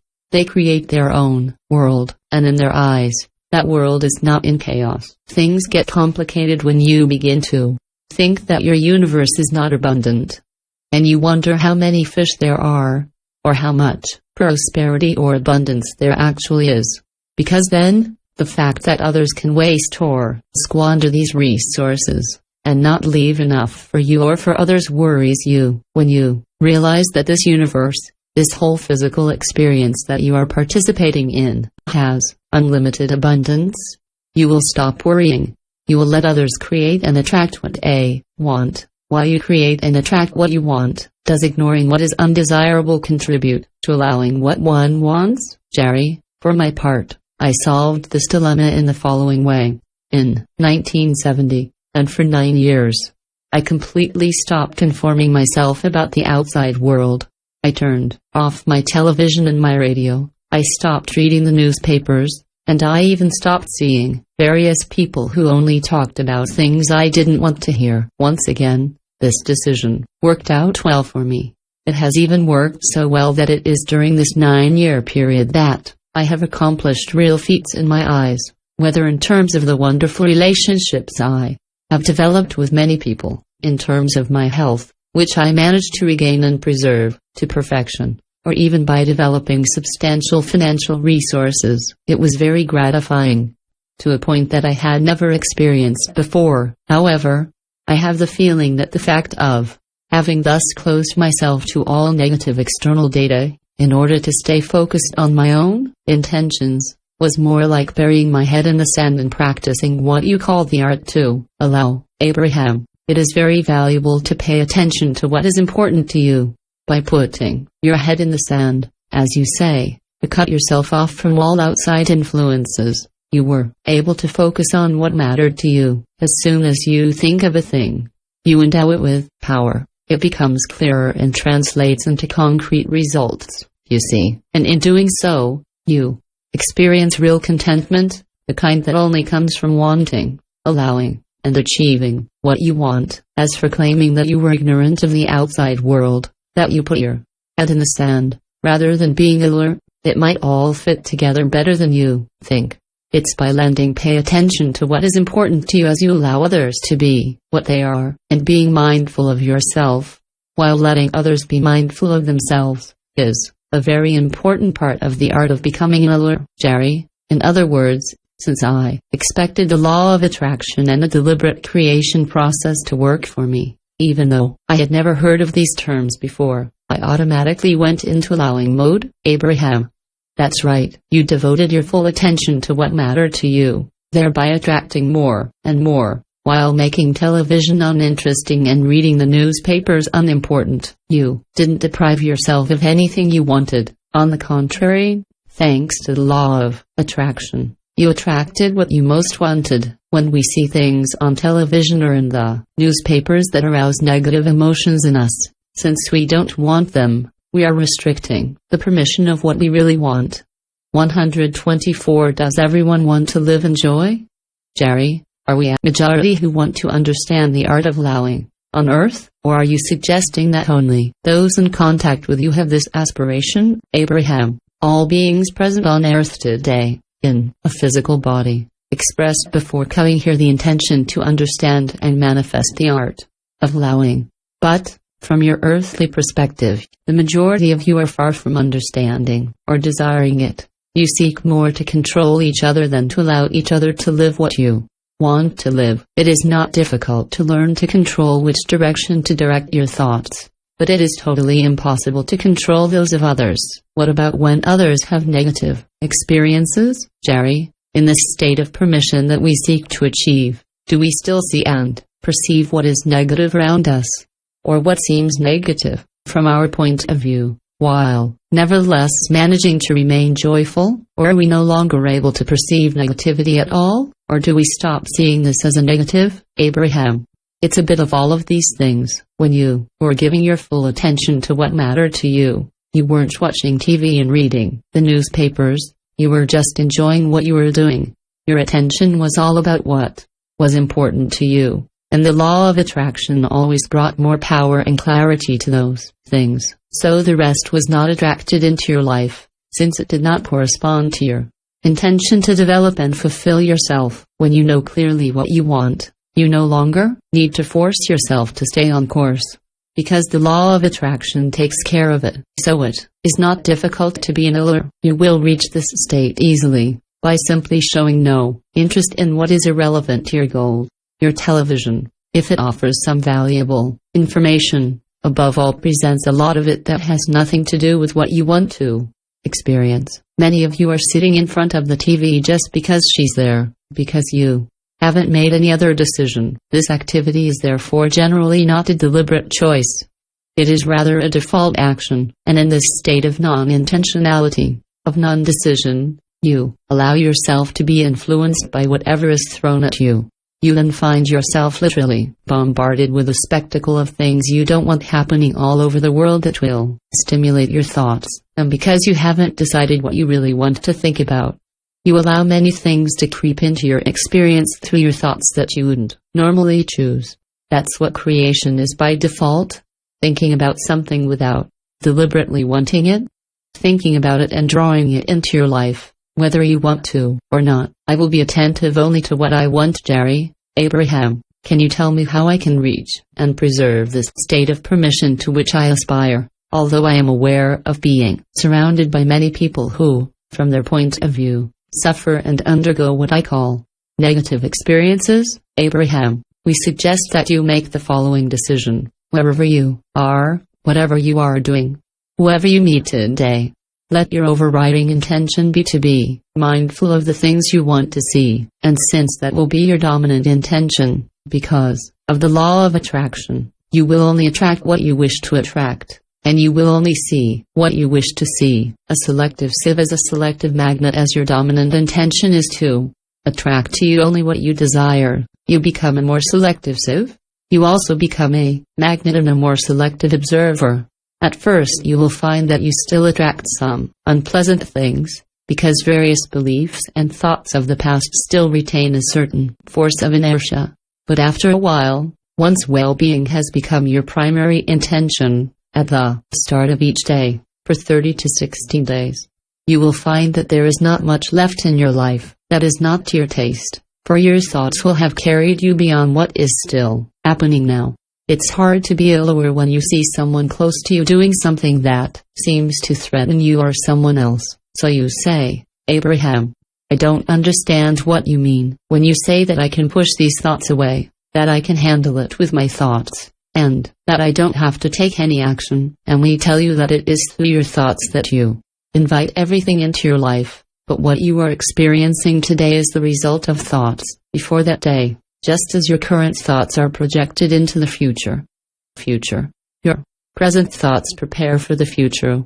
There will come a day when you will have achieved what they foresee, and then you will enjoy the results of what you think now, just as you now experience the consequences of the thoughts you once cultivated. Past, present, and future are one. You are always thinking, and you cannot separate the past, the present, and the future. Because they are one, they are united to each other by the continuity of your thoughts. So, let's say you're walking down the street and come across a fight. A big bully is hitting a smaller man. As you get closer to it, you are filled with negative emotion, and when you say to yourself, I will look away, I'm going to walk away and pretend like it didn't happen, a terrible negative emotion comes over you, because you don't want the little one to get beaten up. So you say to yourself, okay, I'm going to go give him a hand. But there, you also experience a negative emotion, because you don't want anyone to beat you up or kill you either. So you ask, Abraham, what should I do now? And we answer you that we agree with you. In this example, there is no perfect choice. If you have so much to do right now, it is for lack of having prepared things in the past. If in the past you started each day with the intention of being safe, living in harmony, and only interacting with people in accordance with your intentions, we make an absolute promise to you that you would not find yourself in this painful situation at this very moment. We therefore recommend that you manage this situation as best you can in the moment. Then start today to create by your thoughts the future you desire. This way, you will never again find yourself in the middle of such an ambush, without any good solution at your disposal. 127. Should I allow the injustices I witness? Until you understand how you attract what happens to you, you will have a hard time accepting the idea of permission. There is so much in the world that you see and do not condone. So you say to yourself, how can I allow such injustice? And we answer you, you allow this by acknowledging that it is not part of your experience, and that, in most cases, it's none of your business. It is not your work. It is the creation, attraction and experience of others, rather than wanting to control everyone's experience, which you'll never be able to do, no matter how hard you try. Decide instead to control your own participation in those experiences. By drawing a very clear picture of the life you want to live, you are preparing a pleasant and obstacle-free path. The more I pay attention to what is undesirable, the more I create. It is your thoughts that attract things.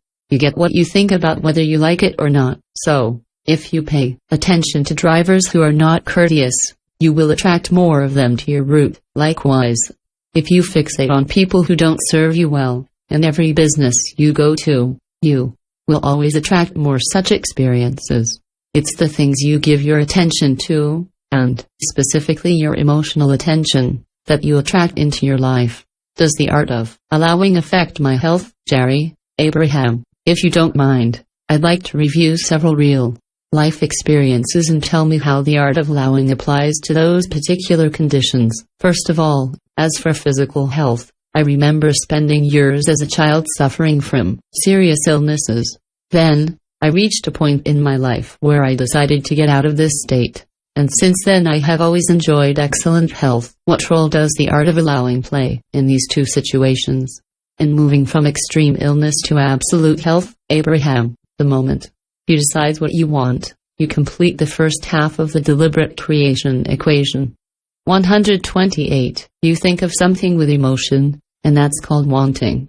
The other half of the equation is permission or expectation, letting things happen. So when you say, I want and I allow, and so it manifests, you very quickly create what you want. You literally allow yourself to have such a thing, by not resisting it and not pushing it away with other thoughts. You have heard us say that when you are in a state of permission, you have no negative emotion. In this state, one is free from all negativity.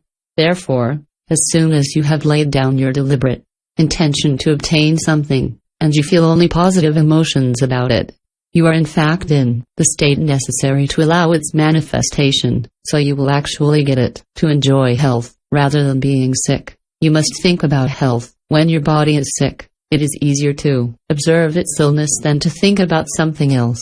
So it takes desire, focus and the will to look beyond what is happening to you in the moment. By imagining a healthy body in the future, or by remembering a past time when you were healthy, your current thought matches your desire, resulting in an improvement in your condition. The key is to seek out the thoughts that make you feel good. Art of allowing. From extreme poverty to financial wealth. Jerry. The next topic I want to talk to you about is wealth and prosperity. During my childhood, I experienced the bottom of the poverty ladder, living in chicken coops, tents and caves, and so on. Then, in 1965, I discovered the book Think and Grow Rich, which gave me a new perspective on this question, and, from that time on, my financial resources only increased. While I was living in a VW bus, I went to 6 and then 7-figure dollar annual incomes. Abraham, what do you think? Reading this book has changed in your perspective, Jerry. I think what I remember the most is that for the first time in my adult life, I started thinking only about what I wanted, more or less exclusively. But I would like to hear your opinion on this matter. 129. Abraham, you understood that you could have whatever you wanted.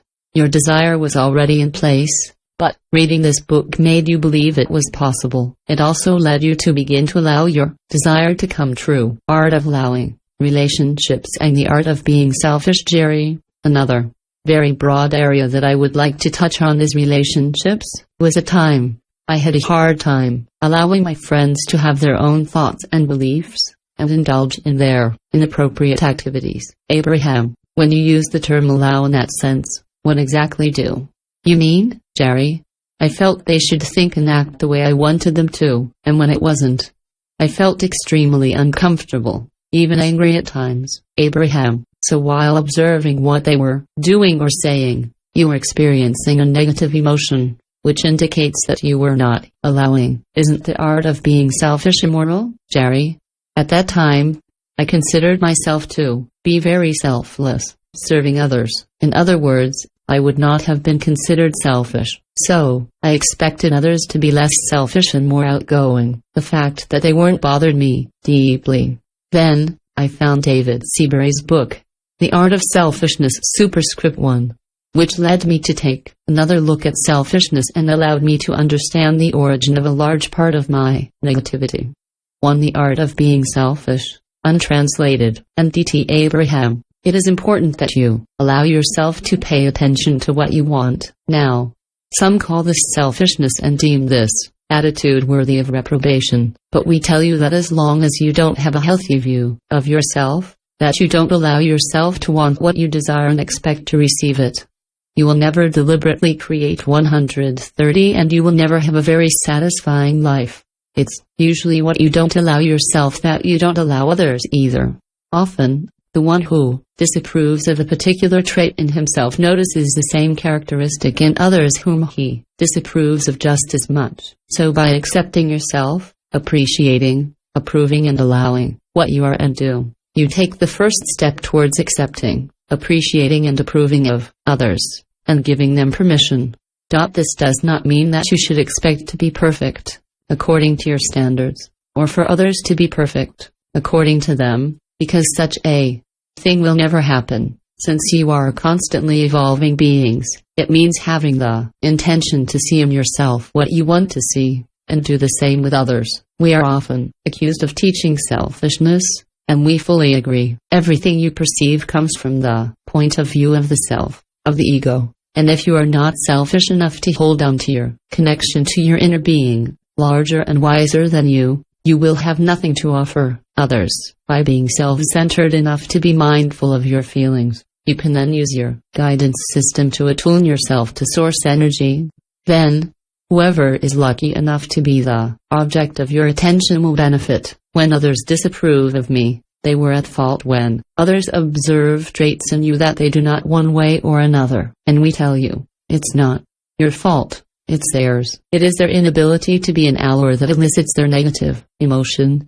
It is not your imperfection. Similarly, when you experience a negative emotion yourself by observing some aspect of others that you dislike, it is not their fault, but yours. So, when you decide to see only what pleases you, you only see that, and all your experiences evoke positive emotions. Since, by the law of attraction, you only attract to you what is in harmony with your wishes. When you understand the power of your emotions, you can then deliberately direct your thoughts, and you will no longer need others to behave differently than they do to make you feel good. 131. What about when someone infringes the rights of others, Jerry? I am now approaching another area that has given me a lot of trouble in the past. The rights of each other, whether property rights, territorial rights, or the right to live in peace. In the past, I was extremely disturbed when the rights of others were violated, whether by violence committed against such a person or by the coercive approval of other people's property. I was also torn by the issue of land rights. Who can be given access to our country and who should be denied? Why is one person accepted and another not? But, since I met you, I've come to the point where I see everything these people do to each other as games that they play, almost like agreements made between them, explicitly or not. Since then, I have managed better not to suffer from it. But can I reach the stage where I no longer feel anything negative when I see someone violating the rights of others? Can I ever just observe what people do to each other and say to myself, you only do to each other what you choose to do to each other, in a certain way? Abraham, yes, it is possible. When you understand that they each attract what they live through their thoughts, you will be enthusiastic rather than feeling sorry for them, because you will understand that they reap emotions whose nature corresponds to the thoughts they have sown. Of course, most people are unaware of how they attract what happens to them. This is why so many of them position themselves as victims. They don't understand that it is their own thoughts that invite these events into their lives. What will help you is to realize that each of their experiences leads them to clarify their desires. There is no shortage of anything. You also mentioned land rights. Our perception of territory is quite different from that of physical beings. Because in your world you continue to perceive limitations, you have the feeling that there is only so much space available, that it will one day be completely occupied, and therefore there is not enough for everyone, because of your belief in limits. Your feeling of lack and not abundance, or your feeling that there is not enough space, money or care for everyone, you deem it necessary to protect yourself. From our point of view, there is no shortage of anything. On the contrary, there is plenty of everything. All things exist in sufficient quantity for all of you. So as you come to understand this, the feeling of limitation and lack will disappear, as will the need to protect yourself and defend territorial rights. It is the law of attraction that draws us to each other. Here, in non-physical reality, the family of Abraham came together because, at the essential level, we are all the same. Our similarity drew us to each other. Therefore, there is no guard at the entrance. There is no one to keep out those who are not in harmony with us, because they are simply not attracted to us, because we pay no attention to them. The same is true in your environment. Even if you don't see them as clearly as we do, the laws work just as perfectly in your world as they do in ours. The reason is that you have many physical explanations for all phenomena, which are partially correct, but still remain incomplete. In other words, when you describe how a glass of water fills by pointing to the tap, we say that the phenomenon is much more complex. So when you tell us that there are aggressors on earth who are determined to take what you have, we tell you that it is impossible for them, unless you invite it into your life, through your thoughts. No aggressor will manifest in your life experience. This is the law, in your physical environment as well as in our non-physical world. When we lose our lives, do we learn from it? Jerry, didn't you say that it's by having experiences in life that you learn lessons? What happens when a person dies in a violent event? Does he learn a lesson? Abraham, we don't really offer lessons to you.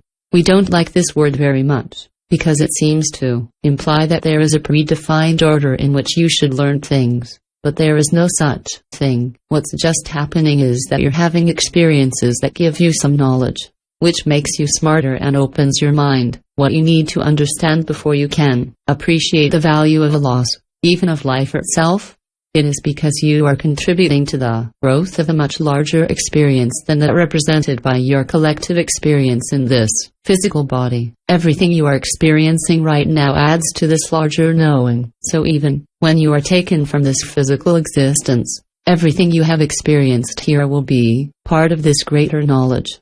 Therefore, indeed, even the loss of life in this physical body has its value, its utility. It is useless. I am the culmination of many lives. Jerry, do I understand you correctly? Are you saying that the experience of the loss of my life would be added to the experience of this larger being? Abraham, exactly. You have already lost your life many times. On the physical level, you have lived thousands of existences. This is why your appetite for life is so great. It would be impossible for us to formulate in words the number of incarnations that you lived, and even less to detail them. You have accumulated so many experiences that to evoke the memory of them could only disturb and embarrass you. This is why, when you are born into this body, you do not keep the memory of what you have already lived, because you do not want all these memories to distract you. You have something much more precious than that. You have an inner being which is the culmination of all the experience. accumulated during these incarnations. Similarly, today you are the culmination of what you have experienced since your birth. It is therefore of little interest to dwell on what you did when you were 3, 10 or 12 years old. Of course, you are now the person you have become, because you have been through all of this. But staring back and regurgitating those experiences won't add much to who you are now. So accept that you are this magnificent and highly evolved being, and by being mindful of your feelings, you will benefit from the emotional guidance system, which will tell you whether or not what you are about to do is appropriate. You are physical beings, and you know yourselves in that physical form, but most of you do not know yourselves from their larger perspective. Your physical self is beautiful and important, no doubt, but it is also an extension of a larger, duller, wiser and certainly older self. And this inner being made the decision to manifest in your present body, because it wanted the experience of this embodiment to add to the knowledge of your greater and more expansive inner self. Why can't I remember my past lives? It was agreed, before your incarnation, that you would keep no memory which could confuse you and bother you, of all that you lived before, but that you would possess a meaning, a guidance, emanating from within, and it was also agreed that this guidance would take the form of emotions, which would manifest through your feelings. Your inner being cannot answer you with a thought, at the very moment you emit one, so he has agreed to arouse in you a feeling, so that you know whether or not what you feel, say or do is appropriate, in view of your intentions deep. Every time you consciously decide what you want, your inner being takes that into account, and the more deliberately you choose what you send out, in the form of an intention, I want, I intend to, I expect, the more your inner being is able to take account of all this in order to offer you a clearer, more specific and more appropriate guidance. There are many physical beings who, because they do not understand that they are creating their own experience, do not deliberately express their intentions. They resign themselves to accepting what happens to them, without understanding that it is they who attract this. But in such conditions, it is difficult to allow, because one believes oneself to be a victim. One has the impression of being vulnerable, of not controlling what happens, of having to protect oneself from what may arise, without understanding that it is oneself who invites or not such and such an event. This is why we say and repeat that it is imperative to understand how you attract what happens to you, before being in a position to allow, both to yourself and to others. And when sexuality becomes violent, Jerry, another area that has challenged me is the relationship between morality and sexual practices. I have now reached a stage where I can allow others to freely choose their sexuality, but I still feel uncomfortable when someone uses force against others, in any area. 135. Can I reach a point, again, where, whatever others do, with or without the use of force, my thoughts are no longer affected? Abraham, regardless of the area we are talking about, it is important to understand that there are no victims. There are only co-creators. All of you, like magnets, attract to you the object of your thoughts. So if someone thinks or talks a lot about rape, there is a good chance that they are a victim, as they say, of such an experience, because, by virtue of the law, you attract to yourself the essence of what you think about. When you think while feeling an emotion, you start a process of creation. Then, when you expect it, your thought becomes your experience. Many people start a creation that will not materialize in their life, because they have only completed half of the equation. They think about such a subject, even feeling an emotion, but then they do not expect it, and therefore do not receive it. The principle applies as much to what you really want as to what you don't want. What do I expect in this area? We have given you the example of the horror film which provokes in you, by the intensity of its images and sound, very clear and very strong thoughts. So you started creating this scenario, thinking about it, most often under the influence of strong emotion. But when you leave the cinema, you say to yourself, it was only a film, such a thing would not happen to me. So, you don't trigger the waiting part of the process. You will notice that, in your company, the greater the offer in an area, the more the public expects it, and analogously, the higher people's expectation, the more likely they are to attract that into their lives. Don't think about what you don't want, and you won't have to experience it. Don't talk about what you don't want, and you won't attract that into your life. When you understand this, even if you happen to observe people having an experience that they do not want, it will no longer fill you with negative emotion, because you will understand that they are not aware of how things happen to them. That said, it is true that no one feels joy in seeing others being raped, robbed, or murdered.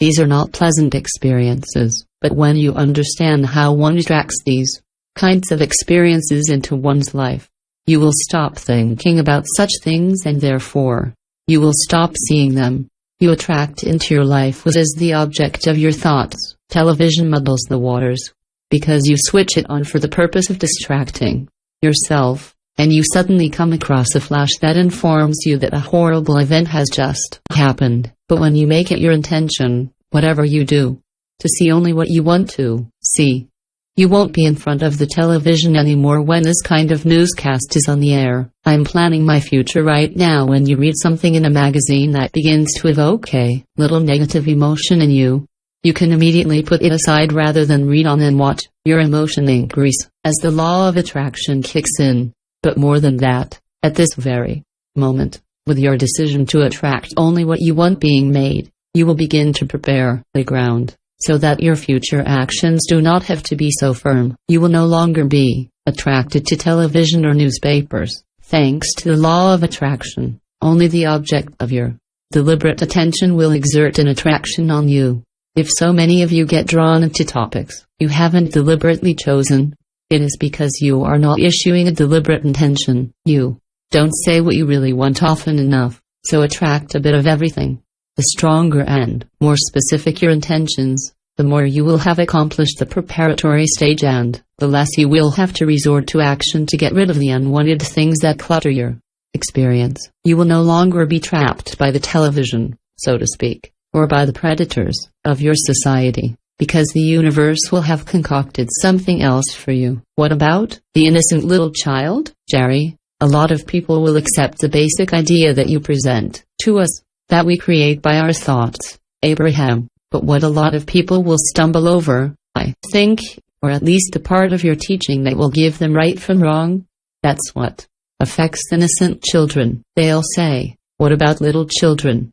How can children have thoughts that will cause them physical deformities and infirmities, illnesses, or even a violent invasion of their bodies? Abraham, it's because babies are around people who have such thoughts, so they pick up the essence of those thoughts. Jerry, sort of like telepathy? Abraham, that's right. Long before a child speaks, you see, he thinks, but you don't know how clearly he thinks, because he hasn't yet learned to communicate verbally with you. He is, therefore, not yet communicating his thoughts.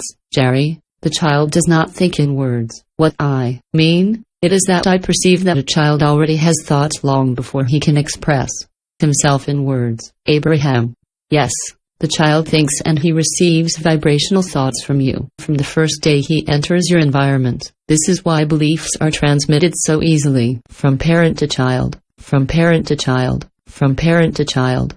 Your child receives your fears and your beliefs in a purely vibrational way, without you even having to put them into words. If you really want to give the best to your child, think only of what you want, and your child will only inherit what its thoughts. Shouldn't others keep the agreements they made with me? Jerry, Abraham, still on the art of allowing. An old saying comes to mind, others have the right to wave their arms as loud as they want. That was allowing for me, as long as they don't interfere with my freedom to wave mine too, and that I don't take a hit on the nose. In other words, I can live my life and let other people be and do and have what they want, but when it interferes with the agreements we have made on a professional level, sometimes I find it difficult not to remind them to stick to these agreements and to assume their responsibilities.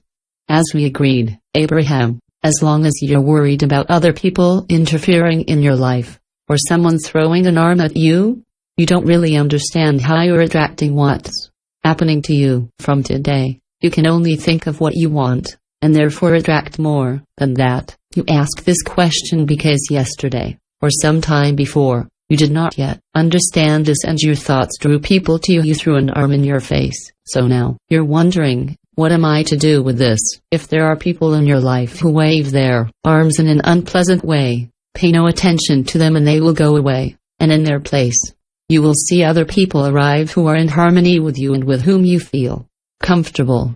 Good, but what usually happens is that as soon as some people start waving their arms around and doing things that you don't like, you give them your full attention. It annoys you more and more, and, by the law of attraction, you attract more and more to you the essence of who they are, to the point of having more and more people like that in your life. Turn your attention away from what you don't like, or back to what you really like, and you will change the direction of your creative force.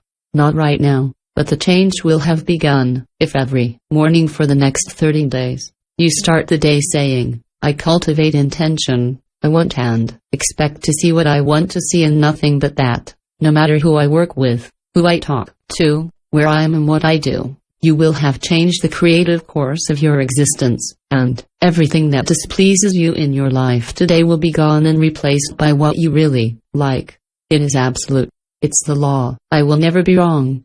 And I will never be done. When we say it was your intentions, while you were still in your non-physical perspective, before you even took this physical body, became an allure and understand the art of allowing.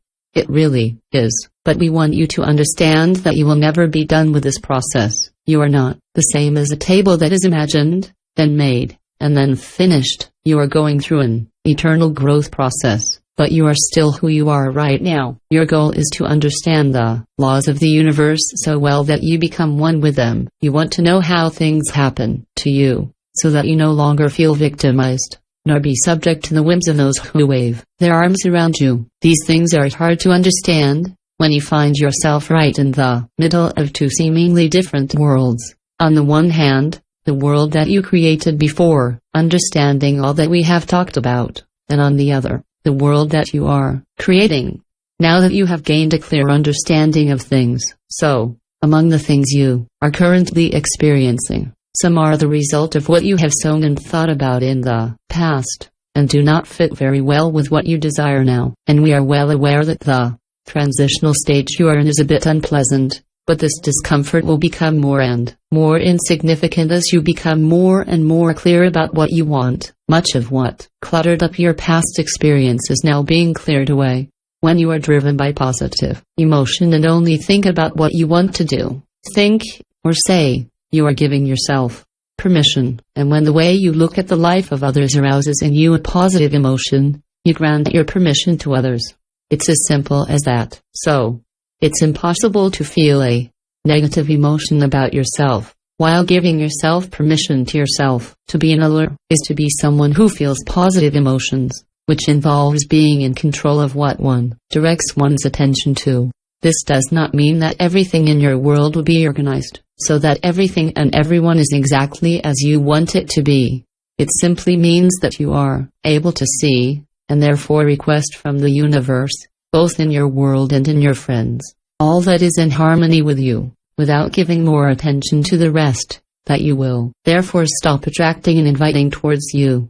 This is allowing, you see, and believe us, dear friends, allowing is the most glorious state of being you will ever attain in a lasting way. For when you are an allure, you will not stop continuing to ascend upwards, because there will be no more negative emotion to throw you off balance and bring you back down. There will be no more swing back. You will progress eternally and gloriously forward and upward. 140 Part 5 Intention by Segment 141 The Magical Process of Intention by Segment Jerry, Abraham. I feel like the blending of the ingredients of the law of attraction, the science of deliberate creation and the art of allowing, to which we are going to add the next one. The intention process by segment dash includes everything needed for the recipe to create what you want. Abraham, as soon as you understand that you are the creator of your experience, you want to identify more clearly what you desire, in order to manifest it in your life, because as long as you don't take the time to identify what you really want, it is impossible to do deliberate creation. You don't want the same thing in every segment of your life. Moreover, Each day, various segments of the day convey different intentions. So, the purpose of this essay on intention by segment is to help you understand the usefulness of taking a break several times a day, in order to identify what you want most in the world, in order to be able to put the emphasis on it and give it more power. In everything you experience today, only a very small part is related to what you thought during the day.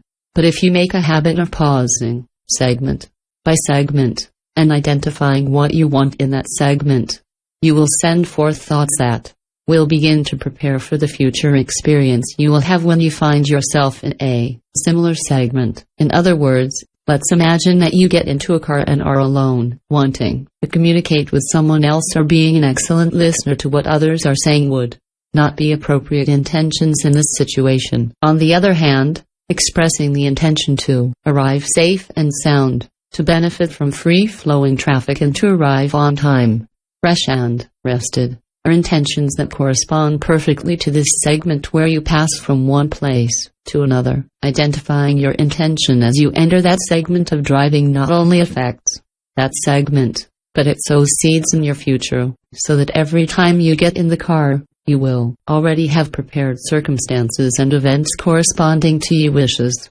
At first it is possible, even after determining what you want, segment by segment, that there remains a certain inertia linked 142 to the thoughts sown in the past. But over time, you'll find that by having narrowed down what you want, segment by segment, you have sketched out a path that's exactly what you want. From then on, you will have practically no action to take. When the time comes to get the things you want, I can determine segment by segment the intentions of my success. Technically speaking, all your creative power resides in the present moment, but you're not only projecting it into the present moment, but also into the future. So the more you are willing to pause and identify what you want in this segment, the more beautiful, wonderful, and brighter your future will be, and every moment of your day will also turn out better and better. The purpose of this essay is therefore to communicate to those who want it a concrete process which allows you to immediately put into practice the fundamental laws of the universe, in order to acquire absolute intentional control over your life experience.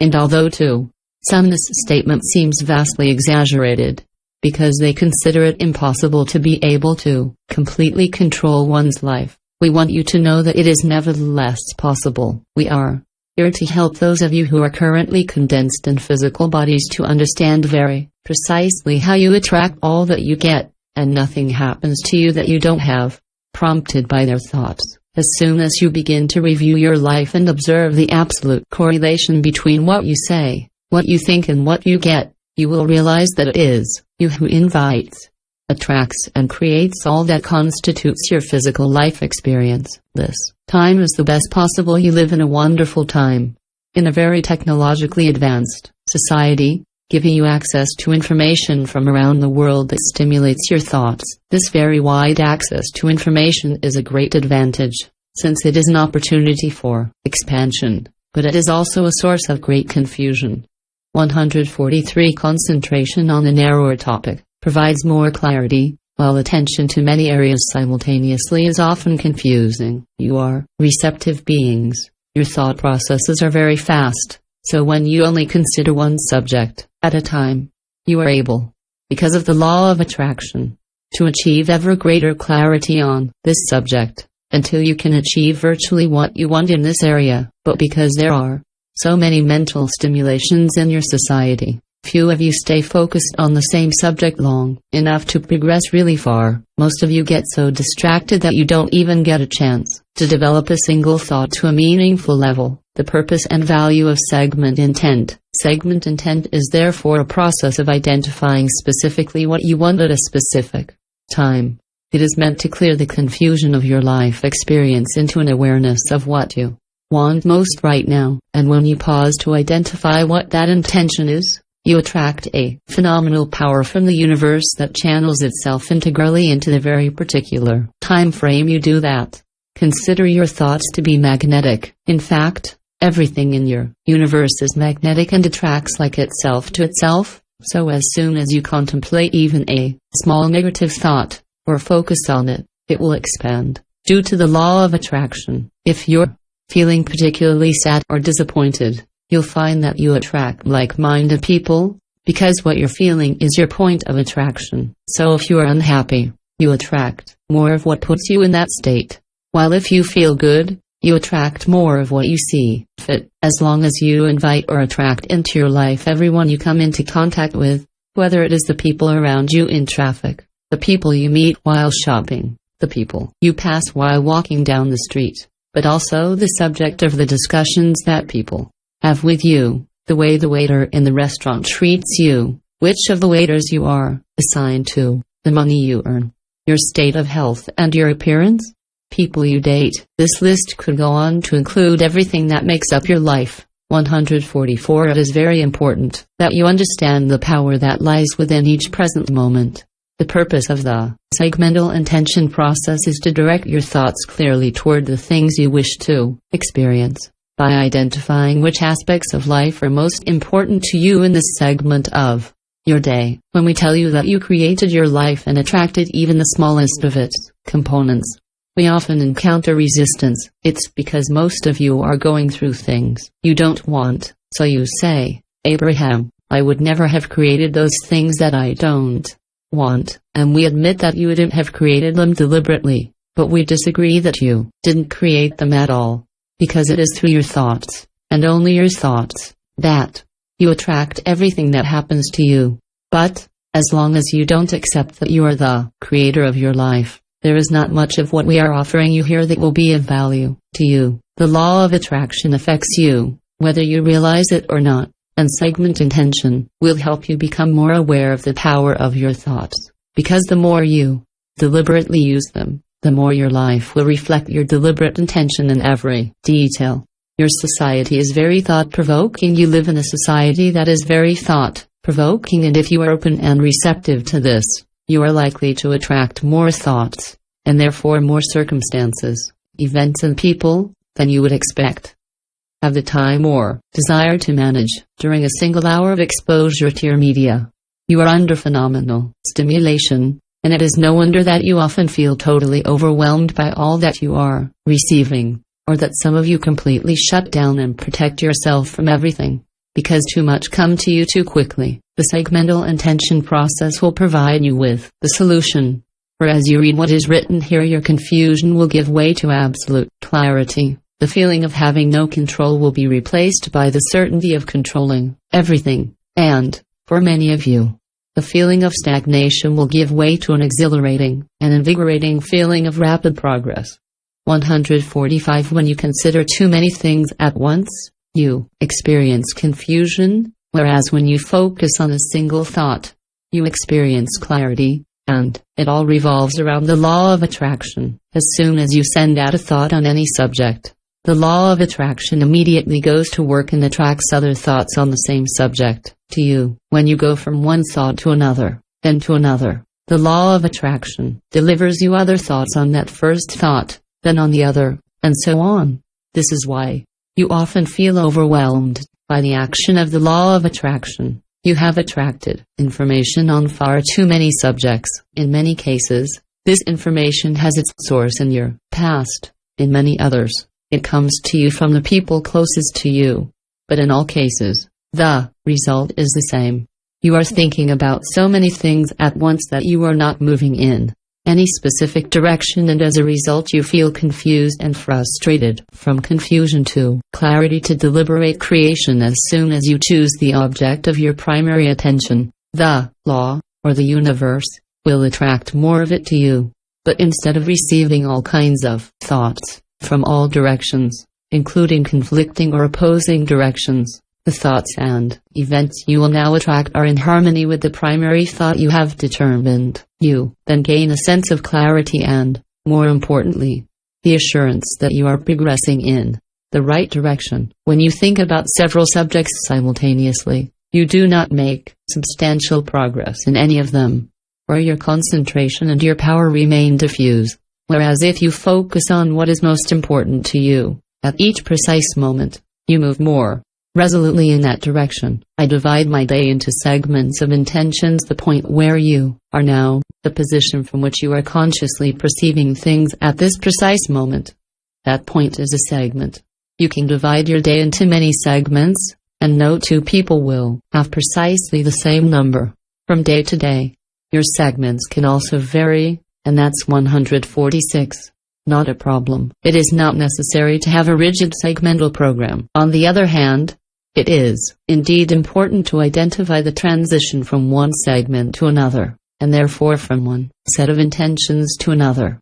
For instance, when you wake up in the morning, you start a new segment. The period when you are still in bed, but already awake, also represents a segment. When you prepare for your next activity is one more segment. When you get in your car, you move onto a new segment, and so on. Each time you are aware that you are moving onto a new segment of your life. If you pause and say out loud, or in your head, what you most want for that segment, you will begin to attract into your existence, through the action of the law of attraction, thoughts, circumstances and events in harmony with your intention, and even, on the part of others, discussions or actions that will be too. The more time you take to observe your entry into a new segment of your life and, going further, to identify the dominant intentions relating to it, the more you will avoid confusion due to the influence of others or to your own unintentional thoughts. I operate and I create on many levels in each of the segments of your life. You operate on many different levels. There is what you do in this segment. The act of doing has a strong creative power. There is what you say in this same segment. Speaking is also a powerful creative act. There is also what you think in this segment. Thought also has a strong creative power. Finally, within each segment, you can take into consideration what is happening in the present, in the past or in the future. When you think about what you want in your future, you begin to attract the very essence of it into your life. But since your present has not been prepared to welcome these things, there is little chance that they will manifest themselves there right now. However, their future realization has already begun, and as you progress towards that future time, those events and circumstances that you have been thinking about follow the same path. 147 What I think about today prepares my future. This is how we prepare things.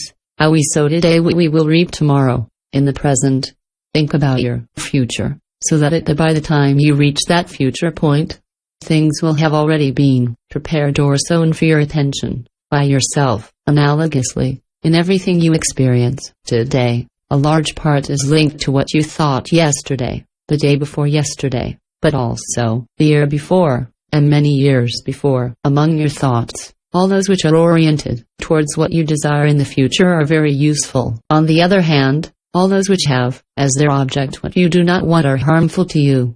For example, when you think of vitality and health, when you wish for these things and expect them in the future, that is what you are sowing for your future. On the other hand, when you worry about decline and illness that may affect you, you also prepare those things for the years to come. Segment. Intention will help you both when you are in the present thinking about the present, and when you are dedicating the current moment to thinking about the future, because, in either case, your creation will be intentional, and this is precisely the purpose of the segment intention process. Whether you intend to do or say something right now, or are planning your future now, it is to your advantage to do it deliberately. When you get into the car, if you voluntarily express the intention to arrive safe and sound at your destination, you will literally attract the circumstances which will allow this.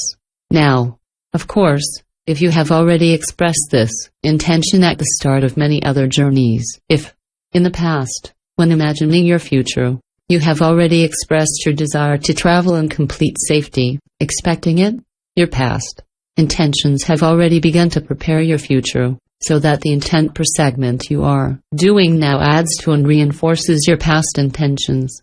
148 I can either prepare my life or live it by default. If you haven't prepared this segment here and you don't seed it with any intention, it means that you are living your life by default. Therefore, the risk of suffering, the consequences of confusion or the intentions of others is very high.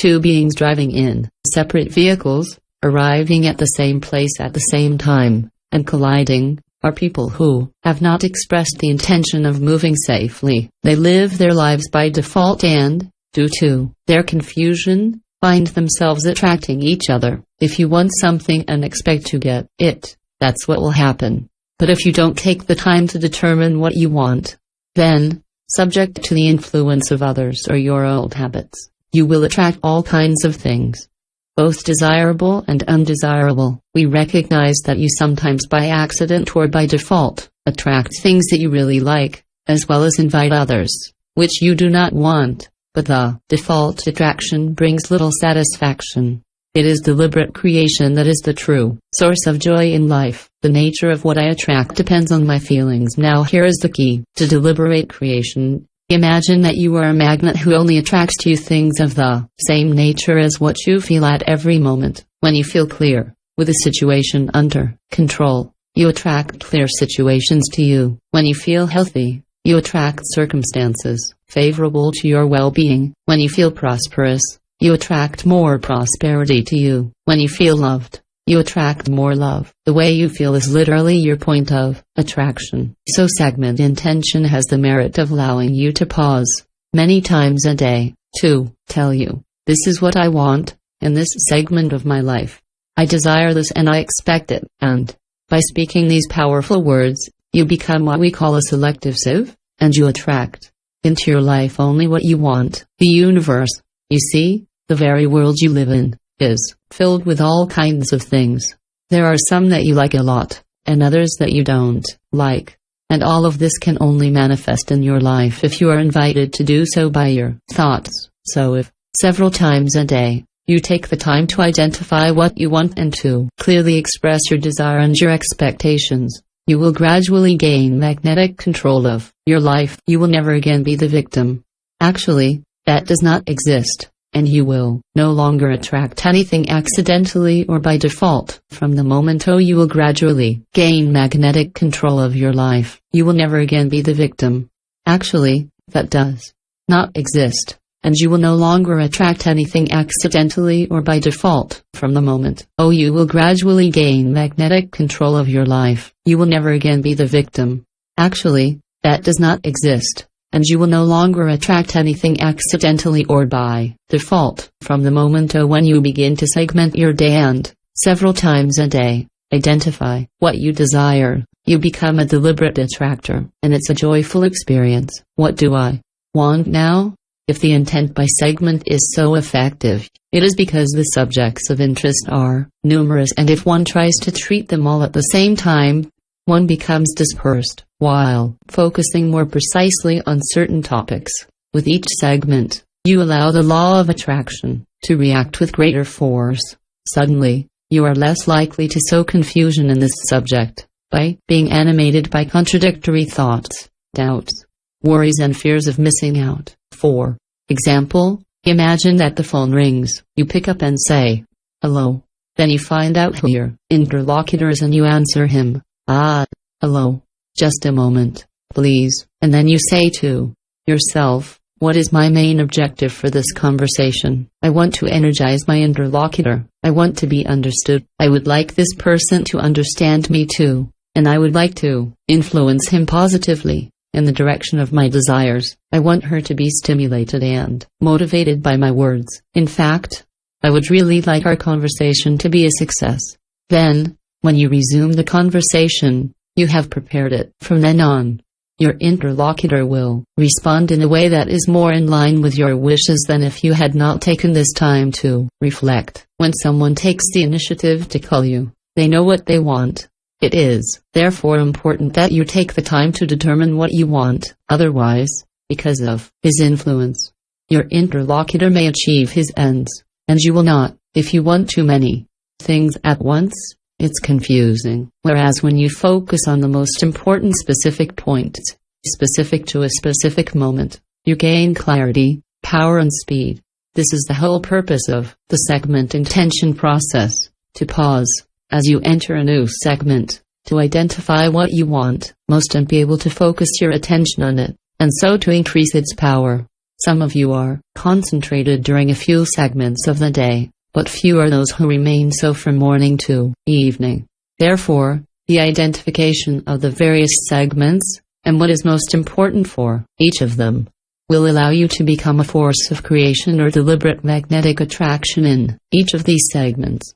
And you'll find that you'll not only be more productive, but also happier. Setting deliberate intentions for yourself and then allowing your desires to come true and expecting them will bring you great satisfaction. You are beings in search of evolution, and the more you go forward, the greater your happiness. Conversely, when you stagnate, you are not very happy. Example of a day divided into intention by segments. Here is an example of a day in which you are not only aware of each segment you are going through, but where you specify the intention of each segment. Imagine that you begin this process at the end of the day, just before falling asleep. Realize that entering sleep represents a new segment of your life. So, when you're in bed, head on the pillow, ready to fall asleep, state your intention for the next period. I want my body to relax completely. I intend to wake up rested, refreshed and eager to start the day. The next day, when you open your eyes, be aware that you are entering a new segment of life and that the time you will still spend in bed before getting up is a segment in itself. Determine the intention. While still lying in my bed, I intend to visualize with clarity the day to come. I intend to increase my enthusiasm and excitement for this day. Then, while still in bed, you feel this exuberance rising within you at the dawn of this new day. When you get out of bed, you start yet another segment of life. It may be the one during which you prepare for your day, and for that segment where you take a shower and you brush your teeth. For example, let your intention be, I become aware of my fabulous body and show my appreciation for the wonderful way it works. I intend to prep and dress up as best I can. 2. Cultivate my appearance. As you prepare your breakfast, let your intention for this other segment be, I choose this wonderful, nutritious food, and I prepare it with care and efficiency. I will relax and savor it with joy, to allow my body to digest it perfectly. I'm choosing what's best for my physical body right now. This food will fill me up and energize me. After setting this intention, you will find that while eating, you will feel more refreshed, full, and invigorated, and you will also appreciate this food more than if you had not expressed this intention. When you get in the car and go to work, let your intention for this segment be to travel safe and sound, to feel happy and healthy the whole way, and to be aware of what other drivers do, intentionally or not, in order to move you safely, smoothly and efficiently. When you get out of the car, you start a new segment, so take a break to imagine your journey on foot to your final destination. Imagine that you feel good, and make the decision to walk efficiently and safely. Also make the intention to breathe deeply, while being attentive to the vitality of your body and the clarity of your thought processes. Then specify the intention of the next segment to which you will soon pass. Picture yourself greeting your colleagues or employees. Picture yourself as someone who energizes others. With a smile for everyone, realize that all the people you meet do not necessarily have a deliberate intentions, but know that through yours, you will be in control of your life and that you will therefore not have to suffer from their confusion, their intentions or of their influence. As this day of segment intention unfolds, you will feel your intentions gaining power and strength, and you will feel gloriously invincible. And the more you visualize yourself in full creative control of your life experience, the more you will feel that there is nothing in the world that you cannot be, do, or have. 152 For intent by segment. Keep a notebook with you obviously. Your segments will not be as we have just described them, and they will vary from day to day. In a few days, you will have acquired a great ease in identifying each new segment and what you most expect from it, until the moment when you can clearly expect good results from the smallest segment of your day. For some of you, it will be more effective and more practical to keep a small notebook with you and to pause when approaching each new segment, in order to clearly identify it and write down the list of intentions that correspond to it in this notebook. Since writing things down gives you a most powerful point of focus, this notebook will certainly prove invaluable as you begin to practice the segment intention process.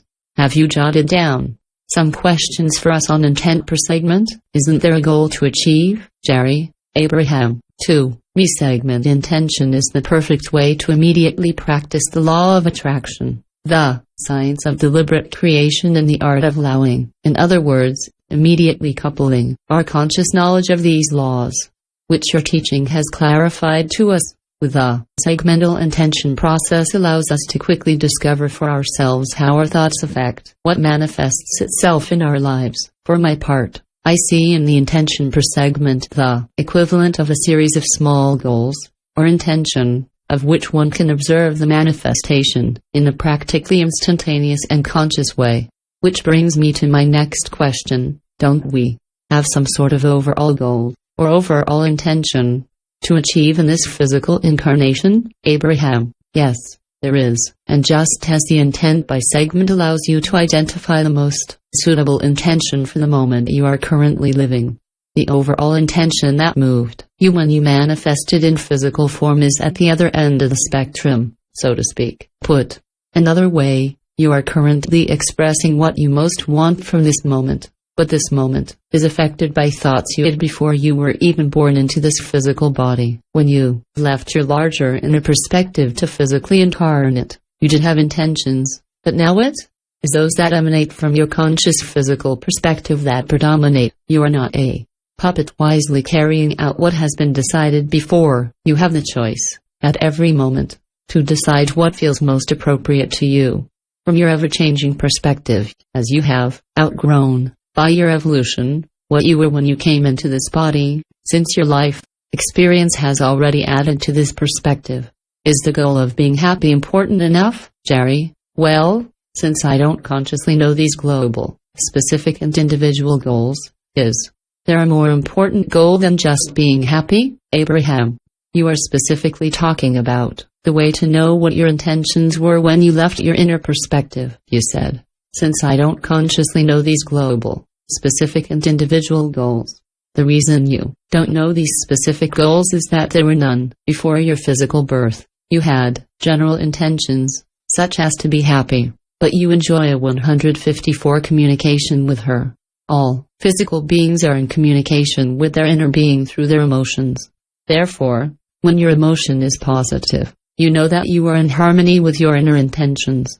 What is the best measure of our success, Jerry, in your opinion? Abraham. From your non-physical perspective, what is the best indication that we are succeeding in what we undertake? Abraham. There are many ways to measure success in your society. Money is one, the trophies you earn are another. But from our point of view, the presence of a positive emotion in you is the surest measure of success. Can segment intention speed up the realization of our desires, Jerry? So, the segment intention process can not only speed up getting what we want, but make our experience more enjoyable, while having more conscious control, hence more chance of success. Isn't that precisely the goal, Abraham? You actually have more conscious control of it, since you consciously determine your intentions.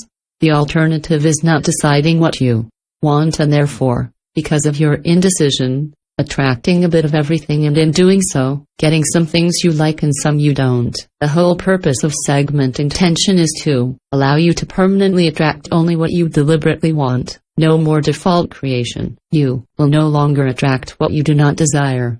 You're right that it can speed up the process, because it is the clarity that you demonstrate that produces this acceleration. Of course, you physically create something when you move a pile of dirt from one place to another, or perform some other task, but until your thoughts stir up emotion in you, you have not yet accessed the power of the universe. When emotion is present, whether positive or negative, you are in touch with this universal power. 155. When you desire something very, very strongly, you very quickly attract it to you. Similarly, when you really, really don't want something, you just as quickly attract it to you. The idea of segment intent is to express what you want in thought, with enough focus on it, in the present moment, so that it awakens an emotion in you. Then your clarity accelerates its manifestation. Meditation, workshop and process of intention per segment. Jerry, let me clarify some points of terminology with you, please. There are 3 different processes. First there is the one you call the atelier, next, intent per segment, and, finally the one you sometimes talk about, borrowing other people's terms, meditation. Can you clarify what are the purposes of these various processes and the differences between them? Abraham. Each of these processes corresponds to a different intention, so your question fits very well with the topic of intent by segment. Because when it comes time to start either of these processes, it's good that you know why you're doing it and what you hope to get out of it. A moment of meditation is, in your words, a segment during which your intention is to calm your conscious thought mechanisms, so as to feel your inner world. It is a time of distraction from the physical, or detachment from the physical world, which allows you to feel what is going on beyond.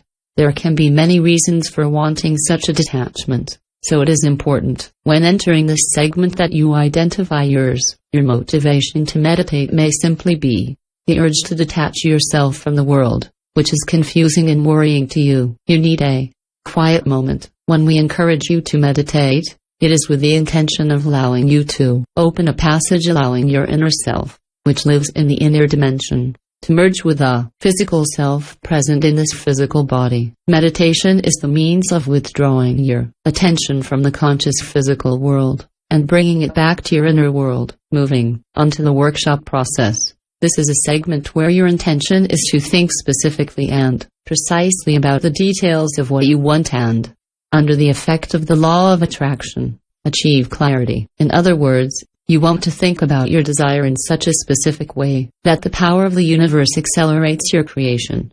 The workshop is a time when you direct your thoughts towards a specific desire, by harmonizing them in the very moment with the desires that your life experience has enabled you to identify in your physical world. You cannot have a physical experience until you have first created it in thought. The workshop is, therefore, the place where you undertake a deliberate reflection on the things you want and where you initiate intentional attraction of them. Finally, the process of intent by segment is simply to become aware of your entering a segment in which your intentions differ from the previous one, then to pause in order to identify what you want now.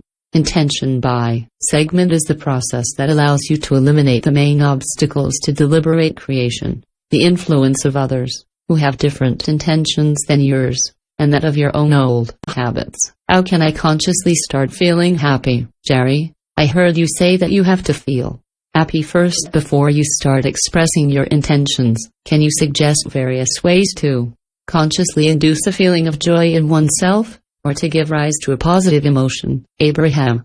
Before we get to that, we want to stress how important it is to be happy. You are like magnets, and your feelings represent your point of attraction. So if you're feeling unhappy, if you're thinking about what you don't want, which may just be the source of your negative feelings, you risk attracting more unwanted things. It is very important to be happy, because it is only in this state that you will attract what you want. Moreover, it is the most natural state in which one can find oneself. If you don't allow yourself to be happy, you are preventing yourself from being who you really are. When you notice that you are happy in the present moment, take the time to identify around you what promotes this state of happiness. In your case, it might be listening to music that matches your current state. For some, it will be stroking their cat, going for a walk, or making love, or even playing with a child. 157. For others, it will be reading a chapter of a book. For still others, it will be to call a friend who makes them feel good. This can be achieved in multiple ways. You have every interest in finding many ways to brighten your spirits, so that you always have at your disposal several approaches to bring about this state of happiness. Take note of what excites you and remember it, so when you need to be energized, inspired, you can use it. But what about when those around me are unhappy? Jerry, you said you can be happy in almost any circumstance, but how can we achieve this when we are in the presence of someone who is undergoing an extremely negative situation? Abraham, you can only be happy by thinking about what you want. So you can be happy under any circumstances if you are clear enough and strong enough to pay attention only to what you want. Jerry, but let's imagine that among the people you feel compelled to hang out with, occasionally, some people do or say things that make you very uncomfortable. but you still wanted to please them. Because you feel guilty when you are not or do not do what they want.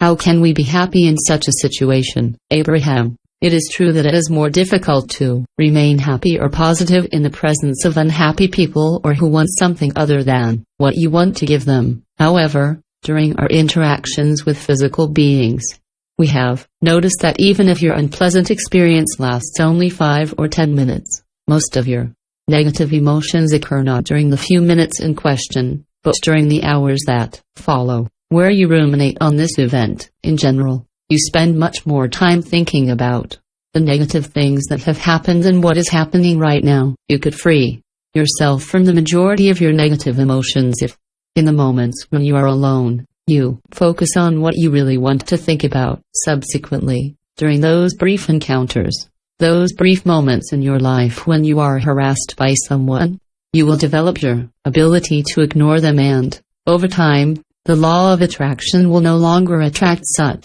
experiences into your life, since these thoughts will no longer be active in you. How can I use intent per segment in case of untimely interruptions, Jerry? Well, let's imagine that people really want to move forward and evolve steadily, but may their intentions be frequently disturbed by untimely interruptions. What kind of segment intent would you suggest in a situation like this, Abraham? First of all, the more you use intent per segment, the less interruptions you will experience like this. You yourself have favored them by not practicing segment intention in the past. If you start your day by imagining that your experiences will follow each other smoothly, without clashes, you eliminate a certain number of these interruptions from the start. As for those that show up anyway, you can manage them segment by segment, simply by saying, from the start of an interruption, this won't last and I won't lose my train of thought, nor will I waste the energy capitalized so far in a good way. I'm going to handle this situation quickly and efficiently, and then I'm going to get back to what I was doing. Does the intent per segment increase the time we have, Jerry? Over the years, I've often said, I would like to multiply myself so that I can experience all the wonderful things that I would like to experience. Is there a way to use segment intention to have more experiences and enjoy more of the things we enjoy? Abraham, the more successfully you practice segment intent, the more you will find that you will have more hours available to you to do what you love. Of the things you desire, many have not manifested because you have not thought about them clearly enough to attract them. So the intent per segment will give you exactly what you are asking for in this question. By being clear in your intentions and ceasing to oppose them with contradictory thoughts, you will allow the laws of the universe to come into play, and you will no longer have to implement such a dose of action to compensate for your inappropriate thoughts. By sending deliberate thoughts, you will harness the power of the universe so that it will take you much less time to accomplish more and more things. Why don't each of us create our life on a purpose? Jerry, since we have the choice to create what we really want, deliberately, or to create our default experience and attract desirable and undesirable things indiscriminately, how come a majority of people choose their life by default, Abraham? Most people create their existence by default because they don't understand the laws. They are not at all aware that they have all these choices. They ended up believing in fate or luck. They say, this is the reality. Things are like that. That's all. They don't realize that they can control their experience through their thoughts. It is as if they were playing a game of which they do not know the rules. They end up getting tired of it because they believe they are unable to control anything. You have everything to gain by consciously paying attention to precisely what you want. Otherwise you will be swept away by the surrounding influences. You are bombarded by mental stimuli. So, if you fail to send the thoughts that matter to you, you risk being stimulated by the thoughts of others, which are not necessarily important to you. If you don't know what you want, it is good to express the following intention: I want to know what I want. In doing so, you begin to attract data, opportunities, a whole range of things to choose from. Then, thanks to all the elements that you will see flowing towards you, you will have a better idea of what you want precisely because of the law of attraction.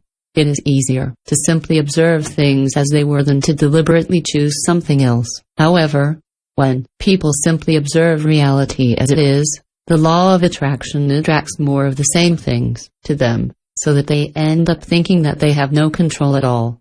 160 Many people have learned that they had no right to choose, that they were not worthy to choose, or that they were unable to know what was right for them. Over time, with a little practice, you'll come to realize that it's easy to tell whether your choice is right or not, based on the emotions you experience. For when your choice agrees with the direction of thought taken by your larger perspective, the joy you feel confirms the correctness of your thoughts. In our life, what is the importance of the will, Jerry?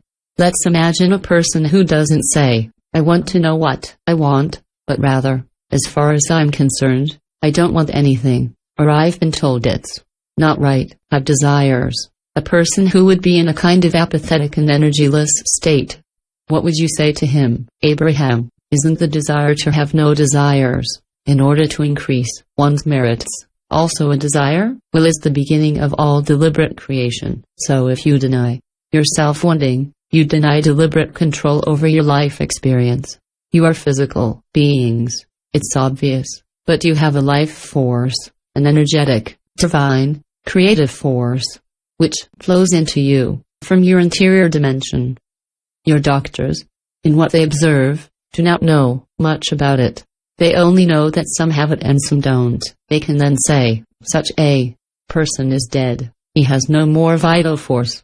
The creative life force flows through you to express itself outwardly in that which is the object of your attention. In other words, it is the process by which your thoughts attract to you the desires that you are thinking about. The more you think about what you desire, the more the law of attraction works, to the point that you feel your thoughts gaining strength. When you don't think about what you want, or when you think about it, but then immediately think about how much you miss that thing right now, you prevent that idea from growing in intensity. The listless and energyless state you describe is caused by the constant weakening of the force of your thoughts, the result of your contradictory declarations. 161 Why are most people satisfied with so little, Jerry? Abraham, we live in a country where almost everyone can feed themselves, shelter themselves and clothe themselves. Almost everyone makes it out, one way or another. However, I meet people who tell me, I have enough to get by. But, I don't know why, I can't intensify my desires enough until I attract something wonderful or special in my life.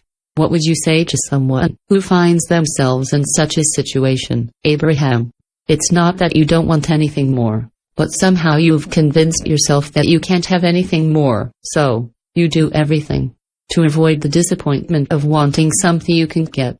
But if you don't get it, it's not because you don't want it, but because you focus on missing it, and so, because of the law of attraction, you attract what you think about. That is, this lack. Whenever you want something and then say, "But I wanted it and didn't get it," your attention becomes fixed on the absence of what you desire, and, due to the law of attraction, you reinforce this lack. Each time you think of what you want, you feel dilated, excited, overflowing with positive emotions. But as soon as you think of what you lack, you experience a negative emotion, disappointment. It's your emotional guidance system telling you what you're thinking right now is not what you want.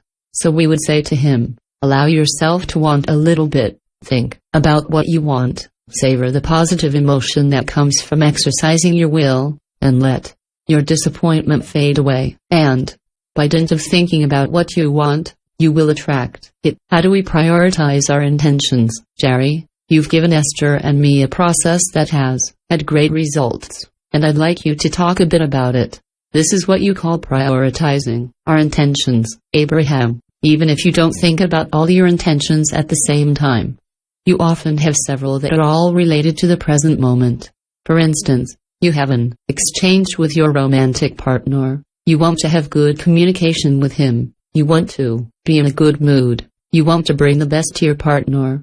And you perhaps want to encourage him to want the same thing. In other words, you want harmony. It is important that you identify which of these intentions you most want to achieve, because by prioritizing You focus your attention on what matters most to you, and, in doing so, you increase the power of it. Imagine that you started your day without clearly identifying the segments. You deal with things in no particular order, as most people do, moving from one situation to another, subject to the impulses and desires of others, and to your old habits. The telephone rings. The children ask you this or that. Your spouse asks you questions, and you are no longer too sure of anything, but you nevertheless continue to live somehow this day, which, for many people, would be completely normal. Then, you find yourself in the middle of a conversation, without having taken the time to identify what you expected. Let's imagine, for example, that you find yourself in conflict with your children, your spouse, or whoever, whatever. You perceive alarm signals emanating from your inner being. A negative emotion rises in you, for several reasons. You are a bit angry with yourself for having gotten yourself into such a mess, or lack of having clearly determined your intentions, but above all, you are angry because you disagree with the intentions of others, with what they say or what they want. If you pull yourself together in the middle of this segment and ask yourself, what do I want most right now, in this situation? You will probably realize that what matters most to you is a feeling of harmony, getting along well with your children, your spouse, or anyone else, which means that for you, the harmony of your relationships is much more important than the issue of conflict. And, as soon as you recognize that harmony is what you most desire in the world, everything is clear. Your negative emotion disappears, and then you say something like, wait, let's put things straight. I don't want to argue, because you are very dear to me. I hope that harmony reigns between us. I want us to be happy together. And by saying that, you disarm your interlocutor. You remind him that this is also his predominant intention.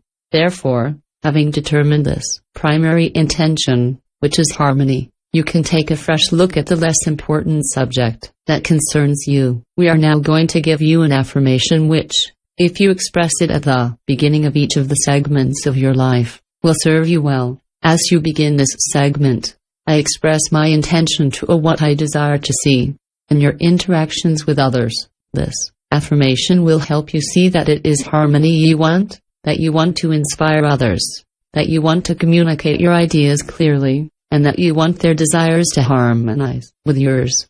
This declaration will do you a great service. How far should I detail my intentions, Jerry? In our desire to move forward, how far should we detail our intentions, in terms of the means to be implemented and the expected results? Abraham, you can be as detailed as you want, as long as your thoughts are accompanied by positive emotions. If going into too much detail arouses negative emotions, that is not good. When your intentions remain vague, your thought is not specific enough and therefore not powerful enough to call upon the power of the universe. Conversely, when they are too detailed, even before you have gathered enough data to support your beliefs, you are likely to experience doubts and negative emotions. So, be specific enough so that your intentions trigger positive emotions, while avoiding being too specific, to the point of being inhabited by negative emotions. Should I regularly repeat my intentions per segment, Jerry? Abraham, let's talk a bit more about intent per segment, since it would be rather tedious to pay attention to every aspect of every moment of the day. Isn't it possible to express an intention to be safe as soon as you get up in the morning, and not to have no need to repeat it all day? Abraham, there is no need to repeat your intentions over and over again, although it is always helpful to reaffirm what matters most to you. From the moment you have expressed your intention to be safe and you begin to feel that it is, you have reached the point where you are permanently attracting it.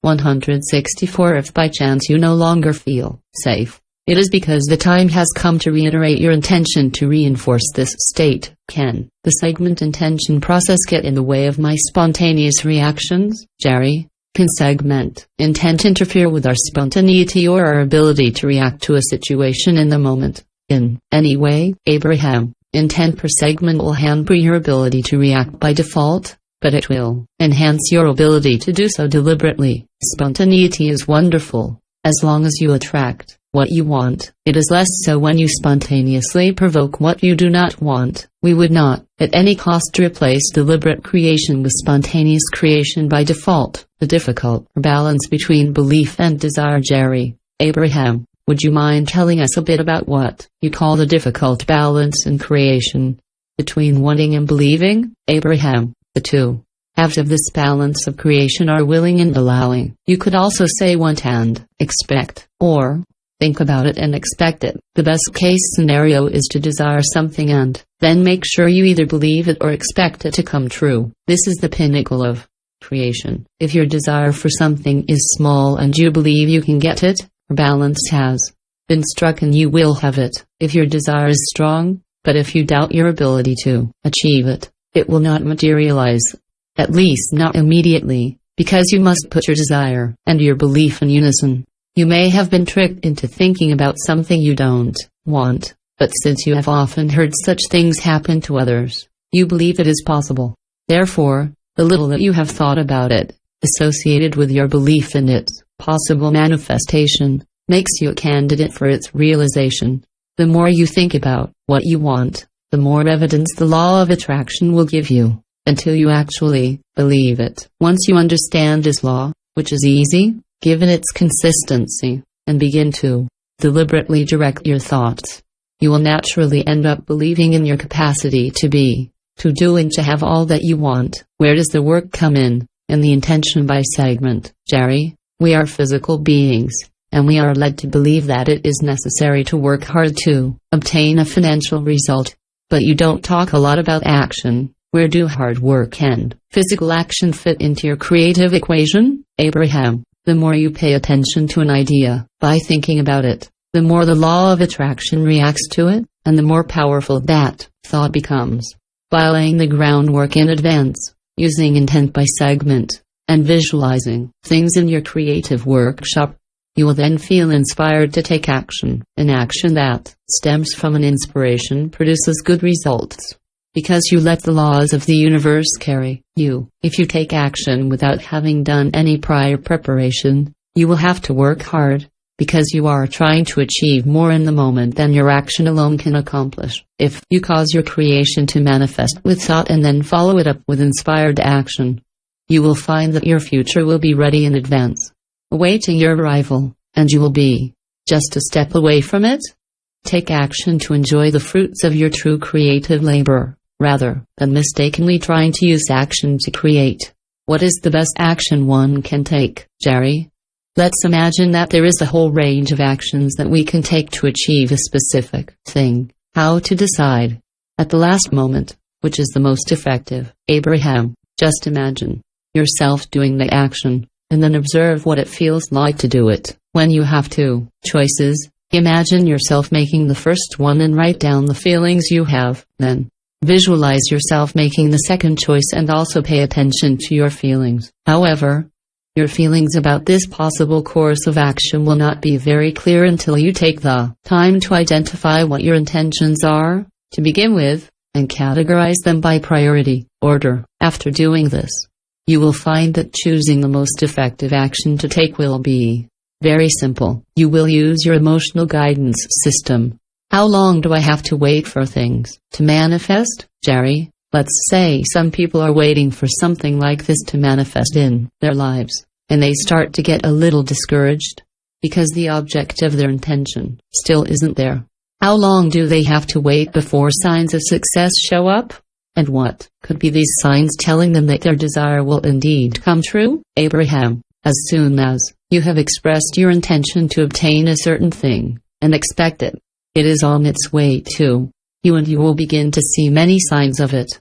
You will discover people who have done something similar, which will stimulate you. You will observe the various aspects of it in many different directions. You will find that you think about it a lot and that you are enthusiastic about it, and you will be crossed by positive emotions at the thought of what you desire. These are some of the signs that will tell you that things are about to happen. When you realize that most of your creative effort is defining what you want and then aligning your thoughts with that desire, you also realize that most of the creative process takes place at a vibrational level, so your creation can be almost complete. almost 99%, before you even have physical proof of it. If you remember that the positive emotion you feel in anticipation of your creation is also proof that it is in progress, you will manage to progress quickly and steadily towards the manifestation of your desires. 167. Can I use segment intent for co-creation? Jerry, Abraham. Tell me, how is it possible to use segment intent to accomplish a goal in collaboration with another person? Abraham. The better you have implemented your own process of intention per segment, the more powerful the thoughts that concern your desires will be, and the more your power of influence will also be. So in your interactions with others, it will be easier for others to grasp the spirit of your idea. It is also extremely useful to use intent by segment to go and stimulate the best in others. If you expect them to be uncooperative and unfocused, that is what you will attract. While if you imagine your collaborators brilliant and very helpful, these are the sides that you will evoke in them. If, before you go to a physical meeting, you have taken some time to give strength to your thoughts, your co-creation will be much more satisfying, both for you and for others. How can I communicate my intentions more effectively? Jerry, I remember that it often happened in the past to go to a meeting which seemed to me very important, to find myself discussing with my interlocutor then, once the exchange was over, to say to myself, damn it, I should have told him this. And I could have told him that. And I would have liked to tell him such and such, but I didn't. And suddenly, instead of feeling good, once the conversation was over, I felt raw. How to avoid this, Abraham? By thinking about the goal you are pursuing before you start this conversation, you trigger a force that will help you communicate your intentions more effectively.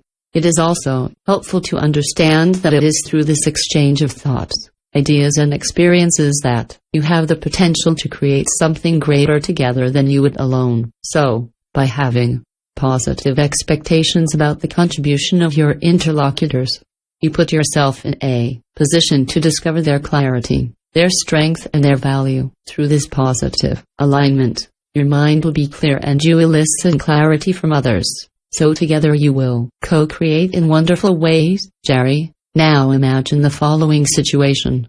Such a person does not wish to annoy others, or hurt them, or make them angry, but the subject of their exchange may turn out to be controversial, yet she sees the possibility of achieving mutually beneficial goals, but these people have conflicting desires. How to ensure that this situation works out for the best? Avoiding any conflict, Abraham, by setting the intention, as she begins this segment of her day, to focus only on the things that she actually has in common with these people, to focus on their points of agreement, to pay very little attention to points of disagreement, to remain focused on their shared interests. This is the resolution that must be taken in all your relationships. The problem, in most relationships, it's that people fixate on the one little thing they don't like about the other person, and then devote their full attention to it.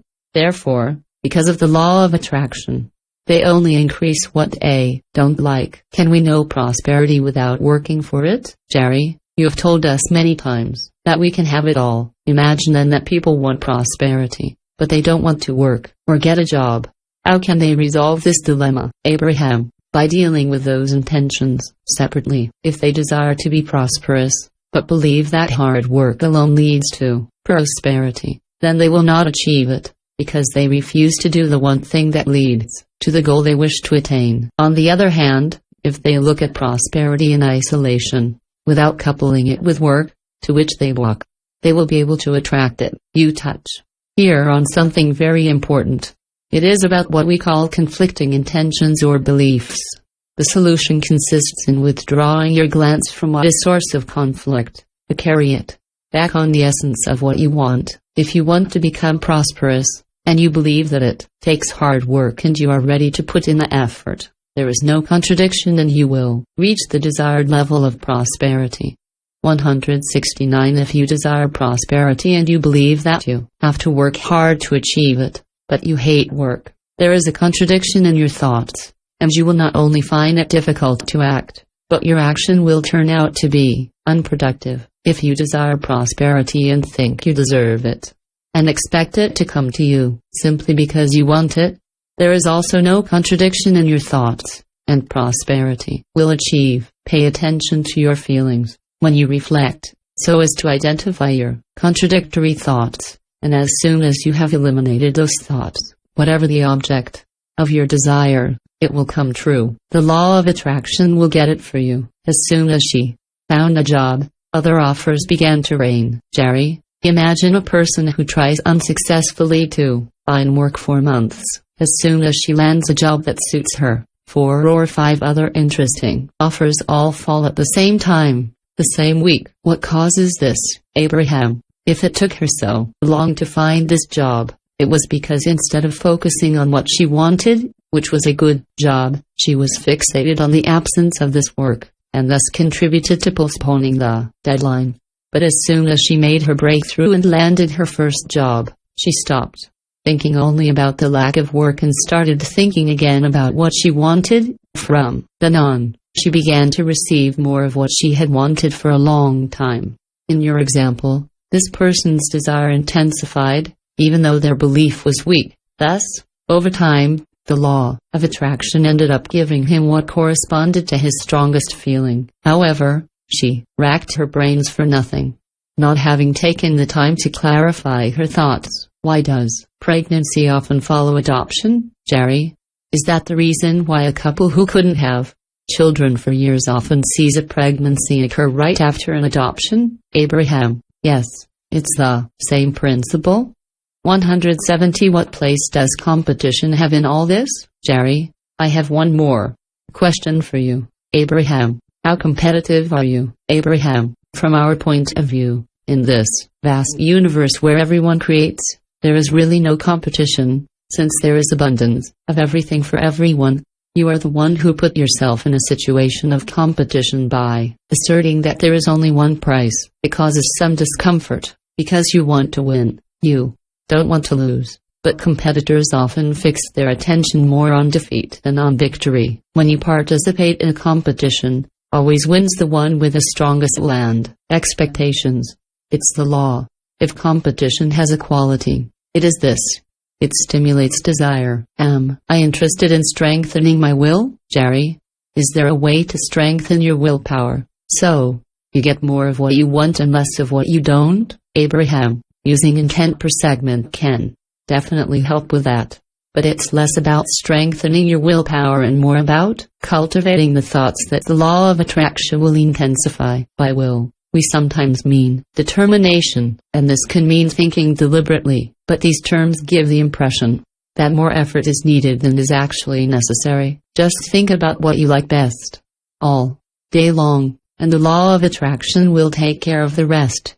Why do most beings stop evolving, Jerry? I feel like in our society when people reach the age of 25 to 30 they have reached the limits of their evolution and development. They have the home they will have, the lifestyle they will carry on, the jobs they will keep, the beliefs and convictions they will hold, and the range of experiences most will have. In your opinion, what is the cause, Abraham? It's not so much that they've had all the experiences they're going to have. It's that they don't attract new experiences anymore. 171. With every new experience comes excitement and desire, but many no longer express deliberate desire. They have more or less resigned themselves to what is. When we pay attention to what is, we simply attract more of what is. Conversely, focusing on what you want causes change, hence a certain complacency, simply because the laws are not understood. Most people stop striving for expansion because they have not understood the laws of the universe, and, having unintentionally sent contradictory thoughts, they have not gotten what they wanted. When what you think you can achieve conflicts with what you want to achieve, even hard work won't yield good results. Eventually, you get bored. Developing a conscious knowledge of the laws of the universe, then gradually directing your thoughts in the direction of what you prefer, will produce positive results in the shortest possible time, Jerry. So let's imagine a person has reached a point in their life where they begin what I call a downward or downward spiral. How can she use segment intent to reverse the direction of this spiral, Abraham? It is your present that is powerful. Besides, All your power is here, now, so if you focus on where you are right now, and pause to think about what you want most from this segment alone, you will see it clearly. It is impossible for you, in the immediate future, to sort everything you want in all areas, but you can define what you prefer right now, right here, and as you do this, segment by segment, you will achieve new clarity and your downward spiral will be reversed. How to avoid the influence of old beliefs and habits, Jerry, Abraham. It seems like most people have a hard time letting go of old beliefs, ideas, and habits. Would you be willing to give us an affirmation that would help us avoid being influenced by these past experiences and beliefs? 172. Abraham, I am powerful in the moment. That said, we don't encourage people to discard their old ideas, because by wanting to get rid of them, they think about them even more. What's more, some of your old ideas are worth keeping. Just be more aware of where your thoughts are going and make the decision to feel good today, wherever I go and whatever I do. My primary intention will be to see only what I want to see. Nothing is more important than feeling good, Jerry. When people witness the negative news in the media, or they listen to the problems that their friends tell them, how can they make sure that this negativity doesn't bother them? Abraham, by having in every segment of their life the intention to see only what they want to see, so even in the most negative news, they may be able to discern something they actually want. Is it sometimes possible to express what we do not want? Jerry, is it ever possible to express what you don't want? Abraham, articulating what you don't want can, in some cases, help you see more precisely what you really want, but it's good not to dwell on that and quickly get back to what you actually want. Is identifying the source of our negative emotions of any use, Jerry? Abraham, do you think it's helpful to identify the specific thought that caused a negative emotion in us? Abraham, it can be useful for the following reason. The most important thing, when you catch yourself having a negative thought, is to stop thinking about it, one way or another. But, if a powerful belief resides within you, you may find that this negative thought keeps coming back. Since then, you are continually forced to redirect the course of your thoughts to something else. In this case, it is better to identify the thought that troubles you and modify it by considering it from another perspective. 173. In other words, ground your conflicting belief in a less conflicting one. That way, it will stop coming back to haunt you. What about when others feel that my desires are unrealistic? Jerry, let's say someone knows about what we want to do, and this project is pretty out of the ordinary, and they tell us it's not realistic. How to avoid being influenced by this? Abraham, the best way to avoid the influence of others is, before you come into contact with them, to think about what matters to you.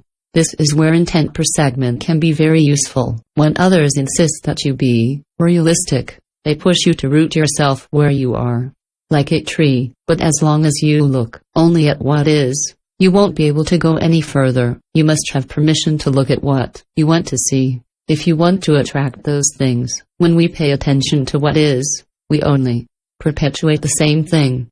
How is it possible to have it all in 60 days, Jerry? Basically, you're saying that within 60 days we can make everything fall into place in our lives exactly the way we want. How do you suggest we go about it? Abraham, first of all, you must recognize that everything you are experiencing now is the result of the thoughts you have had in the past. These literally invited, or set up, the situation you are currently experiencing. So, if today you begin to express in thought what you want your future to be, and to see yourself as you would like to be, you begin to materialize those events, which are at your convenience, and, as soon as you think about your future, whether it's your future in 10 years, in 5 years or in 60 days, you are literally sowing the seeds that you will see grow.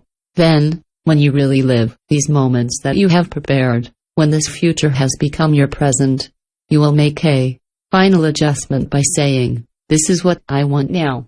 Thereby, everything you have expressed about your future, up to the present moment when you decide on the actions to be implemented, will make it possible for you to live exactly what you want to live today. It is therefore a fairly simple process. consisting of recognizing the presence of many segments on a day-to-day basis, and each time you start a new one, you take the time to stop and identify what matters most to you, so that the law of attraction allows you to attract just that. The more you think about something, the clearer your thoughts become, and the clearer you are, the more you are invaded by positive emotions, and the more your power of attraction increases. Segment intention is therefore truly the key to deliberate creation. We had a lot of fun talking with you about this most important subject. There is a lot of love here for you.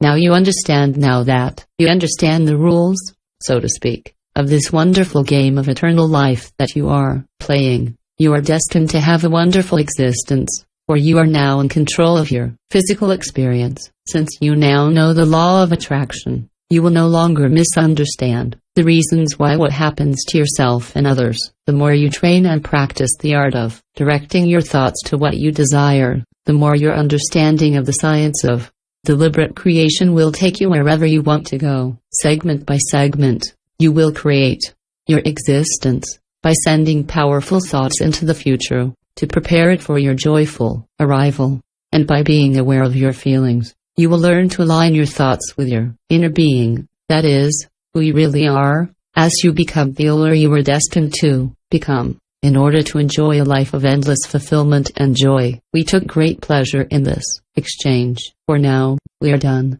Abraham 175. About the authors enthused by the clarity and practicality of the transcriptions of Abraham's teaching, Esther and Jerry Hicks began sharing their incredible experience with a few close professional partners in 1986, seeing the concrete results which they and their friends obtained after asking questions relating to finances, health and human relations, and put Abraham's answers into practice. Esther and Jerry made the decision to make this teaching available to an ever-widening circle of people in search of a better life. Since 1989, from the conference center in San Antonio, Texas, which serves as their base, they visit each year nearly 50 cities where they give workshops on the art of enabling for the attention of leaders who wish to participate to this current of progressive thought. Despite worldwide interest in this wellness philosophy from leading thinkers and trainers who have incorporated many of Abraham's ideas into their books, scripts and lectures, the spread of this teaching mainly by word of mouth, as people discover the value of this practical spirituality, applying it in their own lives. Abraham, a group of visibly evolved, non-physical teachers, present their point of view through Esther Hicks by addressing our level of understanding through a series of brilliant, loving, yet easy to grasp essays. They help us connect with our inner being and unleash the full power of ourself. Total. To date, the Hicks have released over 700 books, audio cassettes, CDs, videos and DVDs. Website www.abrahamhicks.com. 176. Table of Contents. Translators Note. Foreword by Neil Donald Walsk. Foreword by Jerry Hicks. Part 1.